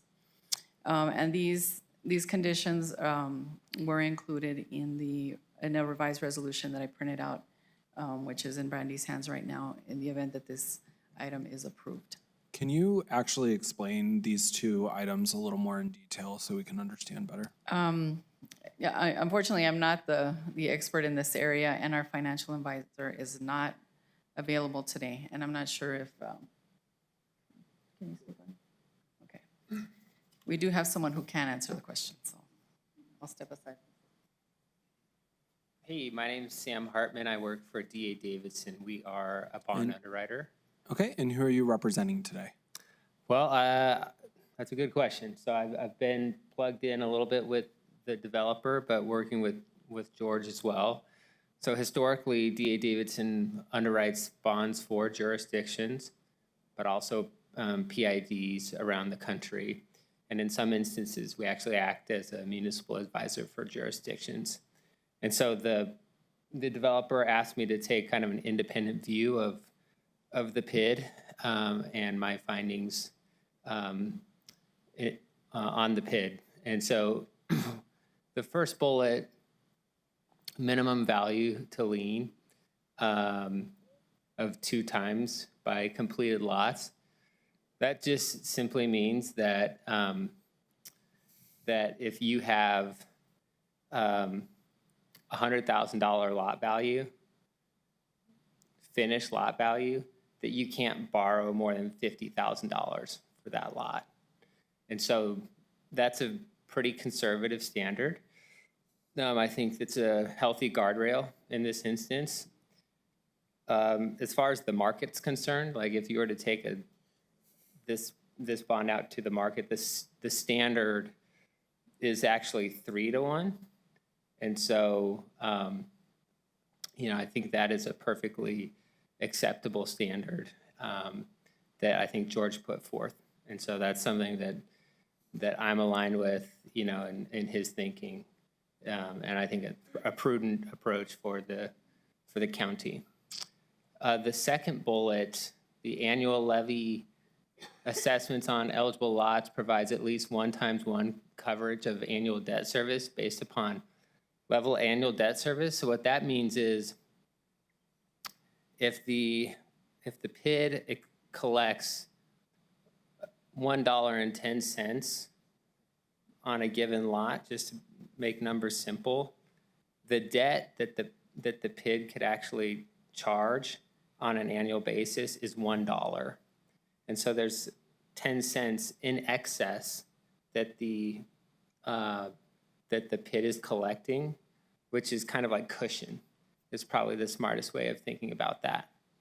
And so that actually, I think, is another conservative term wherein the jurisdiction's being prudent. So in my experience issuing bonds across the country and in the Intermountain West, I've recently issued, today I closed a bond in Utah for 2,500 lots, and that that metric was 1.0 times coverage, meaning no excess cushion.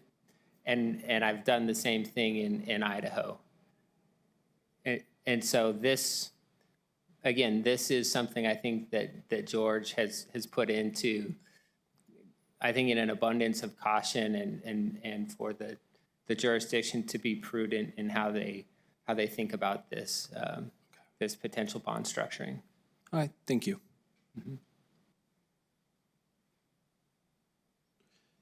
Ms. Ames, do we have anyone from Hilltop here today? Unfortunately, no. George was not available today. Okay. And so the staff recommendation essentially mirrors the recommendation by our financial advisor. I provided a brief presentation, but the developer does have their own presentation that goes into more detail on what they're proposing. And so unless you have questions for me, then I'll turn it over to Jenica Jacoby, the developer's representative. Mr. Macias is trying to get your attention.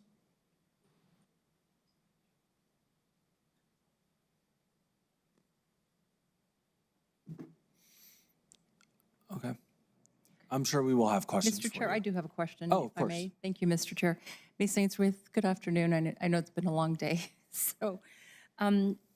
So right now, we're just looking at the PID, but if we're looking at for subdivision, master plans, any other permits, things like that, then this subdeveloper will have to come before the board for approval of anything else. Am I correct? Right. This is separate from any development permits or applications. This is strictly the creation of a mechanism to fund some of that infrastructure that would go into it. Any other approvals would have to come through a separate process. Okay, so how many more times do you think they'd come before the board? It just depends on, how large they plan their subdivision applications. We do have phase 1 that's already in our possession for review. And it has been reviewed and may be presented at some time in the near future for approval. It's a very small part of the overall development, so I can anticipate that it would come in phases, and you may see multiple applications over time. So if we're looking at a phase at a time, it would be likely that this developer would come before the board at least maybe 3 or 4 more times? regarding Probably at least, permits. yes, at least. Subdivision approval and et Yes. cetera. Okay, thank you.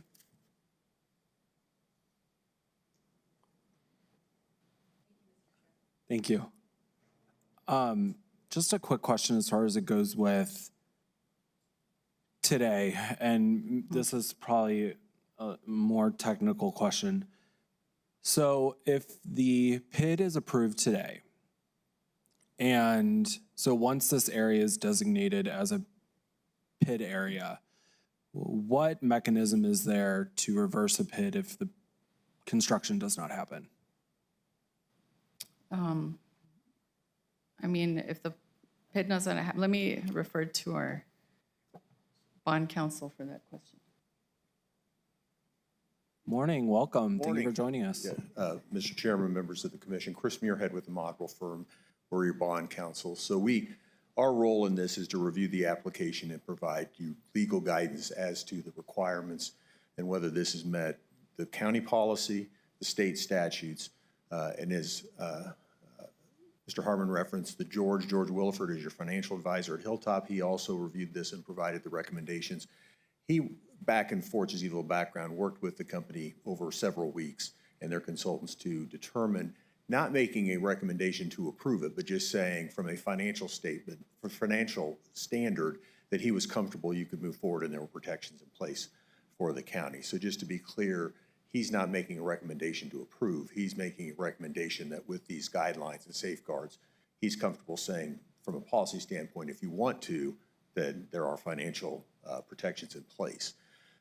From a legal standpoint, if you create this public improvement district, it will be a separate political subdivision created with a governing body, whether that's this board as a commission acting as the board or a separate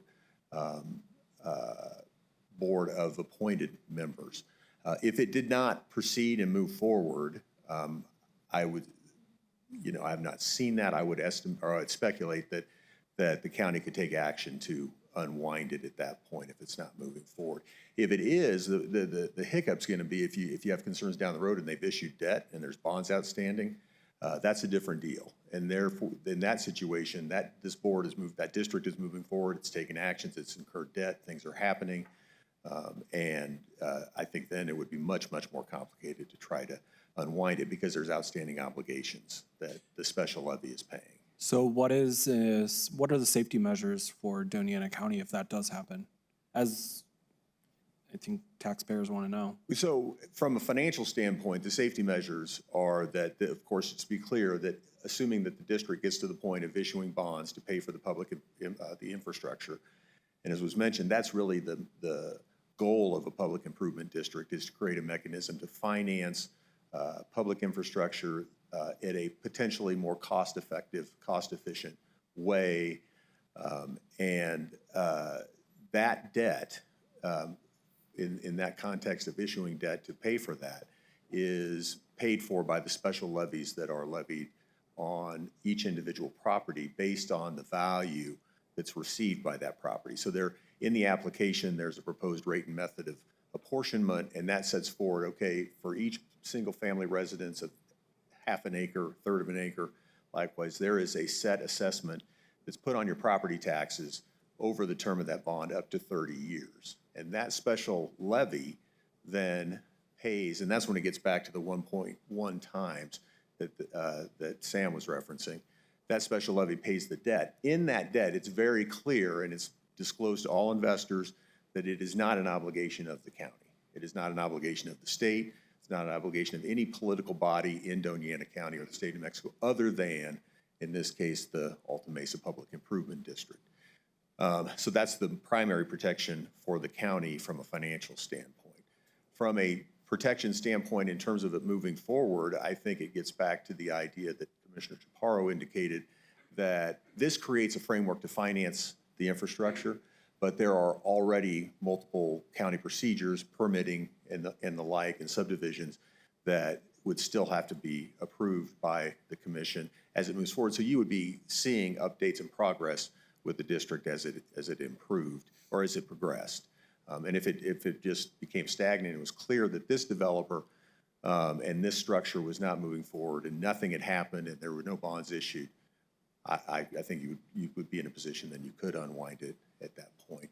But again, the tipping point's going to be if they get to the point where they have issued bonds that are paid for with that special levy. Okay, thank you. Yes. Mr. Chair, I have a Oh, question. yes, of course. Vice Chair Murillo. Has there ever been a fully compliant application, a PID application denied in the state of New Mexico? Are you aware? Well, I got to think about that. There's been multiple, in the city of Albuquerque, multiple PID applications. I'm trying to think, most of them have been approved. Yeah, I'm trying to think, and maybe Jenica has a recollection. They've been denied. Has there been one here? Yeah. Oh, there's been one in Doña County.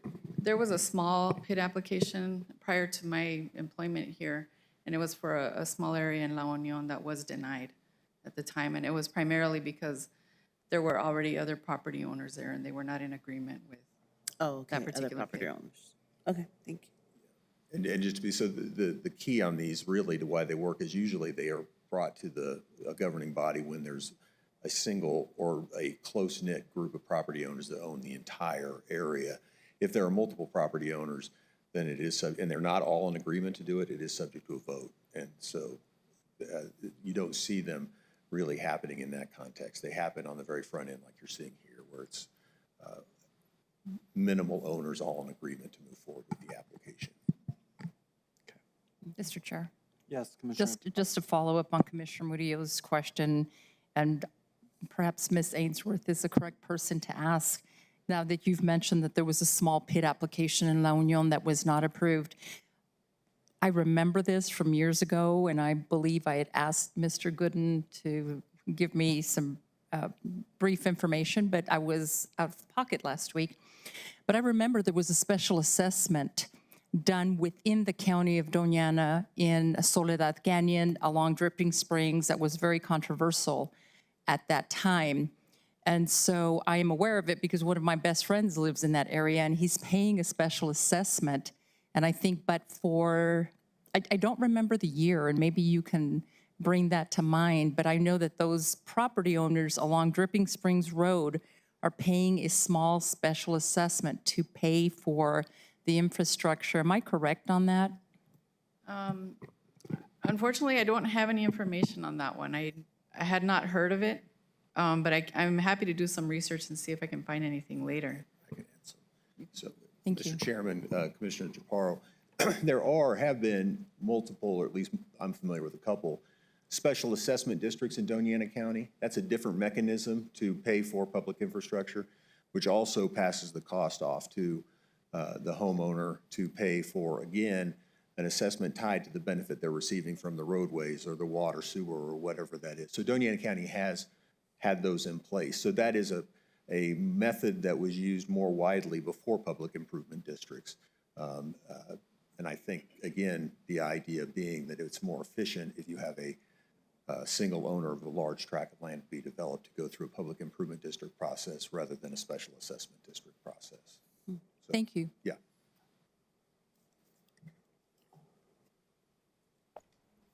Mr. Chair, Yes, Commissioner Reynolds. thank you. When you said earlier that this mechanism was more cost-efficient and cost-effective way of providing the infrastructure, cost-effective and cost-efficient for whom? So, Mr. Chairman, Commissioner Reynolds, the concept, and I confer to Mr. Hartman, who does the financial side of this.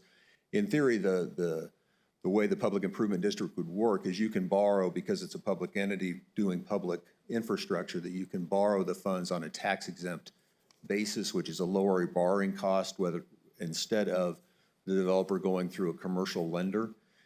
And the idea would be they could borrow the money to pay for the infrastructure, lower borrowing costs that get passed on to the homeowner, the purchaser, in the purchase price. And that is the theory how it works, but I'll certainly defer to the financial people if there's anything different to add. But that in concept is the borrowing cost on a federally tax exempt basis versus a commercial taxable rate. Thank you. Commissioner Reynolds? That's fine for now. Thank you. Okay, if we can have the second presentation at this point.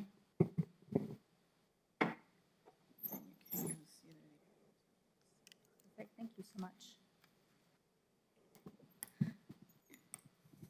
Good afternoon, Commissioners. My name is Jenica Jacoby. I'm an attorney at the Rohde Law Firm, and I represent the developer and have worked with them on this application.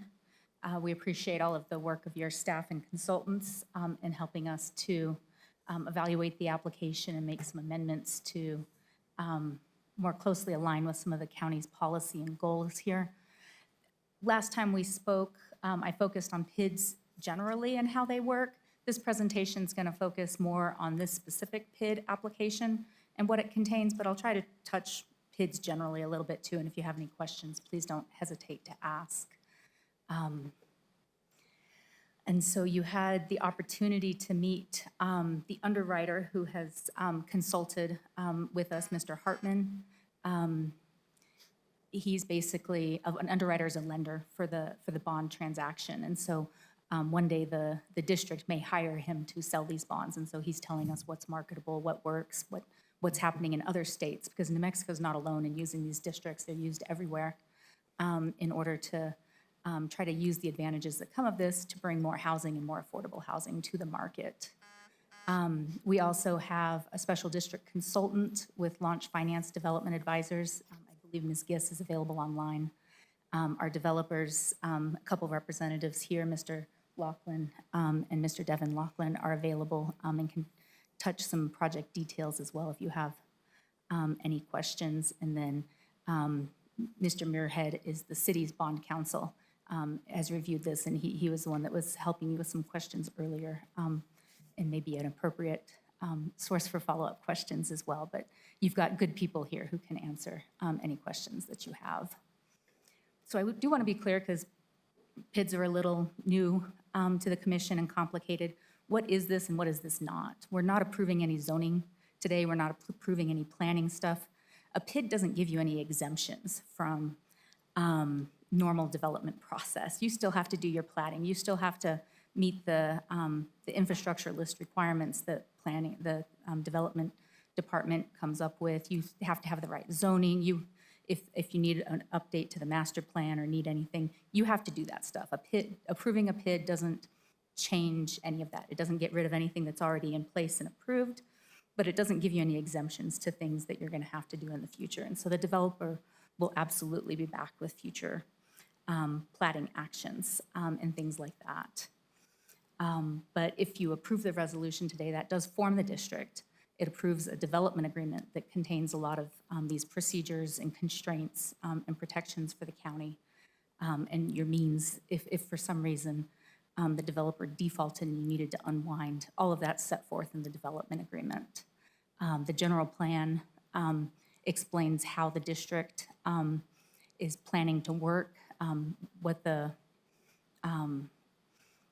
infrastructure is expected to be, what the development is expected to be, and it includes the rate and method of apportionment, which says this is how we're assessing lots. Based on lots that are this size or this classification, this is the levy that you can expect to pay.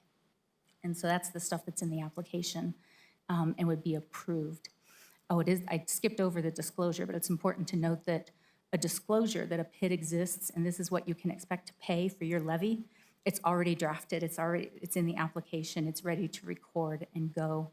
And so that's part of the form that would be approved with this resolution. And the statute, the PID statute at the state level actually requires that that disclosure be made by the seller to a buyer before they ever sign that first purchase agreement. So it's not at closing that you're getting this big stack of papers. It'll be in those papers, but you're supposed to get that when you sign the purchase agreement. So you've got a lot of time to understand and take a look at the PID. And so Ms. Ainsworth described the location. I don't know if there's anything extra to add here, but you know that this is an area where we expect more economic development. We expect more commercial industrial development. And this project really has the potential to fill the need to bring more housing and amenities to that growth that we are expecting, rather than have that sort of locate into El Paso or into some other areas. This is more details about the breakdown that I think was in the previous presentation. The project has a lot of amenities, and this is important because it's because of the PID that the project's going to have these amenities. Without a PID, infrastructure is really expensive, projects get tight. You can only push housing prices so much and still be affordable. You just don't get the same level of quality of the development without a PID. What we're seeing in Can the I market. actually, Sure. pardon me, I want to ask a question now that you're talking about this. So I know in the master plan that was developed, this project called for a PID and a TID. Can you maybe explain to me why we're not approving both today? That is a good question. I was not asked to work on a TID application. And so I don't know why the developer decided not to ask for that at this point. Yeah, I know that we talked about it previously. I thought that I'd be seeing it today. Thank you for that question, Chair Shaljo Hernandez. We've been pretty much led to believe that we would have support for a PID, but there would be no support for a TID or a TIF. The major difference being that funding for those mechanisms actually comes out of county and state revenue, whereas with the PID, it keeps it within the district and people opt in, to pay for it. So as far as us as developers, we're comfortable moving ahead with the support of the county for a PID. And at this time, there is no need for a TID. Hopefully that answers that question. Was it the board that expressed that? Because I know personally, after looking at what was Verde and also the master plan, that I expressed interest in looking at the PID and the TID. Well, at this point, we're starting with the PID. As the development group, we're not currently demanding a TID. We're comfortable that we can carry this development with the PID district being approved. And we had meetings 2 years ago when we came to the county, and it was expressed that there was support for PIDs. And so we've structured this application and this development that way. Okay. And I mean, I do want to continue on the presentation, but Thank you. we're looking at, 2 elementary school sites, but the TID would have built those schools. Well, that is something that if, in negotiations with the Gadsden Independent School District, that they do need some help with the vertical side of the schools, that would be when a subject like that would come up, and there's no reason why we can't do an application for a TID separately. Okay. For your information, we have met on multiple occasions with the school district. The school district is looking to establish exactly what the needs are. We originally talked about those two sites. In our latest meeting, the independent school district indicated that there might be more of a demand for a middle school, which would be a single 25-acre site. So it's going to be left up to them as to exactly what the need is for the community, but we have fully intend to put the school land in the PID. The school land in the PID. Correct. So a lot of the thing. All right, we'll just thank you. We'll continue on with the presentation. I apologize. Thank you, Mr. Chair. Chairman Hernandez? Yes? I did have questions because I think for the presentation, or I can ask them now, especially since there were comments that were just made or on the previous slides. Is there a preference? I just went as we kind of were on the slide, so if that's what you prefer, Commissioner, while it's in your head. Sure. Okay, thank you. I think a couple of comments I had questions about, because I think there was comments that were that the only infrastructure would be built is if it's funded through the PID, or I think is what. And so I'm questioning what the specifically, because I think in county ordinance that sidewalks, like things like that, are to be built as part of this plan, and that was by previous commissions. So are we saying that the developer is intending to not follow through with the original approved plans if the PID is not approved? You kind of broke up a little bit, Commissioner. If you can kind of summarize that again for us, you were cutting in and out.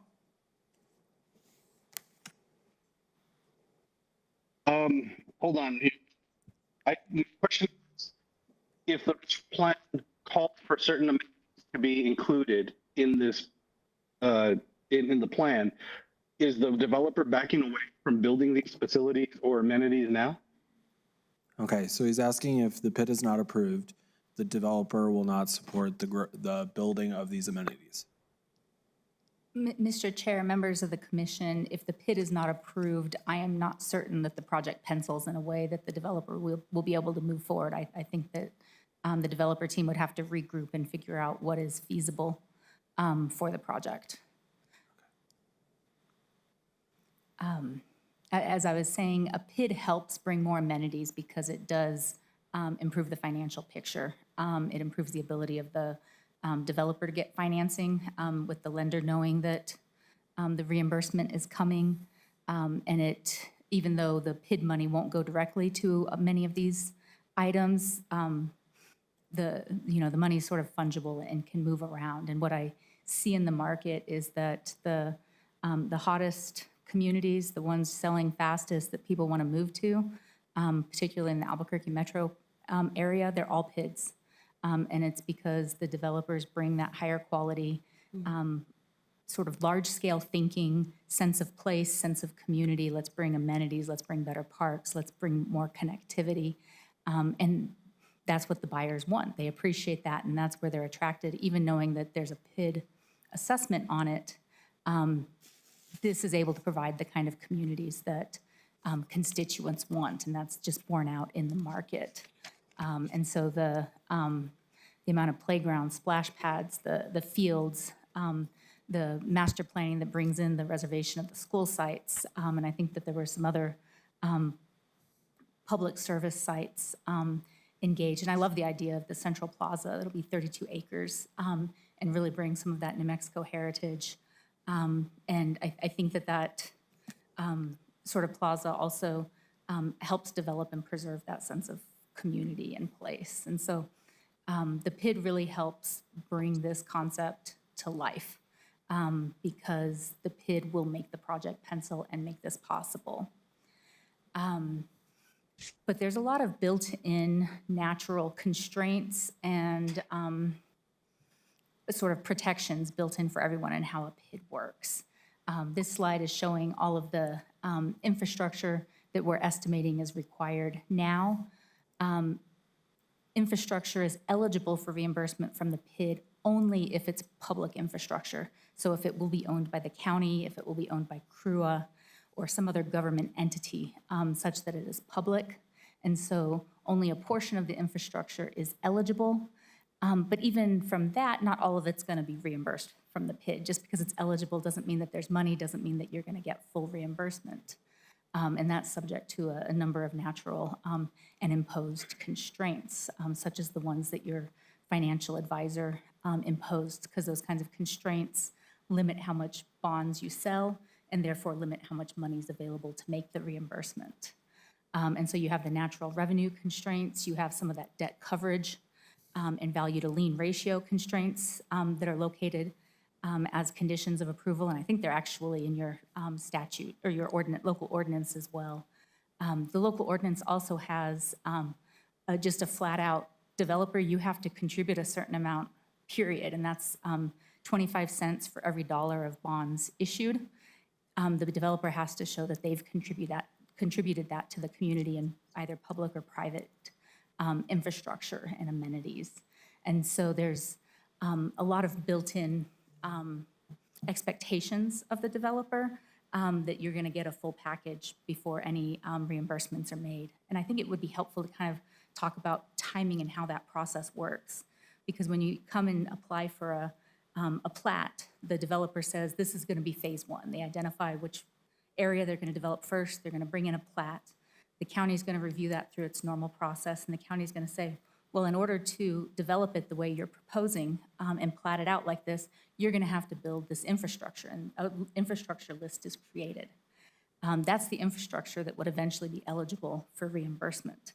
But the developer is first going to go through all the normal process with the county, sign all the agreements, do whatever the county requires, and then they're going to go out and build it after the county's approved the plans and whatnot. It's going to get the inspections that normally happen. That infrastructure has to be built according to county specifications and standards. The county gets to inspect it the way they normally do and give a punch list, go correct this.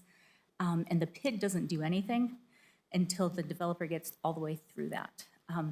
In our first application, we had proposed potentially being able to do some partial payments sooner to fund some of that contractor work before it was completely done. After meeting with Mr. Muirhead and Mr. Williford, the development agreement was amended so that absolutely nothing gets done from the PID before that infrastructure for that phase is completely built. And the city engineers have issued a letter and said, it is up to our standards, we fully accept it, you're good. Without that letter, the PID does nothing. And so the developer can't get the money and run away without the infrastructure being put in, because the infrastructure has to actually get put in correctly before any reimbursement is made. And so after that acceptance of the infrastructure, then the application's made to the PID. The PID could go sell bonds and then have money that would be able to reimburse the developer. And I always like the way that works because it's essentially an incentive-based or performance-based incentive, right? What we want is the developer to perform exactly what they said. We like those amenities. We like more housing. We want to bring these things to the community and to the constituents that need them. And it's nice to have a structure like a PID that can help facilitate that, but how do we know that the developer is going to perform and that we're not going to be investing this money or that the money is going to go out without getting that infrastructure, getting that development going? And the development agreement is written in a way that says no reimbursements made until all of that infrastructure for that entire phase is put in and completed and accepted. Can you actually talk about that a little bit? Because from what my understanding is that this is going to be done in 10 phases, and the bonds will be paid out as each phase is completed, not as each infrastructure part is completed.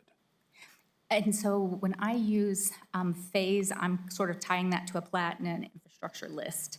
When we sell bonds, that may be based on property in one plat or two plats. It just depends on how large a chunk the developer does at once. So what guarantees do we have that the county is actually going to get a full 10-phase project? Actually, that's a question for our bond. What guarantees does the county have that we're going to approve a PID today or not approve a PID today, and that we're going to get a full 10-phase project completed? Mr. Chairman, members of the commission, I would say that you don't have a guarantee. I mean, you can approve the PID with the idea that there be 10 phases, but all of that is subject to market conditions, all of that's subject to housing, all the prices, all that's subject to development. I mean, there's a lot of variables that go into whether this actually pans out over 10 phases. So you have what Mr. Williford and I have done is create protections if this is approved to make sure that the district doesn't issue bonds where there isn't diversity of ownerships to make sure it gets paid. As Ms. Jacoby said, the situation where you issue bonds and the developer has borrowed that money and puts the infrastructure in and the development never goes anywhere, and all of a sudden you have the district with $10 million in debt and not diversity of ownership amongst property owners to pay it back, and then you have a default.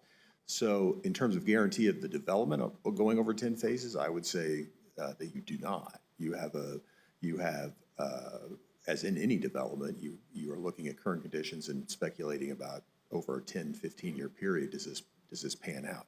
Our role is to make sure that the district, if created, doesn't issue debt, incur debt, create obligations that reflect poorly on the county because it was done before the development was fully ready. That portion of the development was in a position to support that.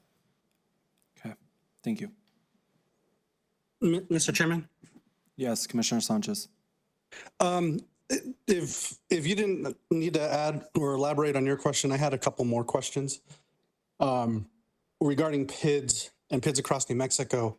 I was curious on, as was noted, yes, Bernalillo County does have PIDs. Are there any other PIDs that are notable that are right along the Texas or the Arizona state line?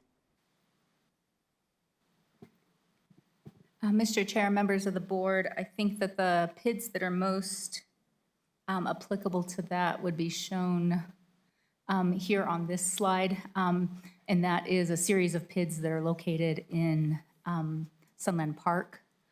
I can't picture any along the Arizona border, and I'm not aware of any others along the southern border, but we have PIDs in Los Lunas, Bernalillo County, Albuquerque, Rio Rancho, Los Alamos. But are there any that are on a border, that shares a border with another community?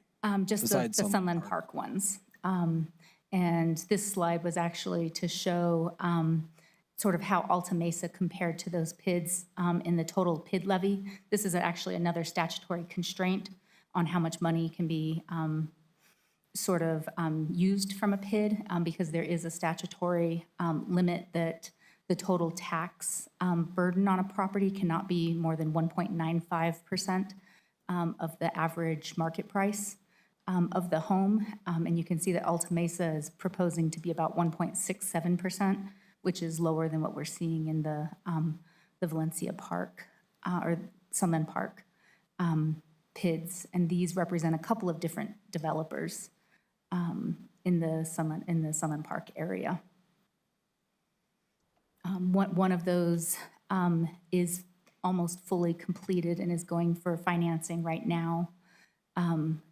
Two more of them, I think, are substantially started, and the PID is starting to operate now this year. Thank you. And the question, you mentioned that this makes ownership more affordable. And I guess, help me understand that, because it appears to me that the value, you'll have the value of the home, but now you're going to levy a PID on top of that. Yes, Mr. Chair, members of the commission.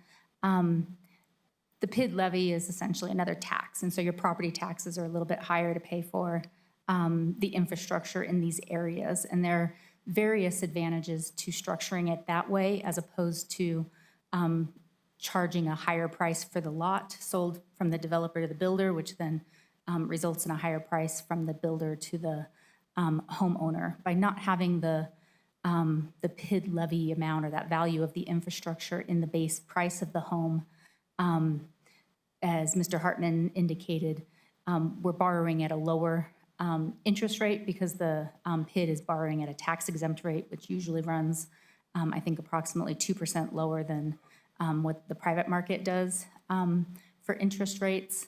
The rest of if the home price was higher, all of the rest of your taxes, everything that's based on the home price goes up, right? So your insurance would go up, your other property taxes would go up. When you sell your home, you would have to fully pay off that price, where the PID levy, there's no like due on sale clause. The way there is with a mortgage, you're able to simply pass that ongoing payment on to the next builder. Since average homeowner only lives in a property for 7 years, it's likely that you will see a lot of changeover there, and having the PID levy as opposed to a higher base price makes it easier for for property owners to sell the home at a later date if they want to move elsewhere. And then the other advantage that that has to the community is that we're not pushing the new construction price of homes up further in a way that would put more pressure on the existing home prices and potentially drive all of the market rates a little bit higher, because our goal is to provide more housing, increase supply, so that housing prices can remain stable and not be driven up. That's exactly what we don't want to do, right? And so those are the advantages, I think, of structuring it this way. Thank you. And I thank you for that. And I think one of the concerns I had was I thought from previous discussions about this is, really I guess what's considered affordable housing in this subdivision may not really be in the price range of some of the others. And some of the other concerns I have is that the reason I ask, if you're building in the El Paso metro area, one of the things that has made New Mexico, I would think, an attractive place to come and build a home is that our property taxes are less. Unfortunately, we have a state income tax. So now it seems with the PID, while it may make the development of amenities a little bit easier, people can go right over into El Paso, not pay sales tax, and I'll have to do the math based off of the levy that you shared a little, from the data you shared on the slide. But if you're going to be now saying that property taxes are closer to that of what they're going to be seeing in Texas, to me, that doesn't create a situation where people are going to want to live in Santa Teresa or in Doña County, because they can go up somewhere in the west side of El Paso and get the same, pay the same for a house. So it becomes more competitive or less competitive for people in this subdivision. And so that's what I look at. And I wonder, because I do want us to have development in the area.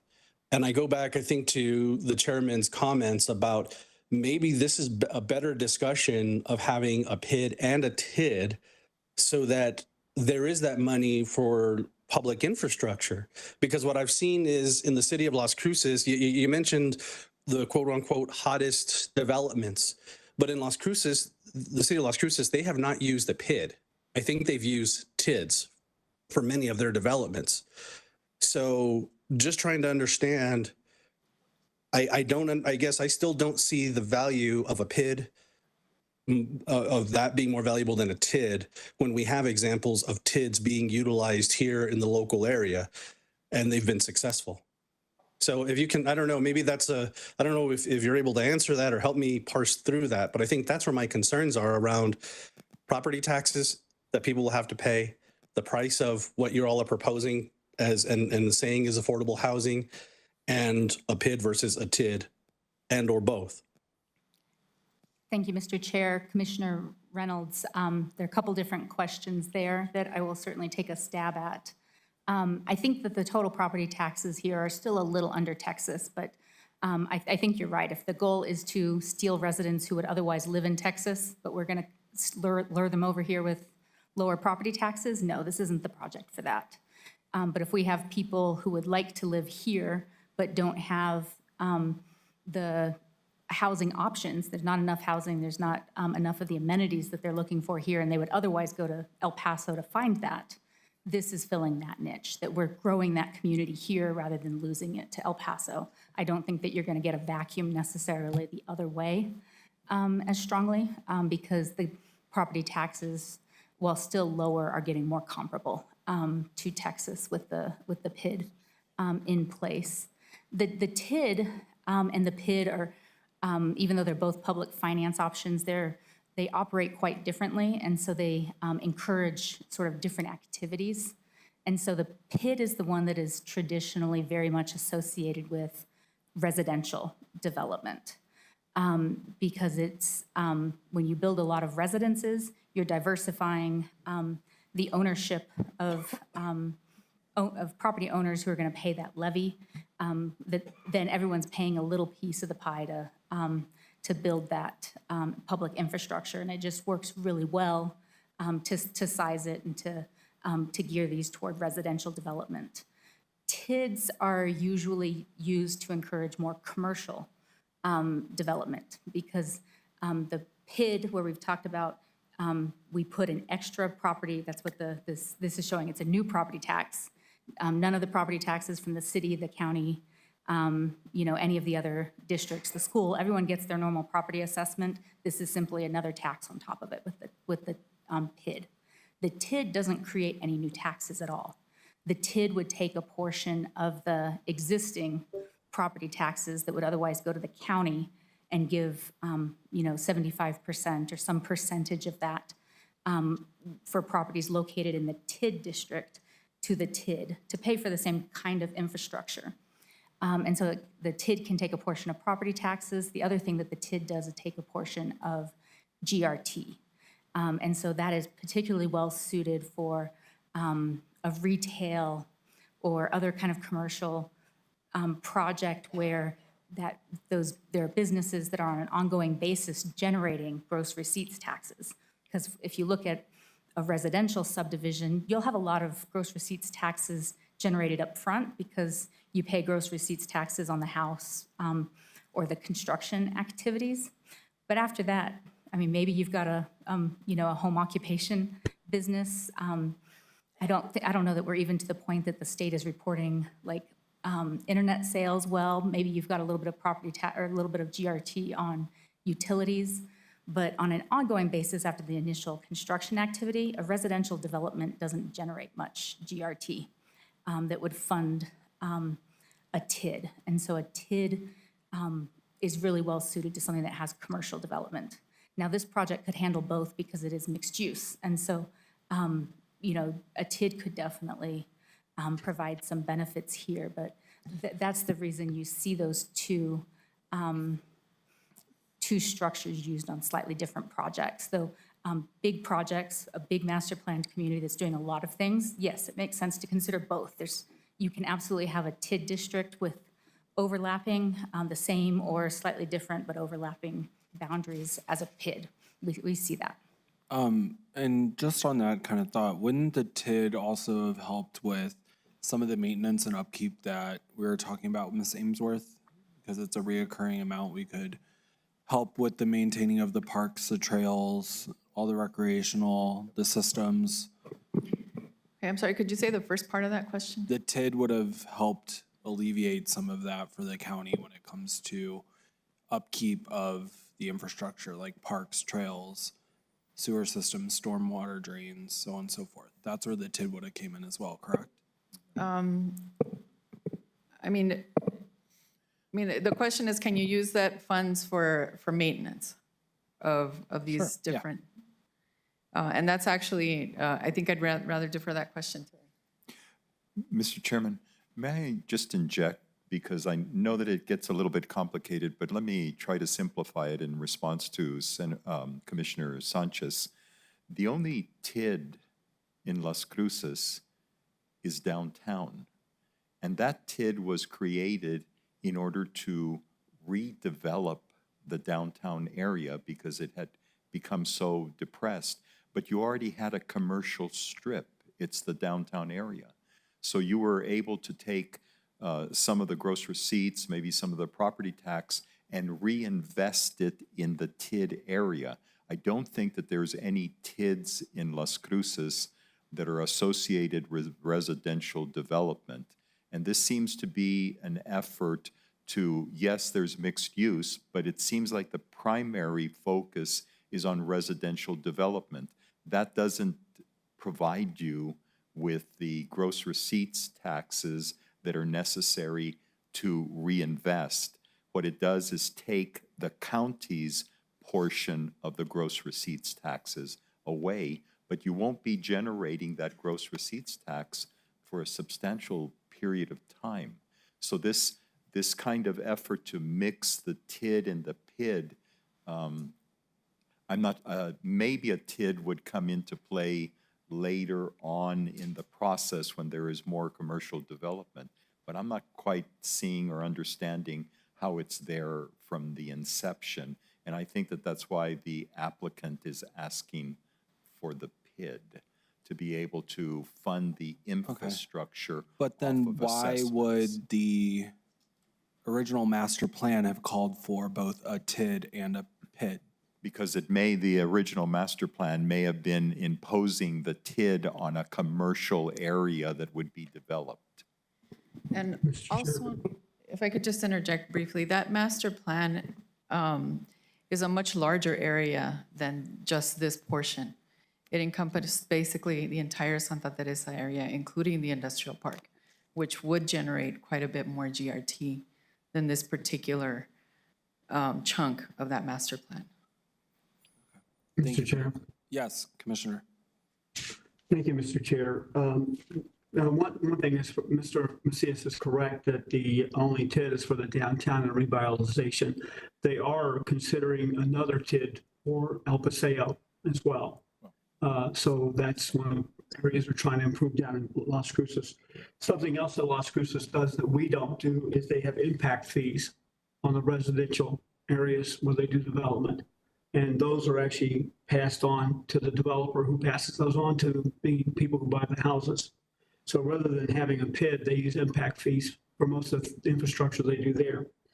I also agree with Commissioner Sanchez in yourself, in that if we do initiate a TID now as part of the project, that the areas that are going to be developed with some commercial property will start to provide money that we can use for parking lots, for parks, in recreation areas and things like that. We can use that money to build some infrastructure for other public areas. It just has to be associated with the area of the TID.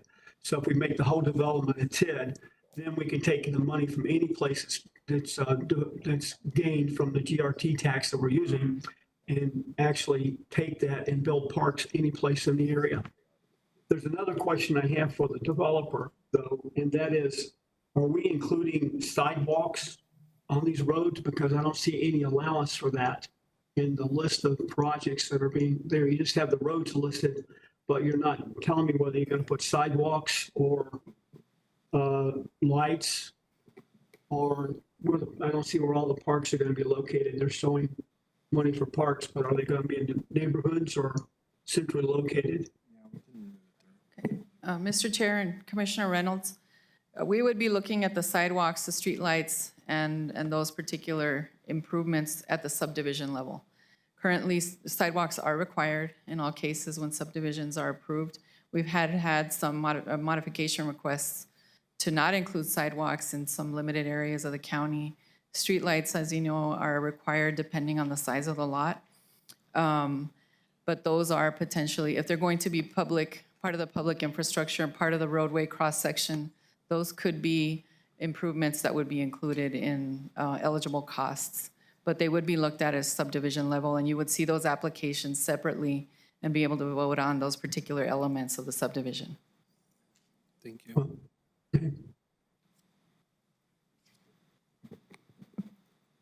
Oh, by the way, one more thing about the TID in Las Cruces. It was actually done over for 20 years, the current one. And the next one they're considering in El Paseo is also going to be for 20 years. So if we do it now, we could start together a little pot of money. If we wait, we'll have to wait till the development's done before we start getting anything. Okay, no, thank you for that. And I think that's my issue too, is that if we're looking for long-lasting development of Santa Teresa, we're looking at it and we're piecemealing it today. No. And I have reservations about that, especially because looking at the bigger picture, how do we have sustained long-term development and growth of Santa Teresa if we're not looking at the bigger picture? If we want to have a discussion about a TID, which I've asked to have, then we should be having one. If we want to do Santa Teresa as a TID to bring in more commercial and more infrastructure and more maintenance and more everything else, then why are we not looking at that today? As far as it goes, and I mean no disrespect, I really don't. But I had this conversation. This is what I wanted to look at, and saying that there's no support, whether it came from community development, which I doubt because me and Ms. Amesworth have had conversations about this, but it's a desire. If we need to look at the bigger picture, we need to. But today, we're looking at a piecemeal approach. And that concerns me with the development of Santa Teresa. And we've had a lot of people come out today and contact all of us about this. I think we need to get through the presentation. I think that's right, but it's just how I feel right now, is that we're looking at piecemealing a big part of our future growth. If I may, Mr. Chair. Mr. Chair? Yes. Thank you. Thank you, Mr. Chair, for the time. And I'm just going to make it very brief. I've been on CRUA for a few years, but without development and without infrastructure, there is no growth in the Santa Teresa area. There's no residential growth. There's no industrial growth. And that's just the end of that. So I know that the Santa Teresa area has been waiting for development, infrastructure, anything to get it started. I'm not meaning to disrespect anyone who is listening or here with us today, but we got to get it started some way. I was contacted by a developer that said he'd been waiting 30 years. Well, you know what? 30 years is just too long for me. This area is primed for growth. It's primed for development. And are we going to get it right every time? We may or we may not. But we do have a CRUA representative here that can answer questions regarding water, wastewater, and I don't remember any conversation about a TID, quite frankly. What is before us is a PID regarding this development. And so may I just urge this commission to move forward on the PID request and ask questions regarding the PID. It's a residential area and has been mentioned before by other people. This may not be prime for a TID. So thank you, Mr. Chair. Thank you, Mr. Chair, members of the commission. I would welcome working with the commission on a TID at a later date. I think that that could bring a lot to certain phases of the project. Because although we're describing a phased approach, I would say that's not a piecemeal approach. Phased is planning in a particular order at a particular time to get stuff in where the market will tolerate it and get it out there, and doesn't at all indicate haphazard. Because the developer... I'm not referring to Alta Mesa, I'm referring to Santa Teresa and the growth. I appreciate that. Nothing about the phases of Alta Mesa. I'm talking about the big picture of the master plan that's in place.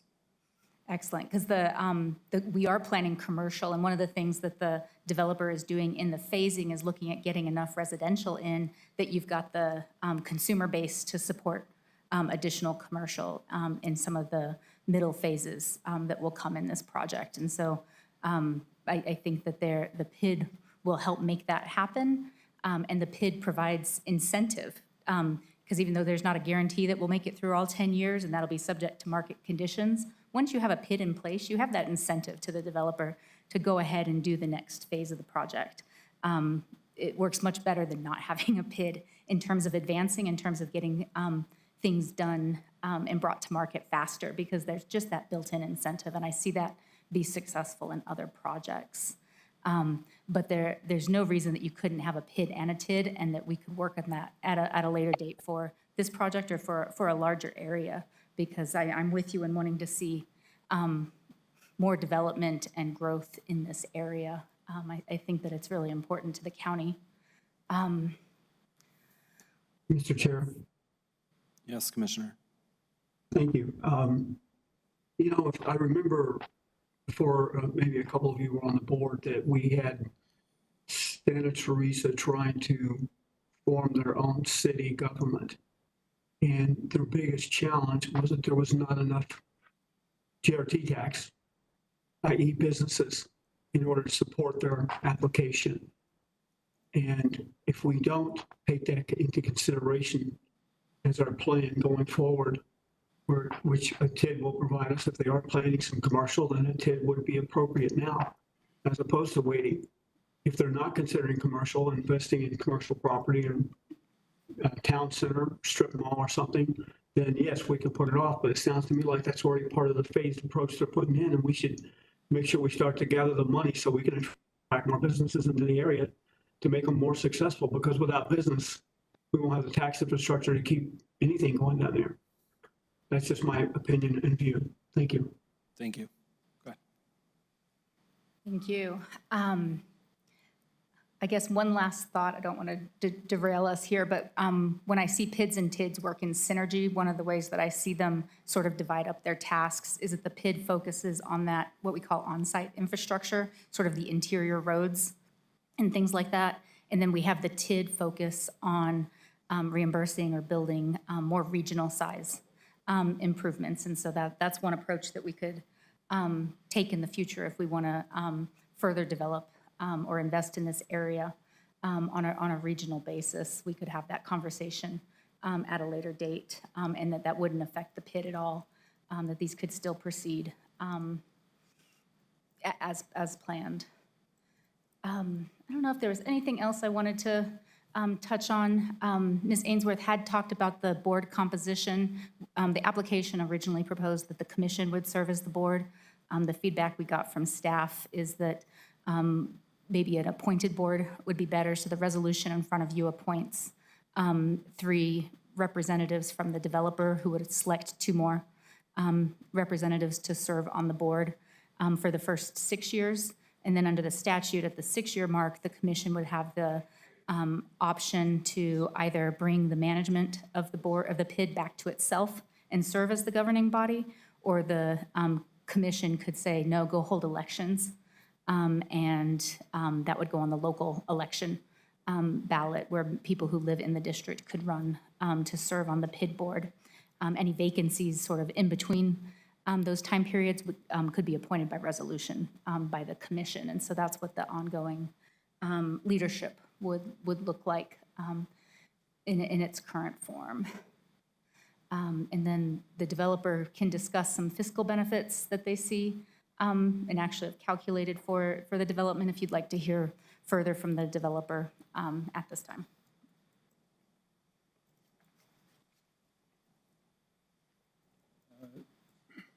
Chair Shaldo Hernandez, I just wanted to respond to your comments about the development and PID versus TID.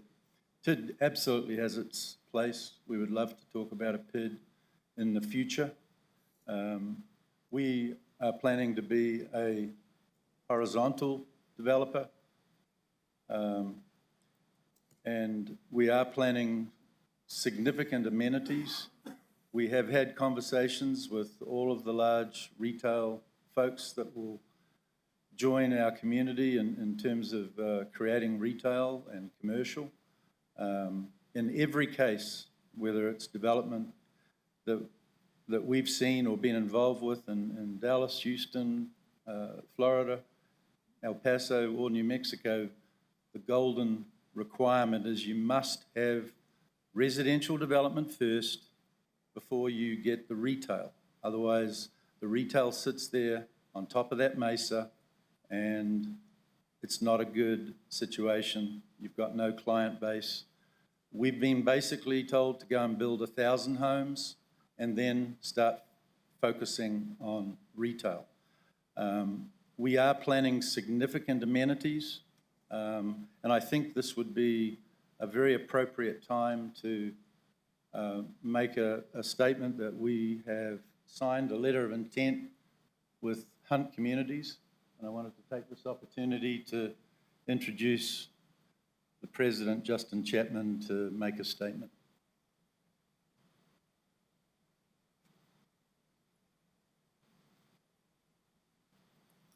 Good afternoon. Thank you, Chair. Commissioners, grateful to be involved and to have an opportunity to speak with you today. What I'd like to share is that over the past 6 or 8 months, I've been working with Alta Mesa. And again, my name is Justin Chapman. I work with Hunt Communities, which is a part of the Hunt Companies. Hunt Communities has been active in El Paso for probably 25 years. We've developed a number of neighborhoods. We've been involved with district financing of this sort. You've heard, as part of this presentation, and you've heard from the owners of Alta Mesa before, how these financing vehicles do allow for a better outcome in terms of neighborhood development. From El Paso, we've watched the Santa Teresa area in Doña County and the development that's taken place over the years there. We believe that today is a critical juncture. We believe that some of the activity that's been happening because of world and other events is really driving growth. We think there's genuine opportunity for terrific things to continue to happen in southern New Mexico. And we were grateful when Terry approached us to be a part of this project. And as he indicated, we've signed a letter of intent together. That does not mean that we are absolutely joined. We don't have a binding contract, but we are absolutely committed in the intervening months to continue to explore this project. And if it checks out the way that we believe it will, then we'll form a joint venture, and together we will develop this project. We believe that the PID is a critical component of that. And as I said before, we think that these vehicles allow developers to do great things and to raise the bar and to provide housing which is in genuine short supply. As you've heard before, we think that it also allows the homeowner to get into these homes at a little bit lower price than they might otherwise. We think in the long run that a successful residential neighborhood with commercial components, with schools and other things, is precisely the other piece of this puzzle that's so important for southern New Mexico. I'd make a final comment about world events. You guys know this, but with nearshoring and all of the transitions that's happening as people bring some of the manufacturing and other things to Mexico and to the United States, we think we are at an opportunity for super growth in this area. And we are very, very bullish as we look forward into the future and consider opportunities that exist both in El Paso and in southern New Mexico. So we'd be happy to answer any questions if you have some. Commissioners, any questions? No? Thank you, sir. Thank you very much. Actually, I do have a question, Mr. Chair. Thank you, Mr. Chapman, before you walk away. And to those of us that are listening that are not understanding nearshoring and the potential for the Santa Teresa industrial base, would you just very briefly explain how that can help the southern part of the county grow? But in growing, we have to be able to provide housing for workers and such. If you would please be so kind. Yeah, so it's an interesting geopolitical and other events, but as we started experiencing the realities of COVID and we started looking at this complex world that's developed and started asking ourselves, is it in fact the very best idea to have one part manufactured perhaps in China, another part in Vietnam, and maybe there's some manufacturing in other portions of Asia, and then to figure out a just-in-time delivery system where you're able to deliver all of these parts or even manufactured products and get them into a market where they can be delivered and purchased in an efficient manner. We really discovered that there was a breakdown in that system, that there were some inefficiencies. As fuel prices spiked, there were some questions about whether that in fact is the best way to do things. So I think globally, the world is asking itself whether there can be a transition in that. So what started to happen is that a lot of people who have set up manufacturing bases in other countries are realizing that it may be a better idea to have those products manufactured in Mexico.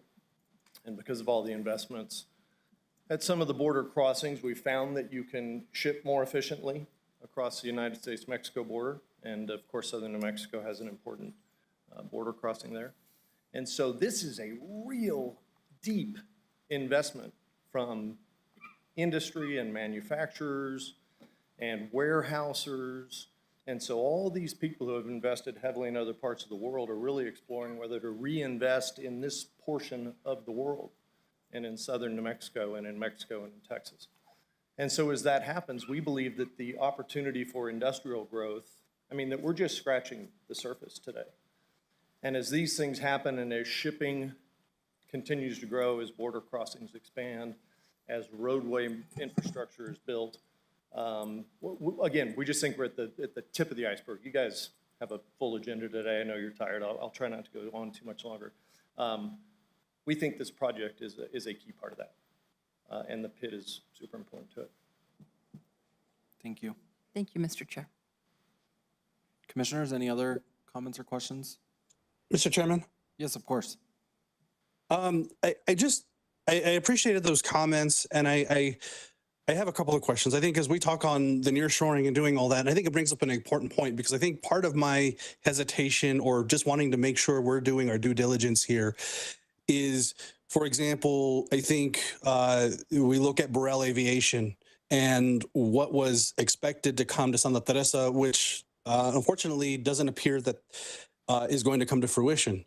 And so I think we want to continue with the development of Santa Teresa, but I don't want to pull the trigger on something that is not a full story yet. And so I want to make sure that we understand that like I said, I am all for development, and I think it helps Doña County, it helps Southern New Mexico, and it really helps the Borderplex area. But I want to make sure that we're looking at this the right way, because I just want to understand better, why is it that the original plans called for a PID and a TID? I think as the gentleman from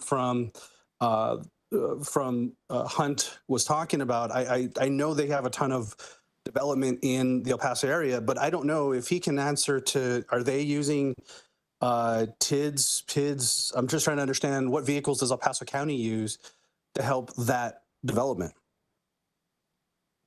So one of the vehicles that we've used in El Paso are municipal utility districts, which is similar, although that is a tax as opposed to an assessment.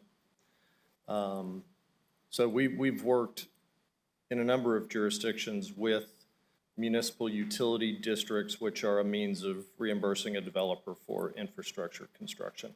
And I know the city of El Paso has at various times approved, at least in El Paso, it's called a TERS, which is a tax increment reinvestment zone. That's similar to what I'm hearing you describe today as the TID, where a portion of tax revenue, instead of it going directly to the county's coffers, would go to fund infrastructure. And they've also used municipal management districts. So El Paso does use these vehicles as well. Okay, thank you for sharing that information. I appreciate it. Thank you. Wonderful, thank you. Any other questions, commissioners? I was just going to make one more comment on a TID. So the value of a TID largely is in commercial projects, which I think has been established by a few others here, where it's incremental value created by a commercial use that's been put in place. Whereas for a residential portion of a project, there's not really commercial sales coming out of homes, right? And so a TID, if you were to overlay a TID to this whole project right now, the impact, the fiscal impact would be very minimal. Like my ability as a bond underwriter to underwrite more bond proceeds if there was a TID overlaid on this project as of today would be very minimal, because a bond investor would look and say, well, what value is being produced? What sales are being produced on 1,000 homes? And so I think a TID is an incredibly powerful tool that can and should be implemented. I would suspect the developer would be delighted to follow up and put a TID on portions of this project, but putting a TID on the project today wouldn't really generate a lot of proceeds today. I think as I think the cliche is retail follows rooftops. And so I think this sequence of events, as Jenica pointed out, is establish the residential through a PID, and then as the project develops and the commercial becomes more of a reality, where there actually is commercial demand, at that time, I think it would be a very smart idea to come back to you, commissioners, and apply for a TID and help, access that potential financial tool to continue to stimulate the growth that I think you're trying to think about big picture. And so I think with that, I think Devin had one additional comment.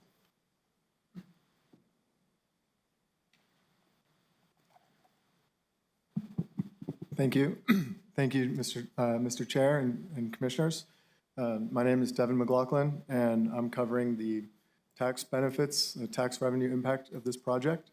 This slide has been up for a few minutes now, so hopefully you've been able to look at it. I think at a high level, this project is bringing about 4,500 homes, 1.8 million square feet of commercial space to this county. And with that will come a lot of tax revenue. Specifically, we're expecting this to generate $353 million in direct tax revenues to the county over the next 20 years. And the way I like to think about that is if everything was there today in today's prices, this would be about $16 million a year in tax revenue to the county. I saw a recent public meeting with the FY25 budget. I think this would be about a 5% increase to the county's budget just from this project alone, assuming a full build out, right? I want to note that these numbers have been reviewed by the county treasurer and our financial advisors as well. Let's see, is there a way to go to one more thing on this? I think it's also been mentioned, the one-time GRT in construction. There's about $20 million in one-time fees and tax revenue to the county as well, primarily in construction GRT and other permitting fees and other fees. So as we look at the breakdown of the 20 years, the first phase is only about 230 homes. It starts a little bit slow, but once it gets going, this is the type of thing that will be very stable tax revenue to the county. It will only grow as home values go up, as commercial revenue per square feet goes up. You can see this sort of takes off, as the 20 years go on and much further into the future than that. The last slide I want to go over is just the overall benefits to the state across, county and state governments. So, including all of the GRT, all the property taxes with no split, plus state income taxes, this would generate about $1.5 billion in tax revenue across the entire state over 20 years, which would be about $64 million a year at full build out in today's values. So I'll open it up to any questions if there are any. Any questions, commissioners?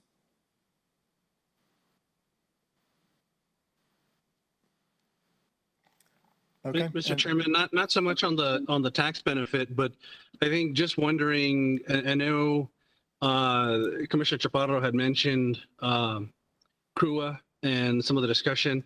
I'd love to have a better understanding of what what we're seeing with the infrastructure, because I know we had some discussion a couple of weeks ago. I think we have some understanding of kind of what's at least the current status of CRUA. But if we're talking significant growth, I'd love to understand what it is in the plan for CRUA to be able to keep up with this sustained growth, if given where they're at the moment, and without having at least what is the plan for infrastructure.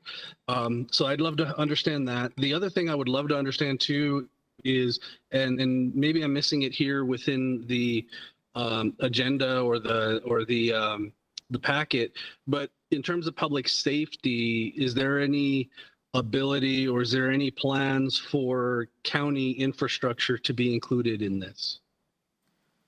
Mr. Chair, Commissioner Sanchez, I can answer the second question, and then because we have JC here, if it's okay, we'll bring him in for the first question. So going back a few slides, we do have a 4-acre site. It's on the southern end, sort of in the middle. It's a little dark orange rectangle, for emergency services. And so that is something that is also planned in the PID and we believe is strongly needed. And then in terms of CRUA, Mr. Chair, is it okay if we bring JC up? Of course.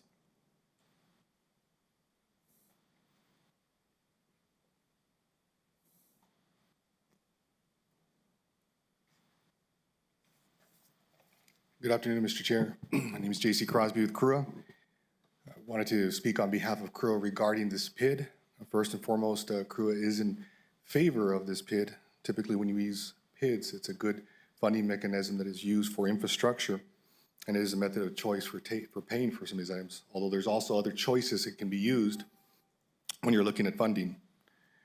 This PID addresses utility improvements to the water and wastewater needs, and that includes the expansion of the water and the wastewater lines. This also includes the installation of lift stations. There are some areas of opportunity, though, for the PID, and those areas of opportunity that we're looking at is water storage, wells, handling of effluent, expansion of the wastewater plant, and one of the items that I would recommend to this board when you're reviewing the PID board is that CRUA may have a seat at the board as one of the members. It would be one of my recommendations so we can oversee the utilities portion while it is being played out. In regards to one of the questions that was mentioned on there regarding infrastructure, this PID is addressing one item. As development is taking place, we are certainly looking for if there is an area that is not being addressed. At that particular point is when our on-call engineers will begin to look at those areas and have those gaps in place to say, hey, this item is not addressed in this particular PID. So we have to come to either an agreement or we look at impact fees, which is another chapter and a page that we're looking at where we've paired up with the city to look at those impact fees. And now with the extension of the JPA, now we're bringing in the possibility of having to be able to go out for bonds because we have a 25-year continual. So there's other mechanisms that are in place. This is just one of the mechanisms that is used to play out and to build out development.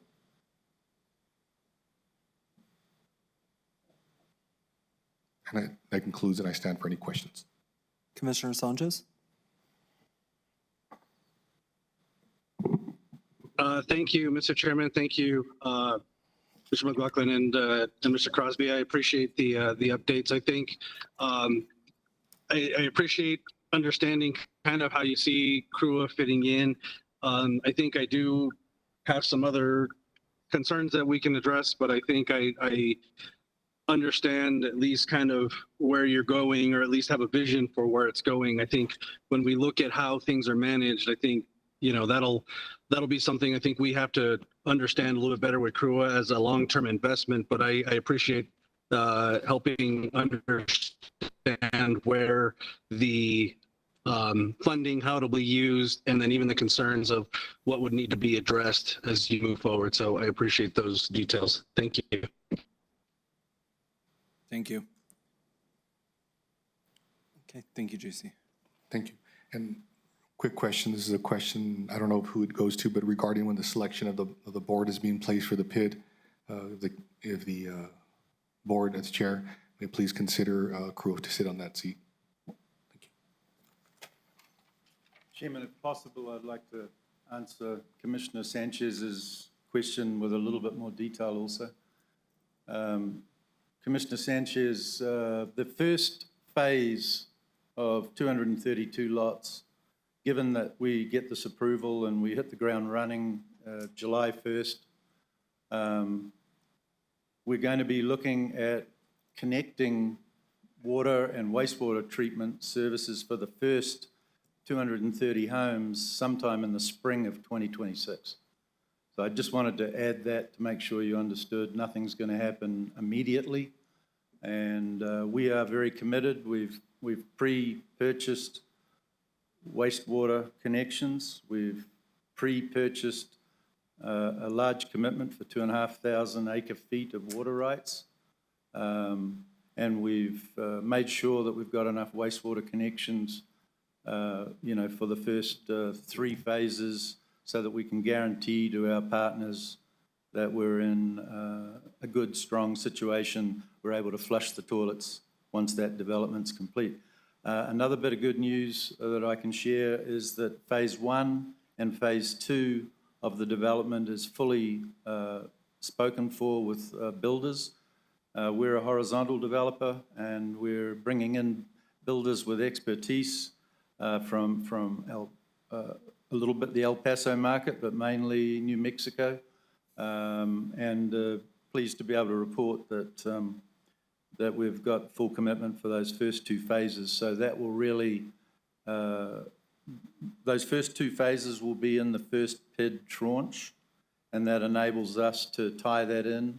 And for the record, the reimbursement mechanism for the PID only allows us to get that reimbursement once we've made a sale and transferred those lots to a third-party builder.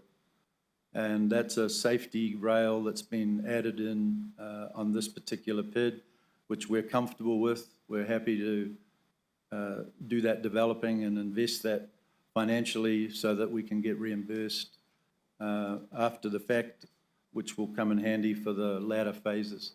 Is there any other questions on that? Any questions? No, No, I appreciate that. Thank you for the update, Mr. McLaughlin. Thank you. Ms. Ainsworth, I have a couple questions, concerns. Yes. All the above.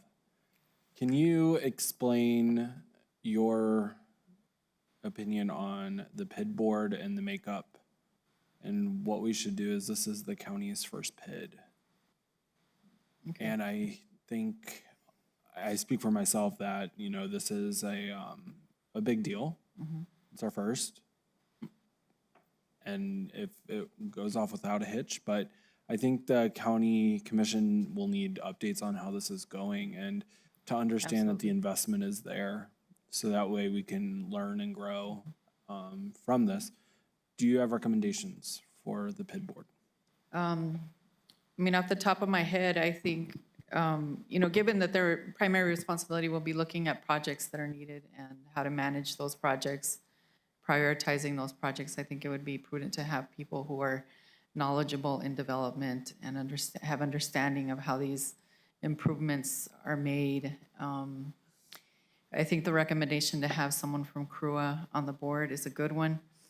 Beyond that, I think, you know, looking at people who may live in the area and have expertise in different areas of development, I think, is something that we should be looking at. Okay. And then do we make that decision today? With the specific composition of the board, no. Yes. Okay. Go ahead. So, Mr. Chair, members of the commission, so the resolution does include the recommendation for the board, which would be 3 members of the development or the developer with 2 additional seats. That is subject to your decision. You can either keep it as the county commission being the board, or there could be further discussions about who will make up the board. But the resolution, if you adopt it today, does have language in there that appoints 3 members with 2 additional seats to be appointed. Okay. So just so you're aware of that. Okay, so we do need to make a decision today as to the board makeup. Does that mean we have to appoint the people or just the board makeup? Board makeup, Mr. Chairman. So you could either, the statute says that in the formation resolution, you appoint the specific members of the board. I have seen that you could also approve it and come back with a supplemental resolution for actually appointing who the board would be, whether that's the commission itself or then after discussing it, you all select 5 members to do it. So if you want to move forward with the resolution and this is an issue for further discussion, I think you could amend it to remove the section on the board subject and just say that is amended to be for supplemental resolution. Got you. All right, thank you. Hi, Ms. Ainsworth. Mr. Chair, just one last comment, if I may. Of course. Thank you, Mr. Chair. And I'm going to echo Mr. Crosby's suggestion that CRUA must be seated at the board because just of the infrastructure issues and the growth and the wastewater and water connections. It's so important that they be seated at the board instead of being told what is expected of them once any project goes forward. Thank you. Thank you.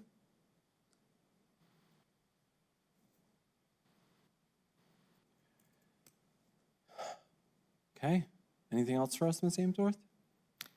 I have nothing else unless there's further questions for me. Any other questions for the developer or bond attorney, Ms. Amesworth? I do have a question, Mr. Yes. Chair. So if the development, if it gets approved in the future, will there be any streetlights and sidewalks at this development? Maybe you can answer that question for me. Thank you for that question, Commissioner Murillo. Thank you, Chair. Absolutely. In fact, I'm pretty proud to announce that this development will be fully compliant with the UDC code, which requires LED streetlights and sidewalks. It increases the size of the roads, requires a lot more green space, and so it's going to be a beautifully lit community. Thank you. And the reason I asked that question, because I do have a lot of constituents in my district that one of the top priorities is infrastructure, right? Streets, lighting, and sidewalks. Because of many, wanting to, use the sidewalk instead of walking in the street, and that's why I asked that question. But thank you for the answer. And you're welcome, and it's going to be a very walkable community with 8-foot wide bike and walking trails as well, and it'll all be landscaped, so we're definitely encouraging a healthy lifestyle. Thank you.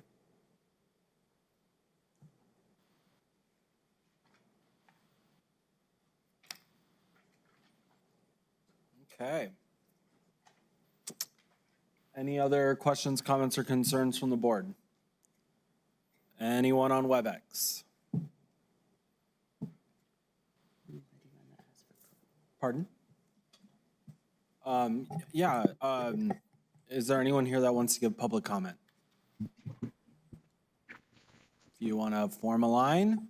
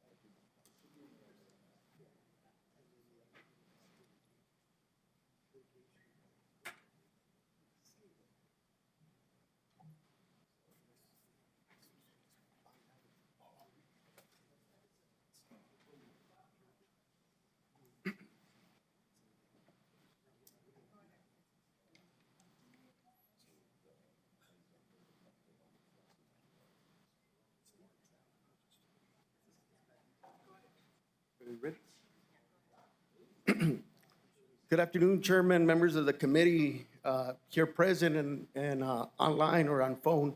My name is Jesus Octavio Carrasco. Just for the record, I am from Mesquite, the community of Mesquite, the town of Mesquite. Just real quick, I did over 25 years as a volunteer firefighter in the community of Mesquite. I started as a junior firefighter. Don't let the county attorney hear this, but probably when I was 14. You guys know me, I do a lot of things for community. Put me the turkey drive guy. I'm here today to talk about the importance of the pit and to address some of the comments from Manny. And I guess I would like to say I love his passion.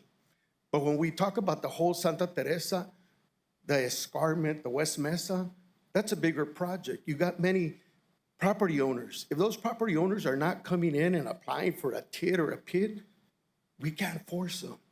Luckily, I met Terry and Lola in about 2017, más o menos 2015, and got to know them. And I brought them here, and that's why they're here. We want, me as a community leader, and I want to be very clear, today I'm here as a community leader, as a constituent, a taxpayer. I'm glad they're here. We need these people. And Jerry Pacheco is one of my masters, one of my teachers. I'm glad he's here.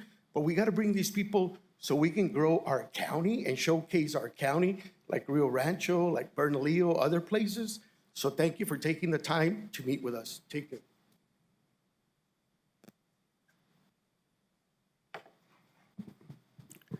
Well, good afternoon, Mr. Chair, members of the commission. My name is Davin Lopez, President and CEO of Mesilla Valley Economic Development Alliance. Let me start off by saying I'm not here representing the voice of my entire board today, only because we haven't had a meeting to discuss it. I have, however, spoken to many of my executive committee members. Two of them, which were here earlier, they just couldn't stick around. Lorenzo Alba, my chair, and Gilberto Moreno, who, as you know, is a big stakeholder in Santa Teresa, and both of them provide their support to this project. I am here, however, to talk to you today about having been in economic development here in the state of New Mexico for 20 years, 15 years of which have been here in Doña County. And I will tell you that from an industry recruitment perspective, the biggest challenge we always have and have had in Santa Teresa, whenever we take a client up there, we can paint a vision for them of what is to come, but they look around and they do not see one house. And housing, workforce housing, has always been important. Nationally, it's even more important today than it has ever been. So they look around and they say, where am I going to get my workforce? Now, that has been the issue with every single client, and it's been one where I think we've lost projects along the way. In fact, I know we've lost projects, and I think having worked with Jerry Pacheco for the last 15 years in this, he can attest to that as well.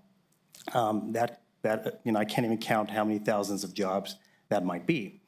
The other challenge we have has always been fighting for funding at the state, and I can tell you it still goes on today where you have some representatives from northern New Mexico or Albuquerque, and they're like, why are we investing in Santa Teresa? We're only benefiting El Pasoans because a lot of that workforce is coming in to fill the jobs. And we've always been saying, hey, this is a means to an end. We get enough workforce out there, the housing will come. 15 years ago when I first started, Verde had a very similar development. Verde Development had a similar development plan out there. It didn't happen. I can tell you with a guarantee that if that plan would have happened 15 years ago, we would have been much, much further along in economic development than we are today. I see my time has expired, but I just want to say that I'm in full support of this project. We need housing. If not now, when is it going to come? I don't know if I have 15 years left. Thank you. Good afternoon, Mr. Chair, members of the committee. I'm Jerry Pacheco. I'm the president of the Border Industrial Association. This is my 33rd year working in that industrial base to develop Santa Teresa. Starting off with Governor Bruce King back in 1991. I was part of the group that helped open the port of entry, which eventually got opened in 1993. Santa Teresa is an interesting project because initially it went very slowly, but we started building momentum, getting some anchor tenants.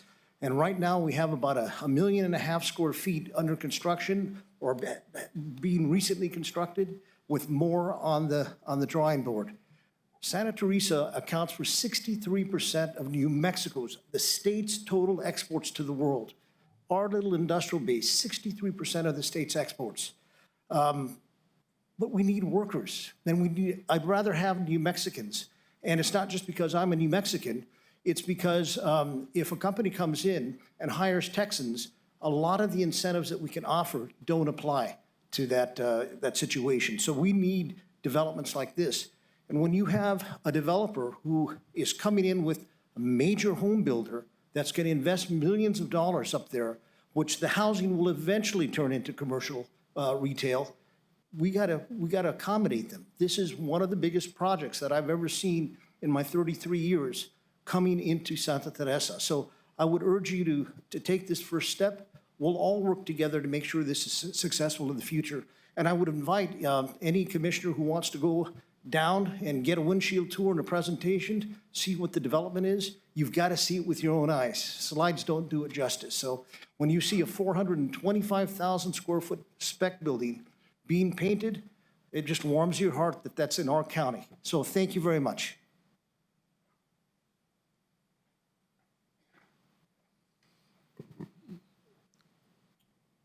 I forget always how to address you guys, Mr. Chair and commissioners. Just thanks for this time. This year I was placed on the Affordable Housing Committee by the governor, and one of the tasks that they give us was to how do we spur on housing development and increase supply, and where's the best place to spend the taxpayers' dollars to increase housing supply. The result came in with Senator Padilla, along with Senator Garrett, along with Senator Dixon, along with Senator Cerrito, where they sponsored a bill, 195, and it was passed. In that bill, it was awarded, they awarded funds to be used for housing infrastructure. What we ended up trying to figure out is where is the best bang for the buck? Where can we spend our money and get the most housing out of that? And what we ended up finding out is that if we put it to infrastructure, that was the best way to get housing there. It was very difficult to find any other mechanism that would give us as much results and as more housing than infrastructure. And so I'm very supportive of this. It was something that we found out going through that board through about 6 to 8 months of everybody in that room trying to figure out where do we do it. And this is identical to, this would be one of the jobs that we would love to see happen on a state level, that we were trying to figure out how do we get the small municipalities to fund and create housing. The second part I wanted to let you know is I'm a home builder, KT Homes. We've been here in Las Cruces for 30 years. My dad started the company, and I've been now building it. We're really excited to build down in Santa Teresa just because of the job growth. If you try to find a place to build homes, you always try to find job growth. And the Santa Teresa area is a wonderful place to do the workforce housing. So we're really excited for this to come through. Hopefully you guys can be supportive of the PID. This would be something that we love on a state level through that little committee that we were on. You see 4,400 houses come up in there. It was a wonderful thing. Thanks.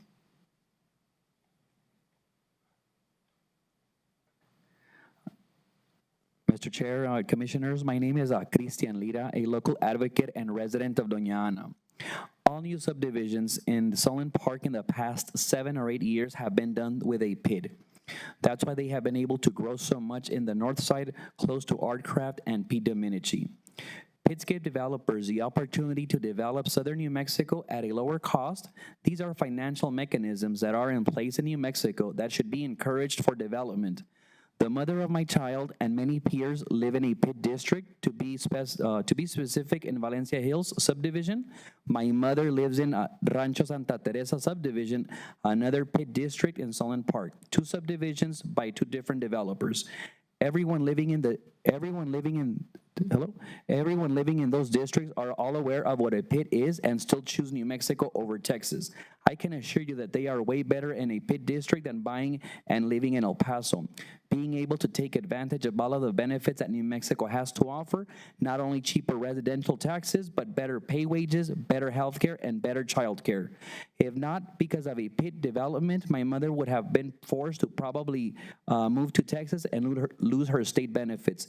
The wait time for a home in the area is over a year. Hopefully this development provides the much needed rooftops for the region. I urge the board to consider the approval of this PID for the betterment of our region. Cristian Lira.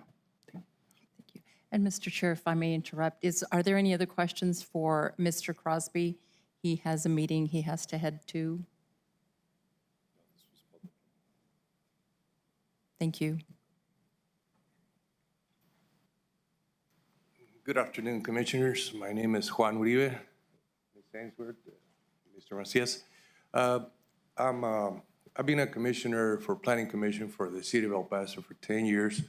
I'm an international promoter of the area, and I represent several developers in building and developing properties. In the area, I was responsible to bring Foxconn to Mexico.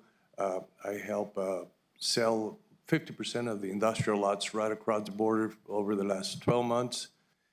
We help bring Love's truck stop down there in Santa Teresa as well. And the points that I want to bring to your attention is if we can develop a residential in that area, we'll be able to provide housing for all the employees that right now drive to I-10, creating a bottleneck, as we know, on aircraft and I-10.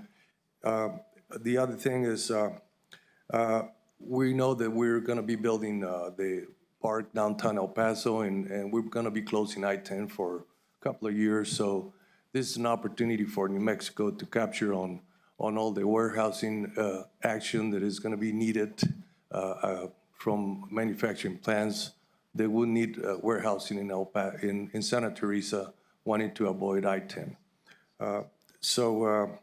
Again, I want to be in favor of this project. I hope we, get this housing going because it's needed in the area. Thank you.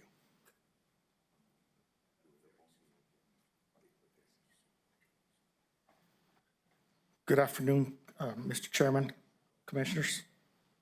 I'm here to read on behalf of Lane Gaddy, who has many Santa Teresa-related interests. He is CEO of W Silver Recycling and managing partner for Santa Teresa Capital, Santa Teresa Giant, and Lane Stone One.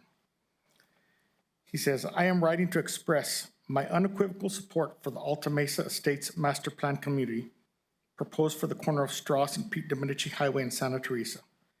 This is a crucial project that will bridge the vital remaining residential component and significantly accelerate development in the West Mesa industrial area and serve as its gateway. Over the past 3 years, Terry McLaughlin, the principal of Alta Mesa, has shared his vision and his plans for this area with me. The development is a substantial benefit to the stakeholders in the area, offering restaurants, retail, medical, and community services that will enhance the quality of life for residents and employees in the area. More importantly, the lack of residential options on the Mesa is a significant inhibitor of future growth and deterrent of outside capital to invest in the area. This project simulates growth in the industrial sector, addressing the community's needs of hotels, schools, and retail spaces, which make it easier to attract more businesses and perpetuate the growth cycle. The Borderplex region is excited about this development as it will not only meet the current needs of the community, but also future-proof the area for growth and solve this obvious housing shortcoming this area has been battling with. One of our biggest challenges has been attracting and retaining employees due to the lack of workforce housing in the area. Many of our staff are forced to commute over 45 minutes each way daily from Las Cruces, Chaparral, or Horizon City. Having workforce housing nearby would be a game changer for our businesses and our employees.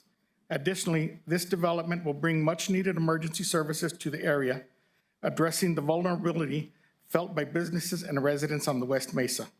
In summary, the West Mesa community is relying on your support to approve this long overdue project, which is a key component of our community's future. I regret not being able to be there in person due to international travel, but I am following the proceedings closely and hopeful for a positive outcome. To date, the projects I have invested in have brought over $100 million in direct investment from myself and my partners. That is a drop in the bucket to what the approval of this project will ultimately lead to. I will say freely that it is my belief that this project is the most catalytic in the entire region. Due to the investment, this will unlock the fortification of the state's future along the Mexico border. Thank you for your time and consideration. Sincerely, Lane Gaddy.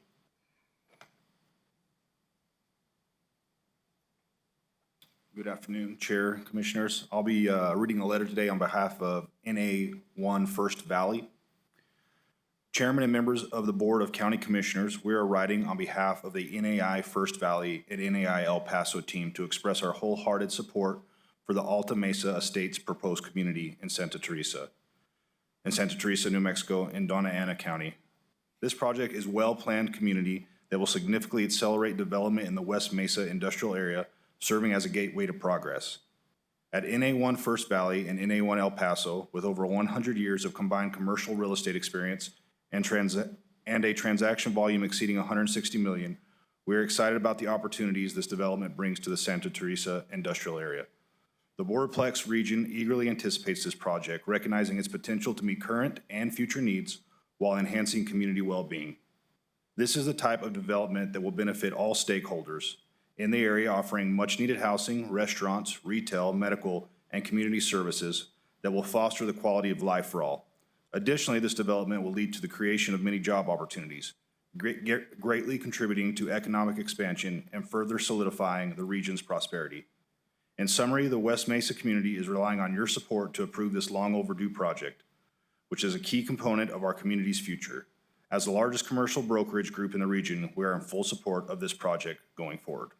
Thank you.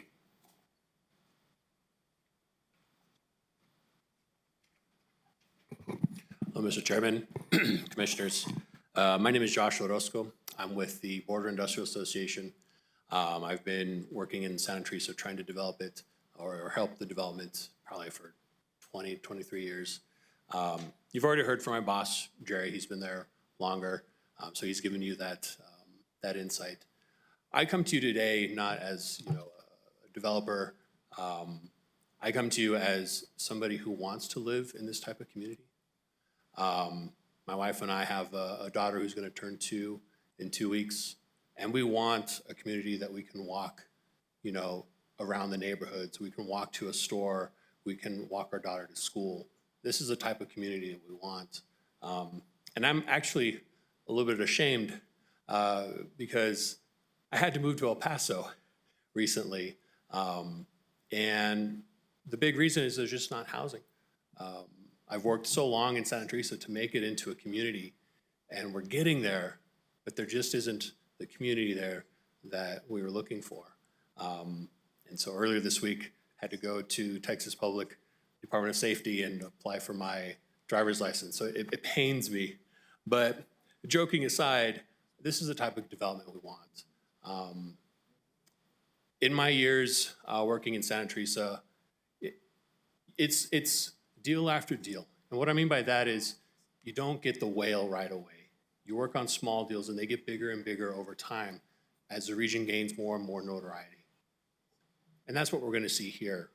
We do this development first. We're going to bring more and more in. And that's not to say that this is a small development. I've seen the plans. This is a great community that we're going to be putting together. It's a great way to start, but it's the tip of the iceberg. We're going to continue to see that development on the housing and the commercial side. So I urge you to support this bid today. Thank you.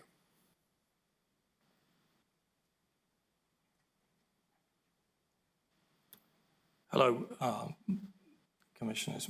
My name is Sean Farley. I'm a real estate broker in El Paso and New Mexico. I got into real estate.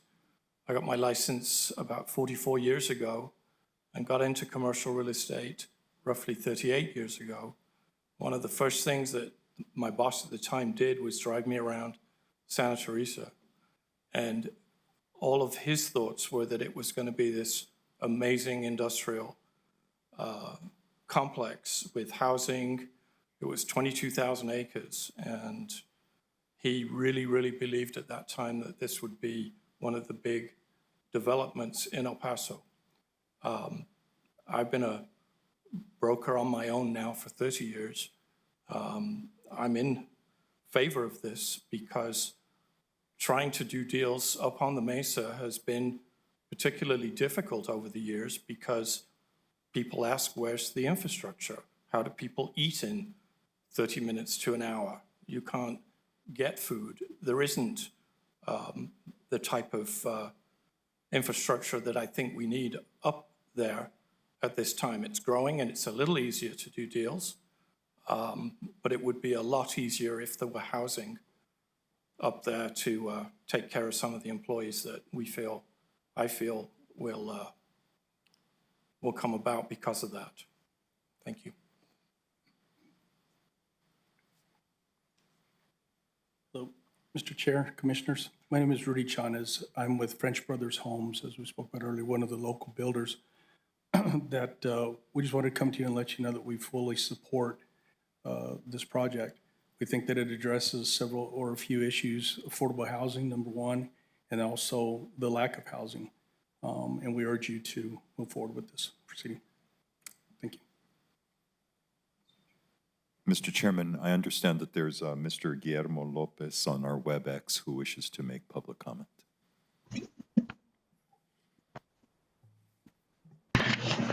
Good afternoon, Mr. Chairman, commissioners, representatives. Thank you so much for the opportunity to talk to you. I'm very happy about this meeting, hearing so many questions from all different angles. That means that all of us were doing our homework, trying to think and project a community. Basically, we have an opportunity, a unique opportunity to create a new community here in Santa Teresa. As you know, we are here in the industrial area. I'm the chairman of the Border Industrial Association. I'm representing Monarch Litho here in Santa Teresa for over 18 years. And all this time, we just have some industries here being in the park, but this is the first time that we're hearing about a project that can integrate all of our employees to have affordable housing, school, playgrounds, central plaza for commercial purposes, and that's unique. We're talking about infrastructure. Yes, we will need all the water for our community. We're talking about what it can create to our community, to our people. Other things like, for example, we haven't discussed is Dominici Highway. It is a highway, and we in the industrial park, we want to keep it that way, meaning that if we decide to grow this housing project, we want to make sure that there is no accident that is going to be happening or increasing in this area. So in other words, if we work together as a team, all different political governments, industrial park, and whatever other entities need to be involved, different representatives from the government, we can create a very good community. So we are in full support of this project. Thank you so much. Is there anyone else on WebEx? I don't believe so. No? Okay.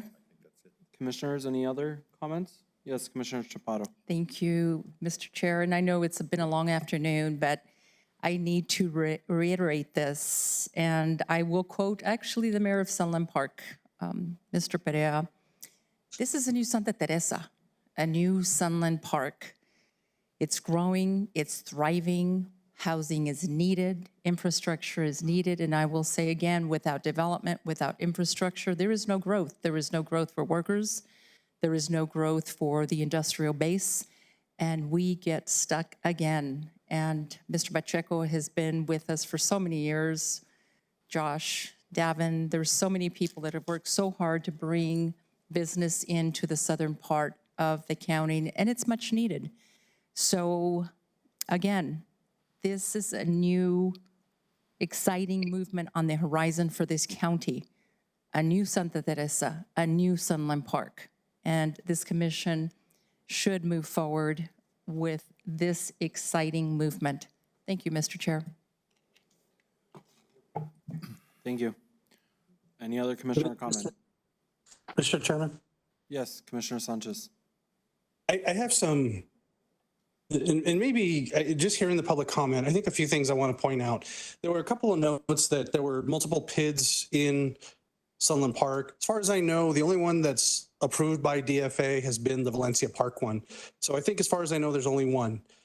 I would love to understand what is considered everybody's been throwing around the term affordable housing. And I'd love to understand what that definition is, because I think when I think affordable housing is going to be a different definition than I think what people are saying. And I want to make sure that we understand exactly what is being said as quote unquote affordable, because I don't want people to feel like we've been hoodwinked or misled or anything like that. So I want to understand from the developer, what are they looking at for prices in the area?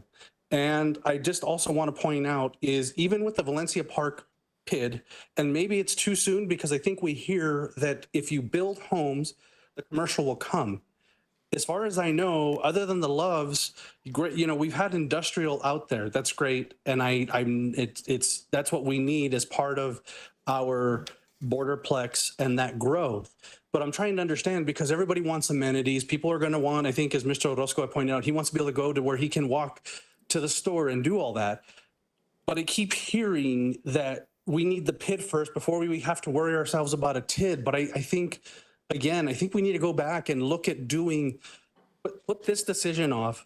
Let's do a TID with it, because even with the PIDs that exist in the Santa Teresa area, I'm not aware of any major commercial growth that have come yet. So like I said, so let me kind of hopefully put that in a nutshell. One, what does a developer think is affordable housing? So that way I understand what kind of price range we're looking at. And then two, I hope we can get some clarity on, am I missing the commercial growth that's come with the PIDs? And the third piece is, can we get confirmation that the only PID in Doña County right now is Valencia Park? Because like I said, I heard statements that there are more, but per DFA's website, there is only one. Mr. Chair, members of the commission, this is Jenica Jacoby from the Rody Law Firm again. I can respond to the third question about the PIDs that have been formed in Sunland Park. I think that they have formed approximately 6. There's only one that has already imposed the levy and files budget reports with DFA, and so Valencia Park is the only one that's shown on that list. There has been some significant development, and I expect 2 other PIDs in Sunland Park to impose the levy and have a budget this year. Thank you, Chair. Thanks for that question, Commissioner Sanchez.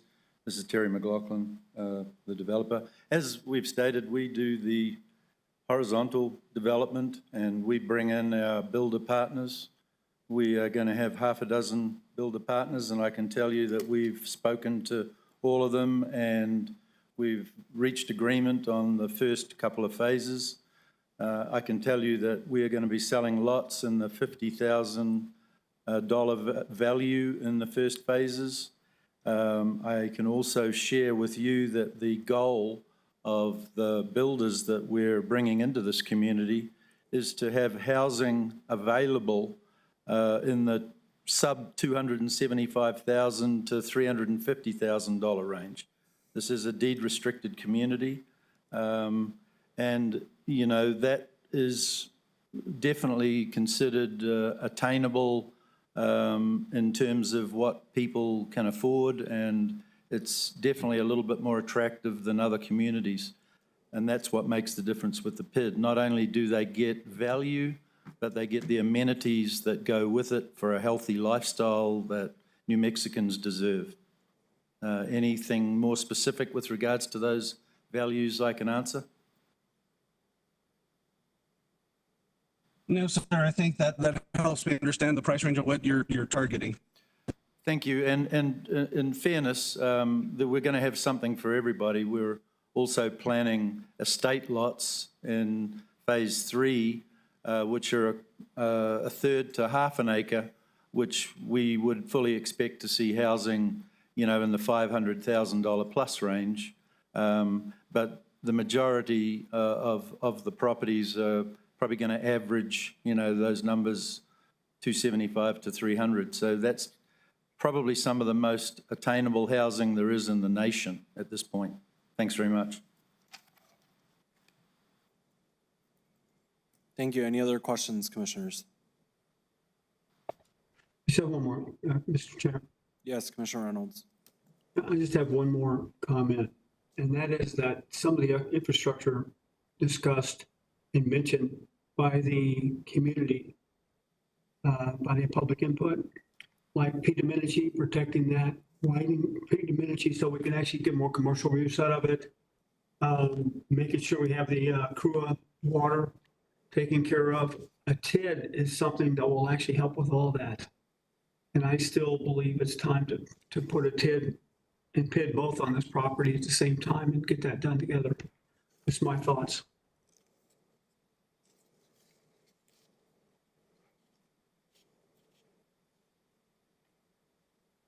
Thank you, Commissioners. Anything else before we call for the vote? I have another question. Yes. I wanted to ask a Jetport director on the positions for people to apply there at the Jetport. How difficult is it for you to find positions there? To find workers, it's very difficult. They have to have housing. And one of the things that I hear over and over again in attending Border Industrial Association meetings is they need transportation from where they live to work up on the mesa in the different areas, different businesses. And so right now there isn't any commercial transportation up there, so they have to drive their cars, and some of them don't have vehicles or reliable vehicles to get there. As far as the airport goes, we have specific needs as far as our type of workers that we need. And so we need aviation mechanics, airframe and power plant mechanics. And this would be, the housing range that he was talking about would be right within their working expense range. So I think that would, I think the project is a very good idea. Thank you. And I'm sorry, Bill Province, Airport Manager.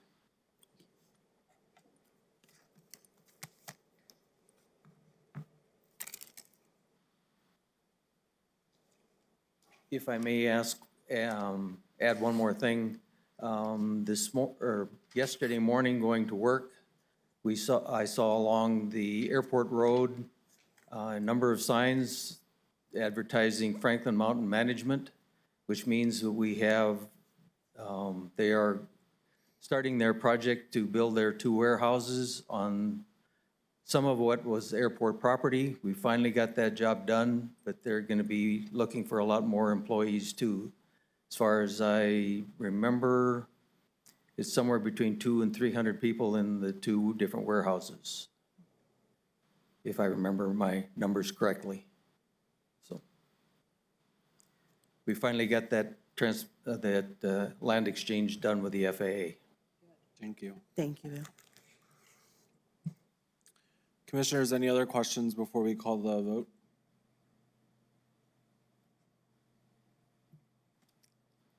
Seeing none. Brandy. Actually, pause. What are we doing about the board? Well, Mr. Chair, have we even had a motion on anything yet? Yes, we had a motion and a second. Yes. Okay, so your issue would be on your board, the resolution that has been presented in section 6, it says the district board shall initially be composed of 5 members with initial members Terry McLaughlin, Devon McLaughlin, and Lola Young, and 2 additional members to be selected by those initial members. 6 years following the formation of the district, the county commissioners may serve as the governing body of the district, where the district shall hold an election in accordance with the act. So if you want to change that, you would need a motion to amend your previous motion to approve the resolution as presented. And if I may, Mr. Gooden, would you guide me to that page, please? There's just... It's, I don't know, I got this as an email I got from yesterday, I believe, Ms. Ainsworth pass this out to everyone this morning or to the board? It's not included in the packet, but I did provide an updated copy to Brandy, and I can, So it's on page 10. I think there, and maybe Mr. Muirhead can. Thank you, Mr. Chair, members of the commission. It's on page 10 of the resolution, section 6. But I don't know that they have that, is what I Oh, hear. okay. Well, Ms. Ainsworth. No, that part, no. The resolution. page 6. No, page 10, section 6. Okay, so that was not one of the changes that was, No. okay. Section 6, district governance. Page 424 of 723. That was only 324 pages.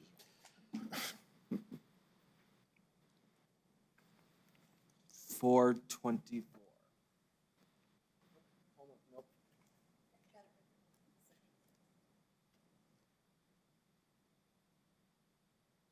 Oh, we're almost there. Turn it.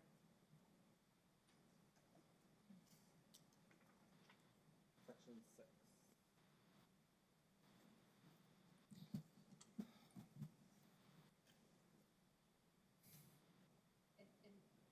If I may, Mr. Chair, I don't recall who made the motion. I believe you made a motion, and I believe Vice Chairman Guerrero made a second. So, Mr. Gooden, at this point, I would have to amend my motion, is that correct? Or just add Well, no, we have a motion to approve the resolution. And so we need to have a motion to amend that motion that would change chapter 6. So it would be a motion to amend the resolution to revise section 6 to whatever it's going to be. You would vote on that, and then you would vote on the motion as amended. Thank you. Mr. Chair, Yes. I'd like to make a motion to amend the original resolution to approve what was submitted by Alta Mesa to read as follows on section 6. The district board shall initially be composed of 5 members, with initial members Terry McLaughlin, Devin McLaughlin, Lola Young, and 2 additional members to be selected by the Board of County Commissioners. Second.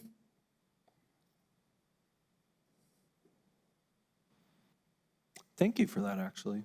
I like that. Very much so in favor of it. I would ask Mr. Muirhead, since he's the expert on these, more so than me, if that composition of the board would comport with the statutory requirements. Mr. Chairman, Mr. Gooden, yeah, I have done that before where there was some uncertainty. I think the statute does speak in terms of selecting the board. And I think what you would do here is you have done that in terms of 3 specifics and then 2 delegates to come in a subsequent resolution. And I would be comfortable with that if it's the will of the board to move forward. That works. Thank you. So now we have a motion and a second to amend the previous motion to make that change. So we would need a vote on that. So we're going to have a vote, Brandy, on the amended motion, On the amendment. on the amendment to the resolution. Nelson? Sure, the amendment to Thank the. you, Nelson. The amendment to the motion to amend is what you're voting on. And the amendment that is there is changing section 6. Hit it, Brandy. Commissioner Reynolds, Yes. Commissioner Chaparro, Yes. Commissioner Sanchez, yes. Vice Chair Murillo, Yes. Chair Shaljo Hernandez. Yes. The resolution has been amended. Now we're going to take a roll call vote on the original motion with the amended resolution. Is that acceptable, Nelson? That'll be fine. Thank you. I've never looked for approval so much in my life. Brandy? Commissioner Reynolds, No, because I don't think it's going to meet the intended results. Commissioner Chaparro, Yes. Commissioner Sanchez, No. Vice Chair Murillo, Yes. Chair Shaljo Hernandez. Yes. Motion carries. That item does have a resolution number. The resolution number is 2024-66. Thank you, Brandy. I've been asked for a 5-minute restroom break. You want to go first?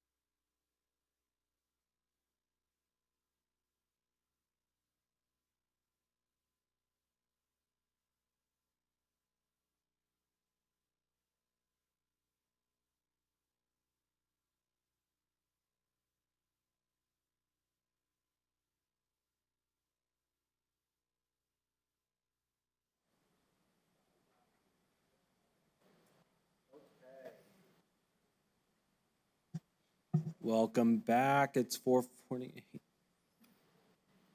Next up, we have item number 27. Approved final plat for the Sanctuary Phase 2B subdivision. Ms. Amesworth, thank you for sticking it out with us today. Thank you, Mr. Chair. The next item on the agenda is a request for final plat for the Sanctuary subdivision, Phase 2B. This is a location map. The original master plan sketch plan was approved by the ETZ in 2005. And it's a 45 acres master plan. Phase 2B consists of 25 lots ranging in size from 0.33 acres to 0.45 acres. There will be other phases, 2C and 2D will be coming at a later date. You can see on the location map, the area in gray is the subject of this particular subdivision. There's the aerial. It's in an area that's largely rural and residential. And just a close-up there, you can see, subsequently, pretty much the entire development has already been completed. The only thing lacking is still some infrastructure by El Paso Electric. And this is the final plat. You can see there, those are the lots as they've been designed and constructed. We did send out notices to surrounding property owners, place legal ads, and also place signs on the property. These are photos of the site.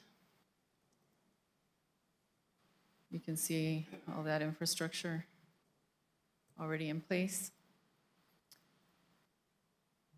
And applicable codes you can see there on the presentation. And the recommendation is for approval. As I mentioned, the only thing lacking is some infrastructure from El Paso Electric. The developer will submit a letter of credit to El Paso Electric for those pending improvements, and the rest of the infrastructure is substantially complete, and so the recommendation is to approve. Perfect, thank you.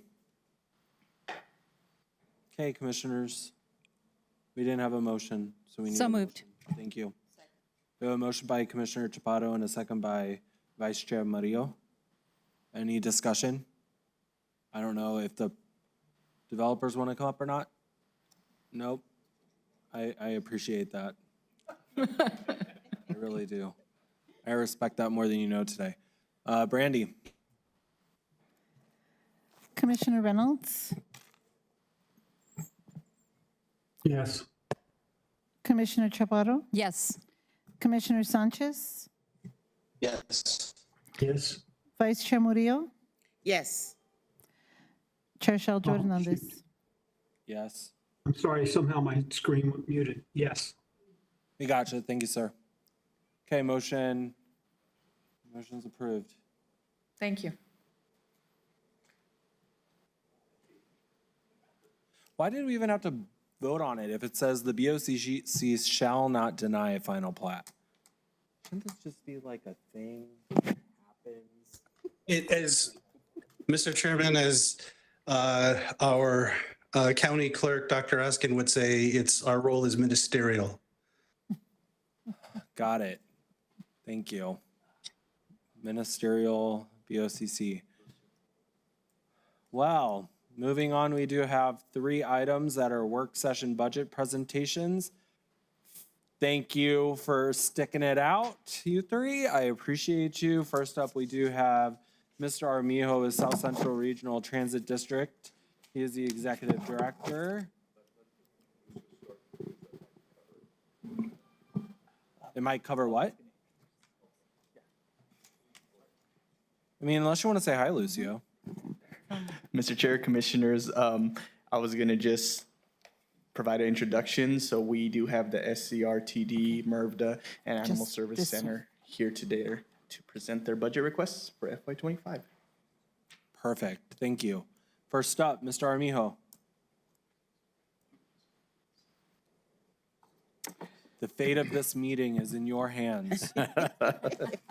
Good afternoon. I feel like a relief pitcher coming in at this point. Fortunately, that's Clint.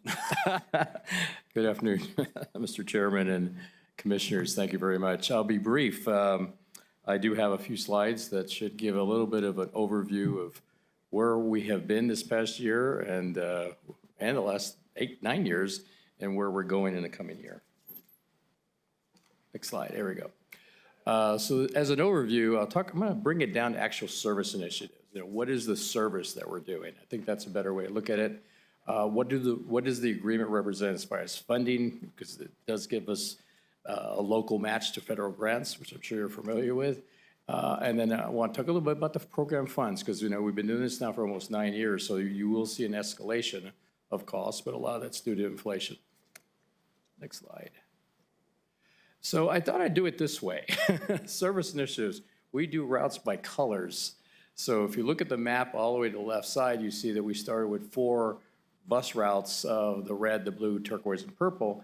The service at the beginning back to 2016 was very limited. We ran actually from 7 a.m. to 9, and then 11 to 1, and then 4 to 6. So you basically had to wait up to 4 hours to get a ride back. So it was very, very limited service. And the ridership will show that, and I'll get to that in a minute. But as the years progressed, we began to expand the service. We began to get more federal funds, more local funds, and we could do more with it. As you can see, we grew all the way to where we are in 2024. We actually curtailed the blue route because of lack of efficiency back in the first 2 years. We're going to bring it back, and that's actually going to be our Sierra County route, because we like the color blue, and there's a lake out there, so we think that might work.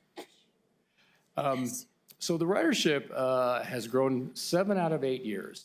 This may not seem statistically significant, but if you do any Google or read anything around the country, everybody is still recovering from the pandemic. We actually grew post the pandemic. In fact, have more than doubled our ridership since then. I'll show those numbers in a minute. So our grants really began to escalate in 2017. All those funds became effective for us. More recently, we've added service to the Hatch, Doña County Village, the town of Mesilla, and connecting services to El Paso's Northeast, West Side, and downtown.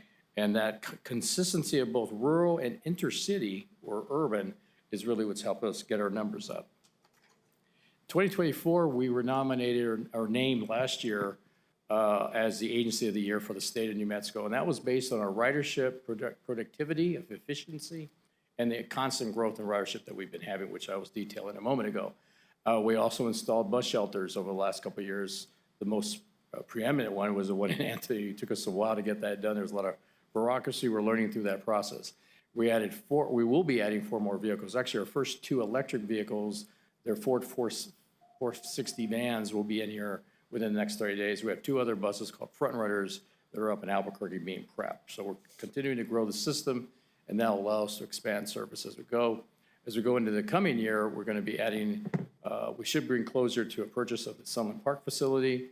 That'll allow us to implement or take charge of 5 more electric buses that will be coming in and stationed in that location. And so that process is being developed. We're also developing a mobility, or what we call like a micro transit type of service. We hope to roll that out sometime in the coming year. We're looking at that both being in the southern part of the county as well as up into the Las Cruces area. We're getting some additional federal funds from New Mexico to do that. The ridership from here, this is from day one. So our ridership has grown from the 18,846 to when we closed the fiscal year last year, we're at 107,000. Through the first few months of this year, we're trending towards about 117,000, 118,000 numbers. So the question is, how far do you want to go? Well, we still have service in some areas that it's every 2 hours, where some service is every hour, and we do have some service every 30 minutes. So as we grow the service with more revenues, we'll add more service, and of course, the numbers will continue to grow. This is the budget that we've experienced, and our requests in 2025, the coming year, will be at the top of that. So there is certainly an escalation, but I hope that, and I should probably do this chart with the ridership, because I think the ridership is higher than the revenue requested. But at any rate, it's kind of a good look to see where we're at. So we've been reasonable. Next time I come out to present, I'll try to show you where we are on the federal grants, because it's quite a bit more than that. Bus operating funds to match the 5311 grants. We bring in about $1.5 million a year in the federal grants for the state of New Mexico. So actually more money than we get from the county, but we only get county money, but we also get money from other services, like our membership fees. We have DMV fees from Sunland Park as well. This agreement, basically, we're presenting to you today, starts with a baseline of $935,000, which is from last year. We added 3.5% to inflation. That's the cost that we're seeing and what we're programming for our labor for the coming year. And then we've added a match. We did initiate in January free bus service on there, so we want to continue doing that. So we're going to ask the county to do a 50-50 split.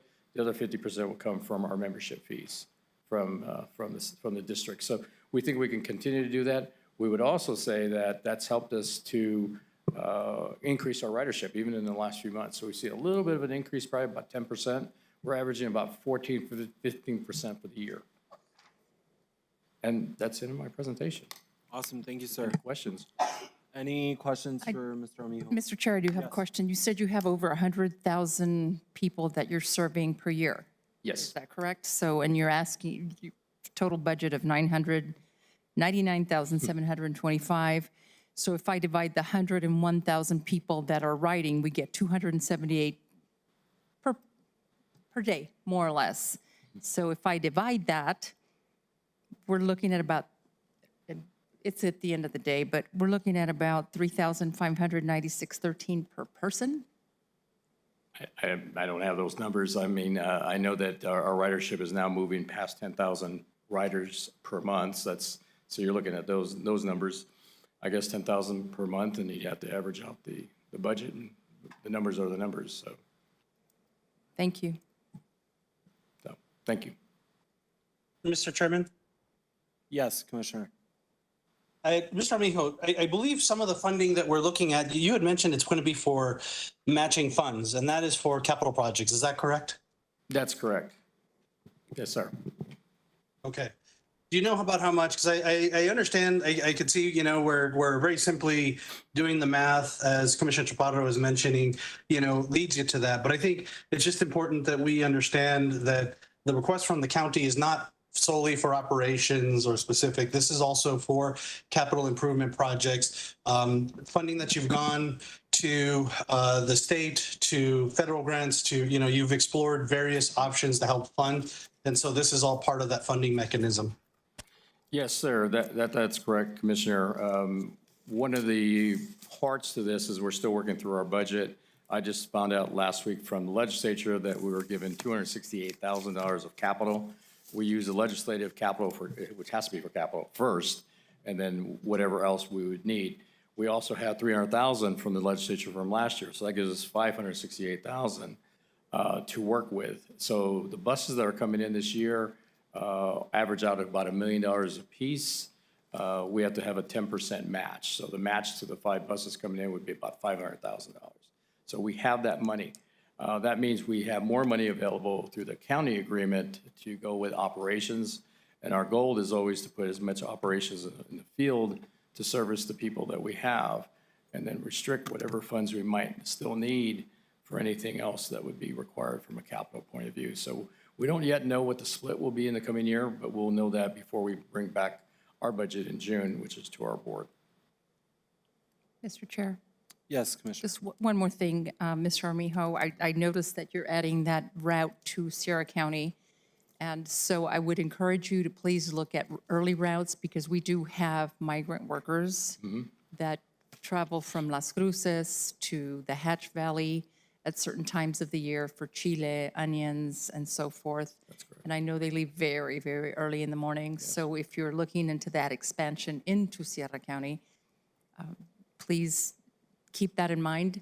And also keep in mind that if you could get a bus route to Inn of the Mountain Gods, my mother would be very happy. Thank you. Well, we can certainly coordinate a van, I think, but we'll see what we can do. If I may answer that last part. Yeah, of course. So what we do have planned is for the bus route in Sierra County to connect with a bus in Hatch.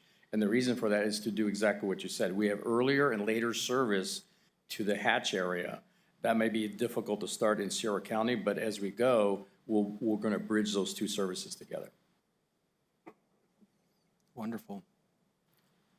Thank you. Any other questions?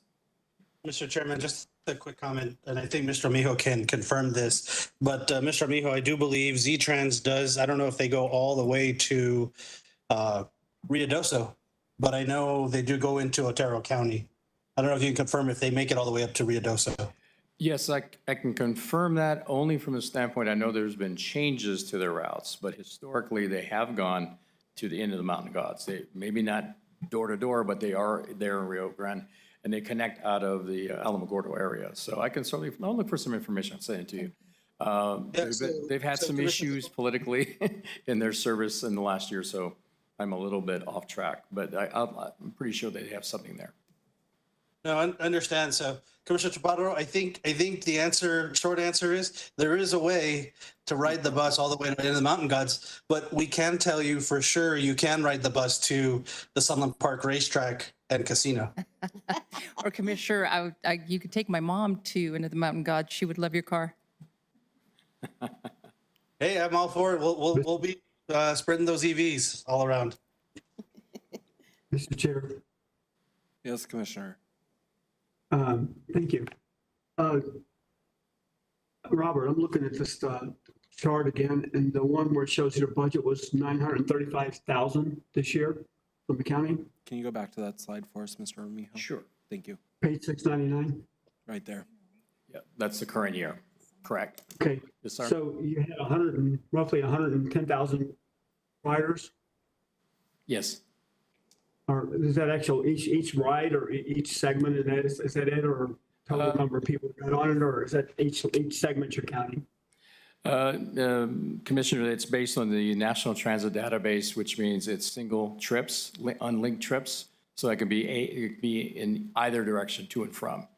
So they're independent. So it looks like it's like, I did a calculation, it's like $8.50 roughly per trip. Right. Okay. Are we still doing free trips, or are we charging them? Yes, we're still doing free rides. It is free rides, and I should say that's one of the reasons we got the national award, the state award last year. We actually have the lowest rates, at least in that last year in measurement. We'll be measuring again in June. I'll be happy to bring that back to this board, but our numbers are up. Like I said, when they show the numbers for the past year, it was up about 19%. Yeah, I'm happy with what we're doing personally, because I think that this is a service throughout the county that's desperately needed, and it certainly helps our lower income people be able to still get to work, and also the casinos. I would like to encourage us to see if there's a better way we can provide more service up to the people who need to work at the Border Industrial Association, so we can make sure we get that covered in the hours that they need it. So I'm not on that board, but I appreciate you considering that, and thank you. If I may, we do have in our 10-year plan, we're getting closer to that, about a year or two away. We are looking in the plan to go up to Santa Teresa. So,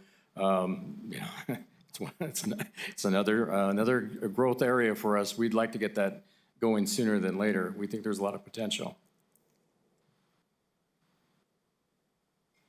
Cool. And let me ask you one more question, sorry. Is it possible to take a route like the one that takes them to work like that, to actually charge on that one and not on the rest of them, so they could pay like a weekly or a monthly to have that service? Commissioner, yes. In fact, we've had some discussions with the Industrial Authority. We looked at answering that through a bus or van pool initially, and then a bus route later. So we're trying to connect some kind of a van from Las Cruces up to Santa Teresa. As you well know, it's 7 days a week, 24/7. So the challenge really is the time of day and equipment. We now have equipment, and we have more equipment coming. So we're going to be in a good position in the coming year to investigate that process a little bit further. Well, I know Spaceport was doing that. They were actually sponsoring a van from Las Cruces up to the Spaceport for the workers, and they used the enterprise buses to do that, or enterprise vans, and they would rent them for the week or a month at a time. So maybe we can look in some sort of partnership like that. I actually had a conversation with them about 3 months ago, just before the holidays, so I will follow up. We know they have a lot of activities going on up there. Thank you. Thank you. You bet. Thank you, sir. Thank you.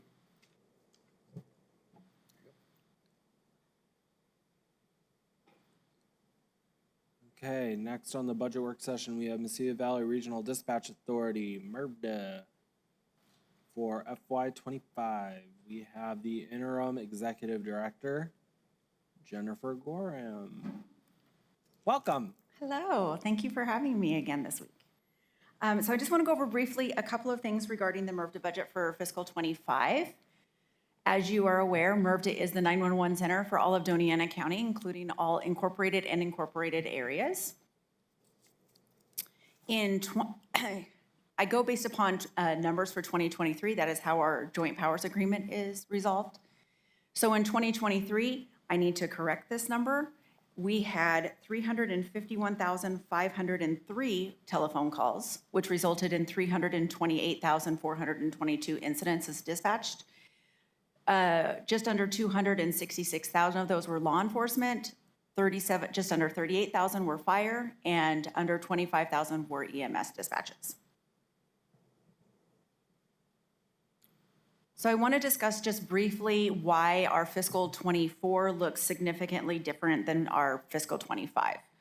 So if you'll look on our expenses for fiscal '24, you'll notice that there's a total expense figure of $7.6 million, and then there is a number underneath it.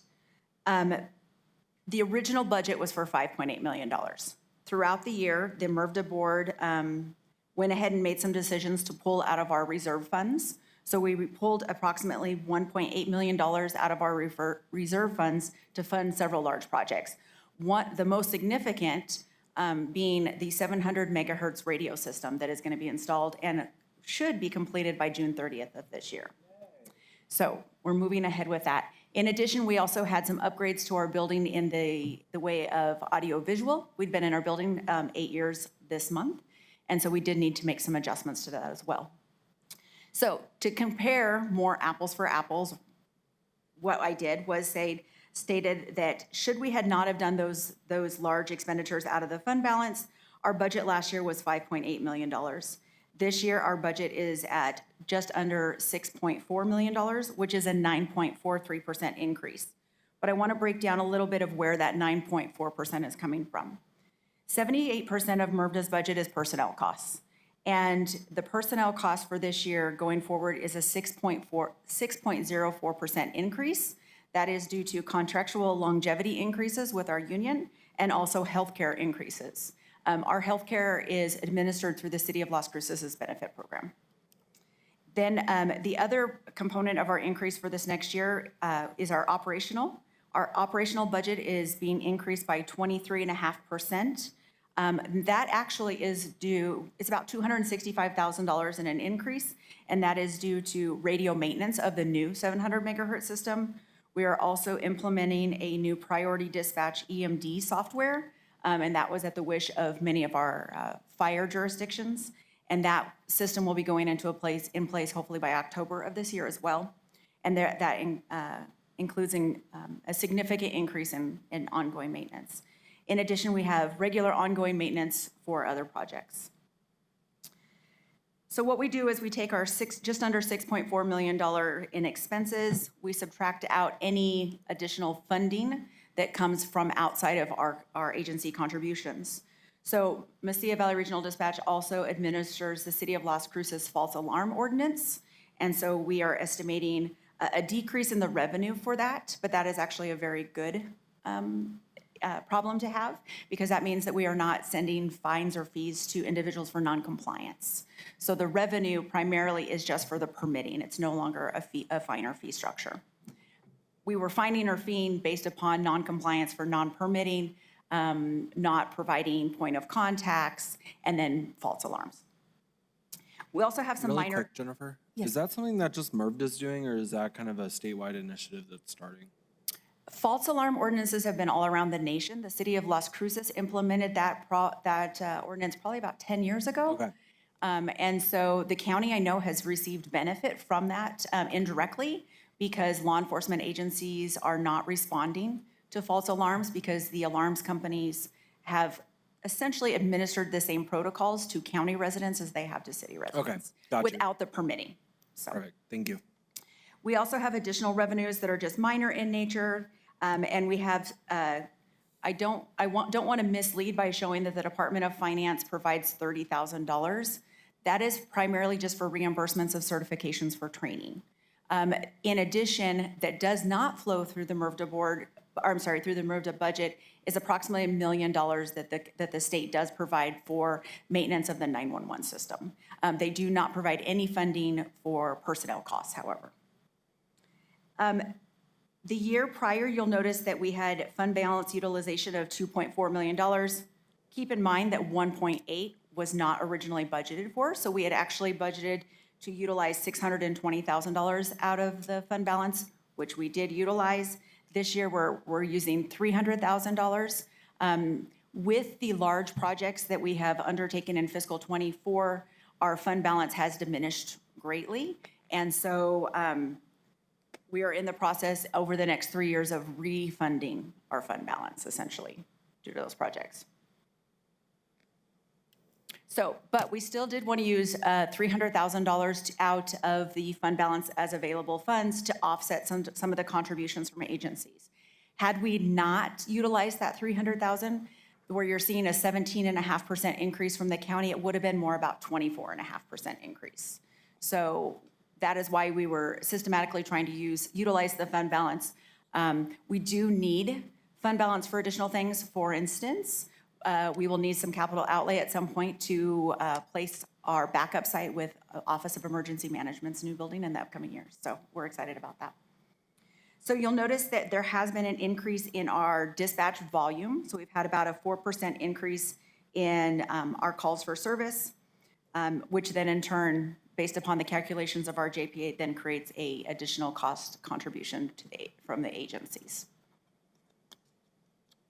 And I think that is it there, but I'll come back to here in case you have any other additional questions. Thank you so much, Jennifer. Commissioners, does anyone have any questions for Ms. Gorham? Mr. Chair, Yes, Commissioner Chapada. just thank you for everything you do, and thank your staff, please. Thank you very much. If I may make one final plug as well. Of course. Staffing has always been an issue at MRVDA, and we've addressed that numerous times in different forums. I will let you know that we have been working diligently on increasing our staffing levels. So we have 3 recruiting events that are going to be coming up shortly, so I want to go ahead and promote those at the same time.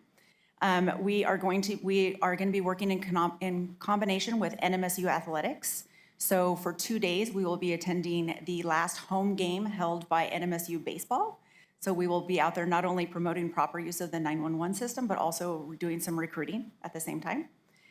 We do have a significant staff membership that live outside of the city of Las Cruces area.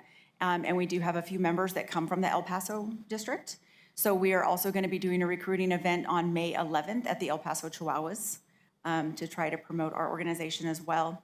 We did launch a new updated website, and there is an opportunity for job interest at this point. So if we do not have a job posting opening, you can go ahead and click on there, provide your information, and within 24 hours, I'm contacting every individual, letting them know about our next opportunity.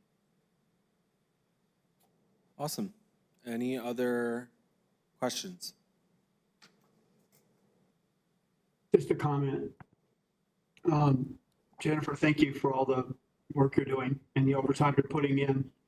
And we're going to try to get you relief as soon as possible. Bye. Thank you. Thank you very much. Thank you so much, Jennifer. Last but not least, Animal Services Center of Mesilla Valley. We have Animal Services Center Executive Director, Mr. Thacker. Thank you very much. Like I say, y'all run a tight ship around here.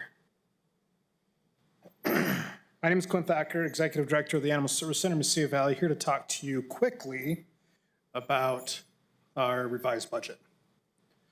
I do want to note that the budget that you have, that I'm going to be presenting, is very different from what you probably have in your hands.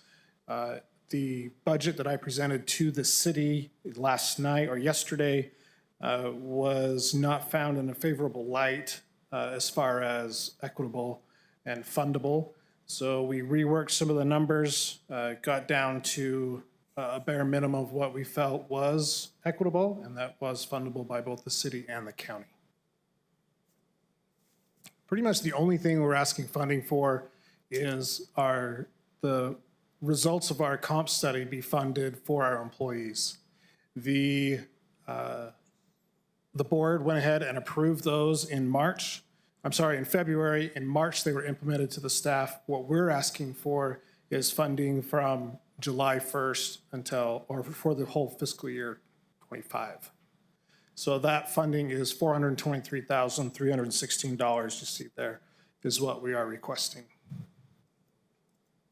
So to do some simple math for you, 423,000 is what we're requesting.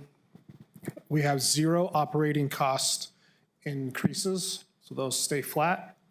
And then we spent out capital, so that's subtract out of our ask, and that's 280,000 is our final ask that we're looking at. Our last year's budget was 4.5 million, and then we received some grants, so that revised it to 4.7. You take our ask of this year, and that comes up to $5 million. And then you take out our revenue. So what we generate is 355,000, what we're expecting. And then our grant that we received just last week it was $110,000 for a new adoption trailer, which we're really excited about. That gets rolled over, so you take that out as revenue as well. So we're looking at 2.2 million from the city, 2.2 and change from the city and the county. 464,000 is the total revenue increase, and that comes from the 280, which is what our ask is, and then the shortfall from our funding from fiscal year 24 is $183,000, and that shortfall is $81,000 of a expense and operations and revenue wasn't balanced. And then the $101,000 that was difference in our grants from the 211 to the 110. So easily seen here is the increase of $232,000 we're asking from the city and the county.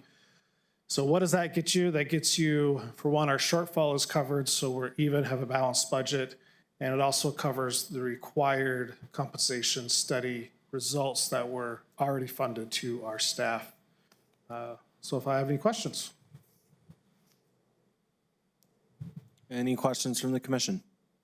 Mr. Chair. Yes. Yeah, just a comment.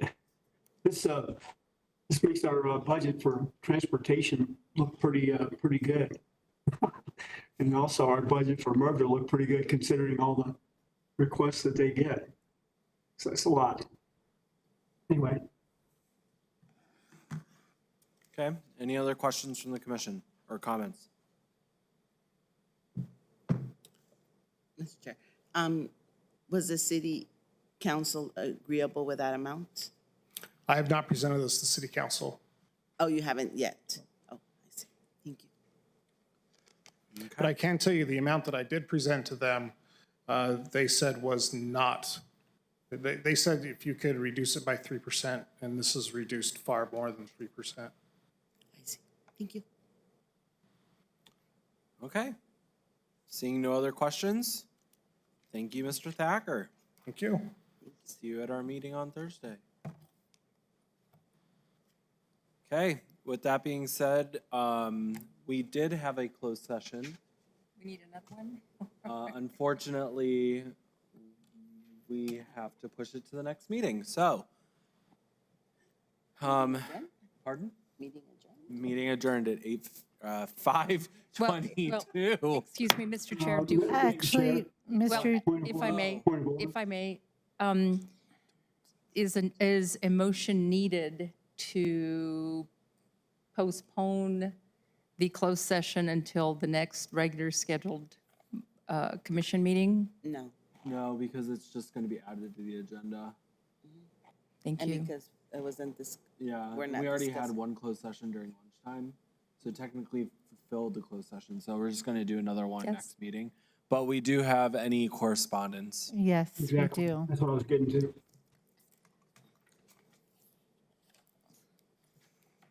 You take my glasses off. I have Sam Ruhl as personal representative of the estate of Cristina Garcia, Mary Hernandez versus Doña Ana County, Desmond Machuca versus Doña Ana County, Timron Brown versus Doña Ana County, Ramon, Sabrina, Josiah, Aiden, and Ramon II versus Doña Ana County. Cool, thank you, Brandy. And Mr. Chair, right Commissioner before, unfortunately, Mr. Macias left. And I just wanted to just say a couple of things. This was his last meeting. And I would like to thank Mr. Macias for serving this county for so many years with a love for his community. And it's always been abundant and clear to me that he's done it with the best intention, with the best interest in mind for our constituents. He is a good leader, compassionate, caring, an elegant man, and wears the best suits ever. So, Mr. Macias, thank you so much for your service, and good luck. Mr. Chair? Yes, Commissioner. I also want to echo Commissioner Chaparro's sentiment, and I want to thank him for educating us in a lot of the issues that happened or things that happened here in the county that I did not have the knowledge, and he assisted me, even though I'm his boss. He was there to assist me in, and I really want to thank him for these 3.5 years of support. And he's a great leader, and I wish him luck in his next endeavor. Thank you.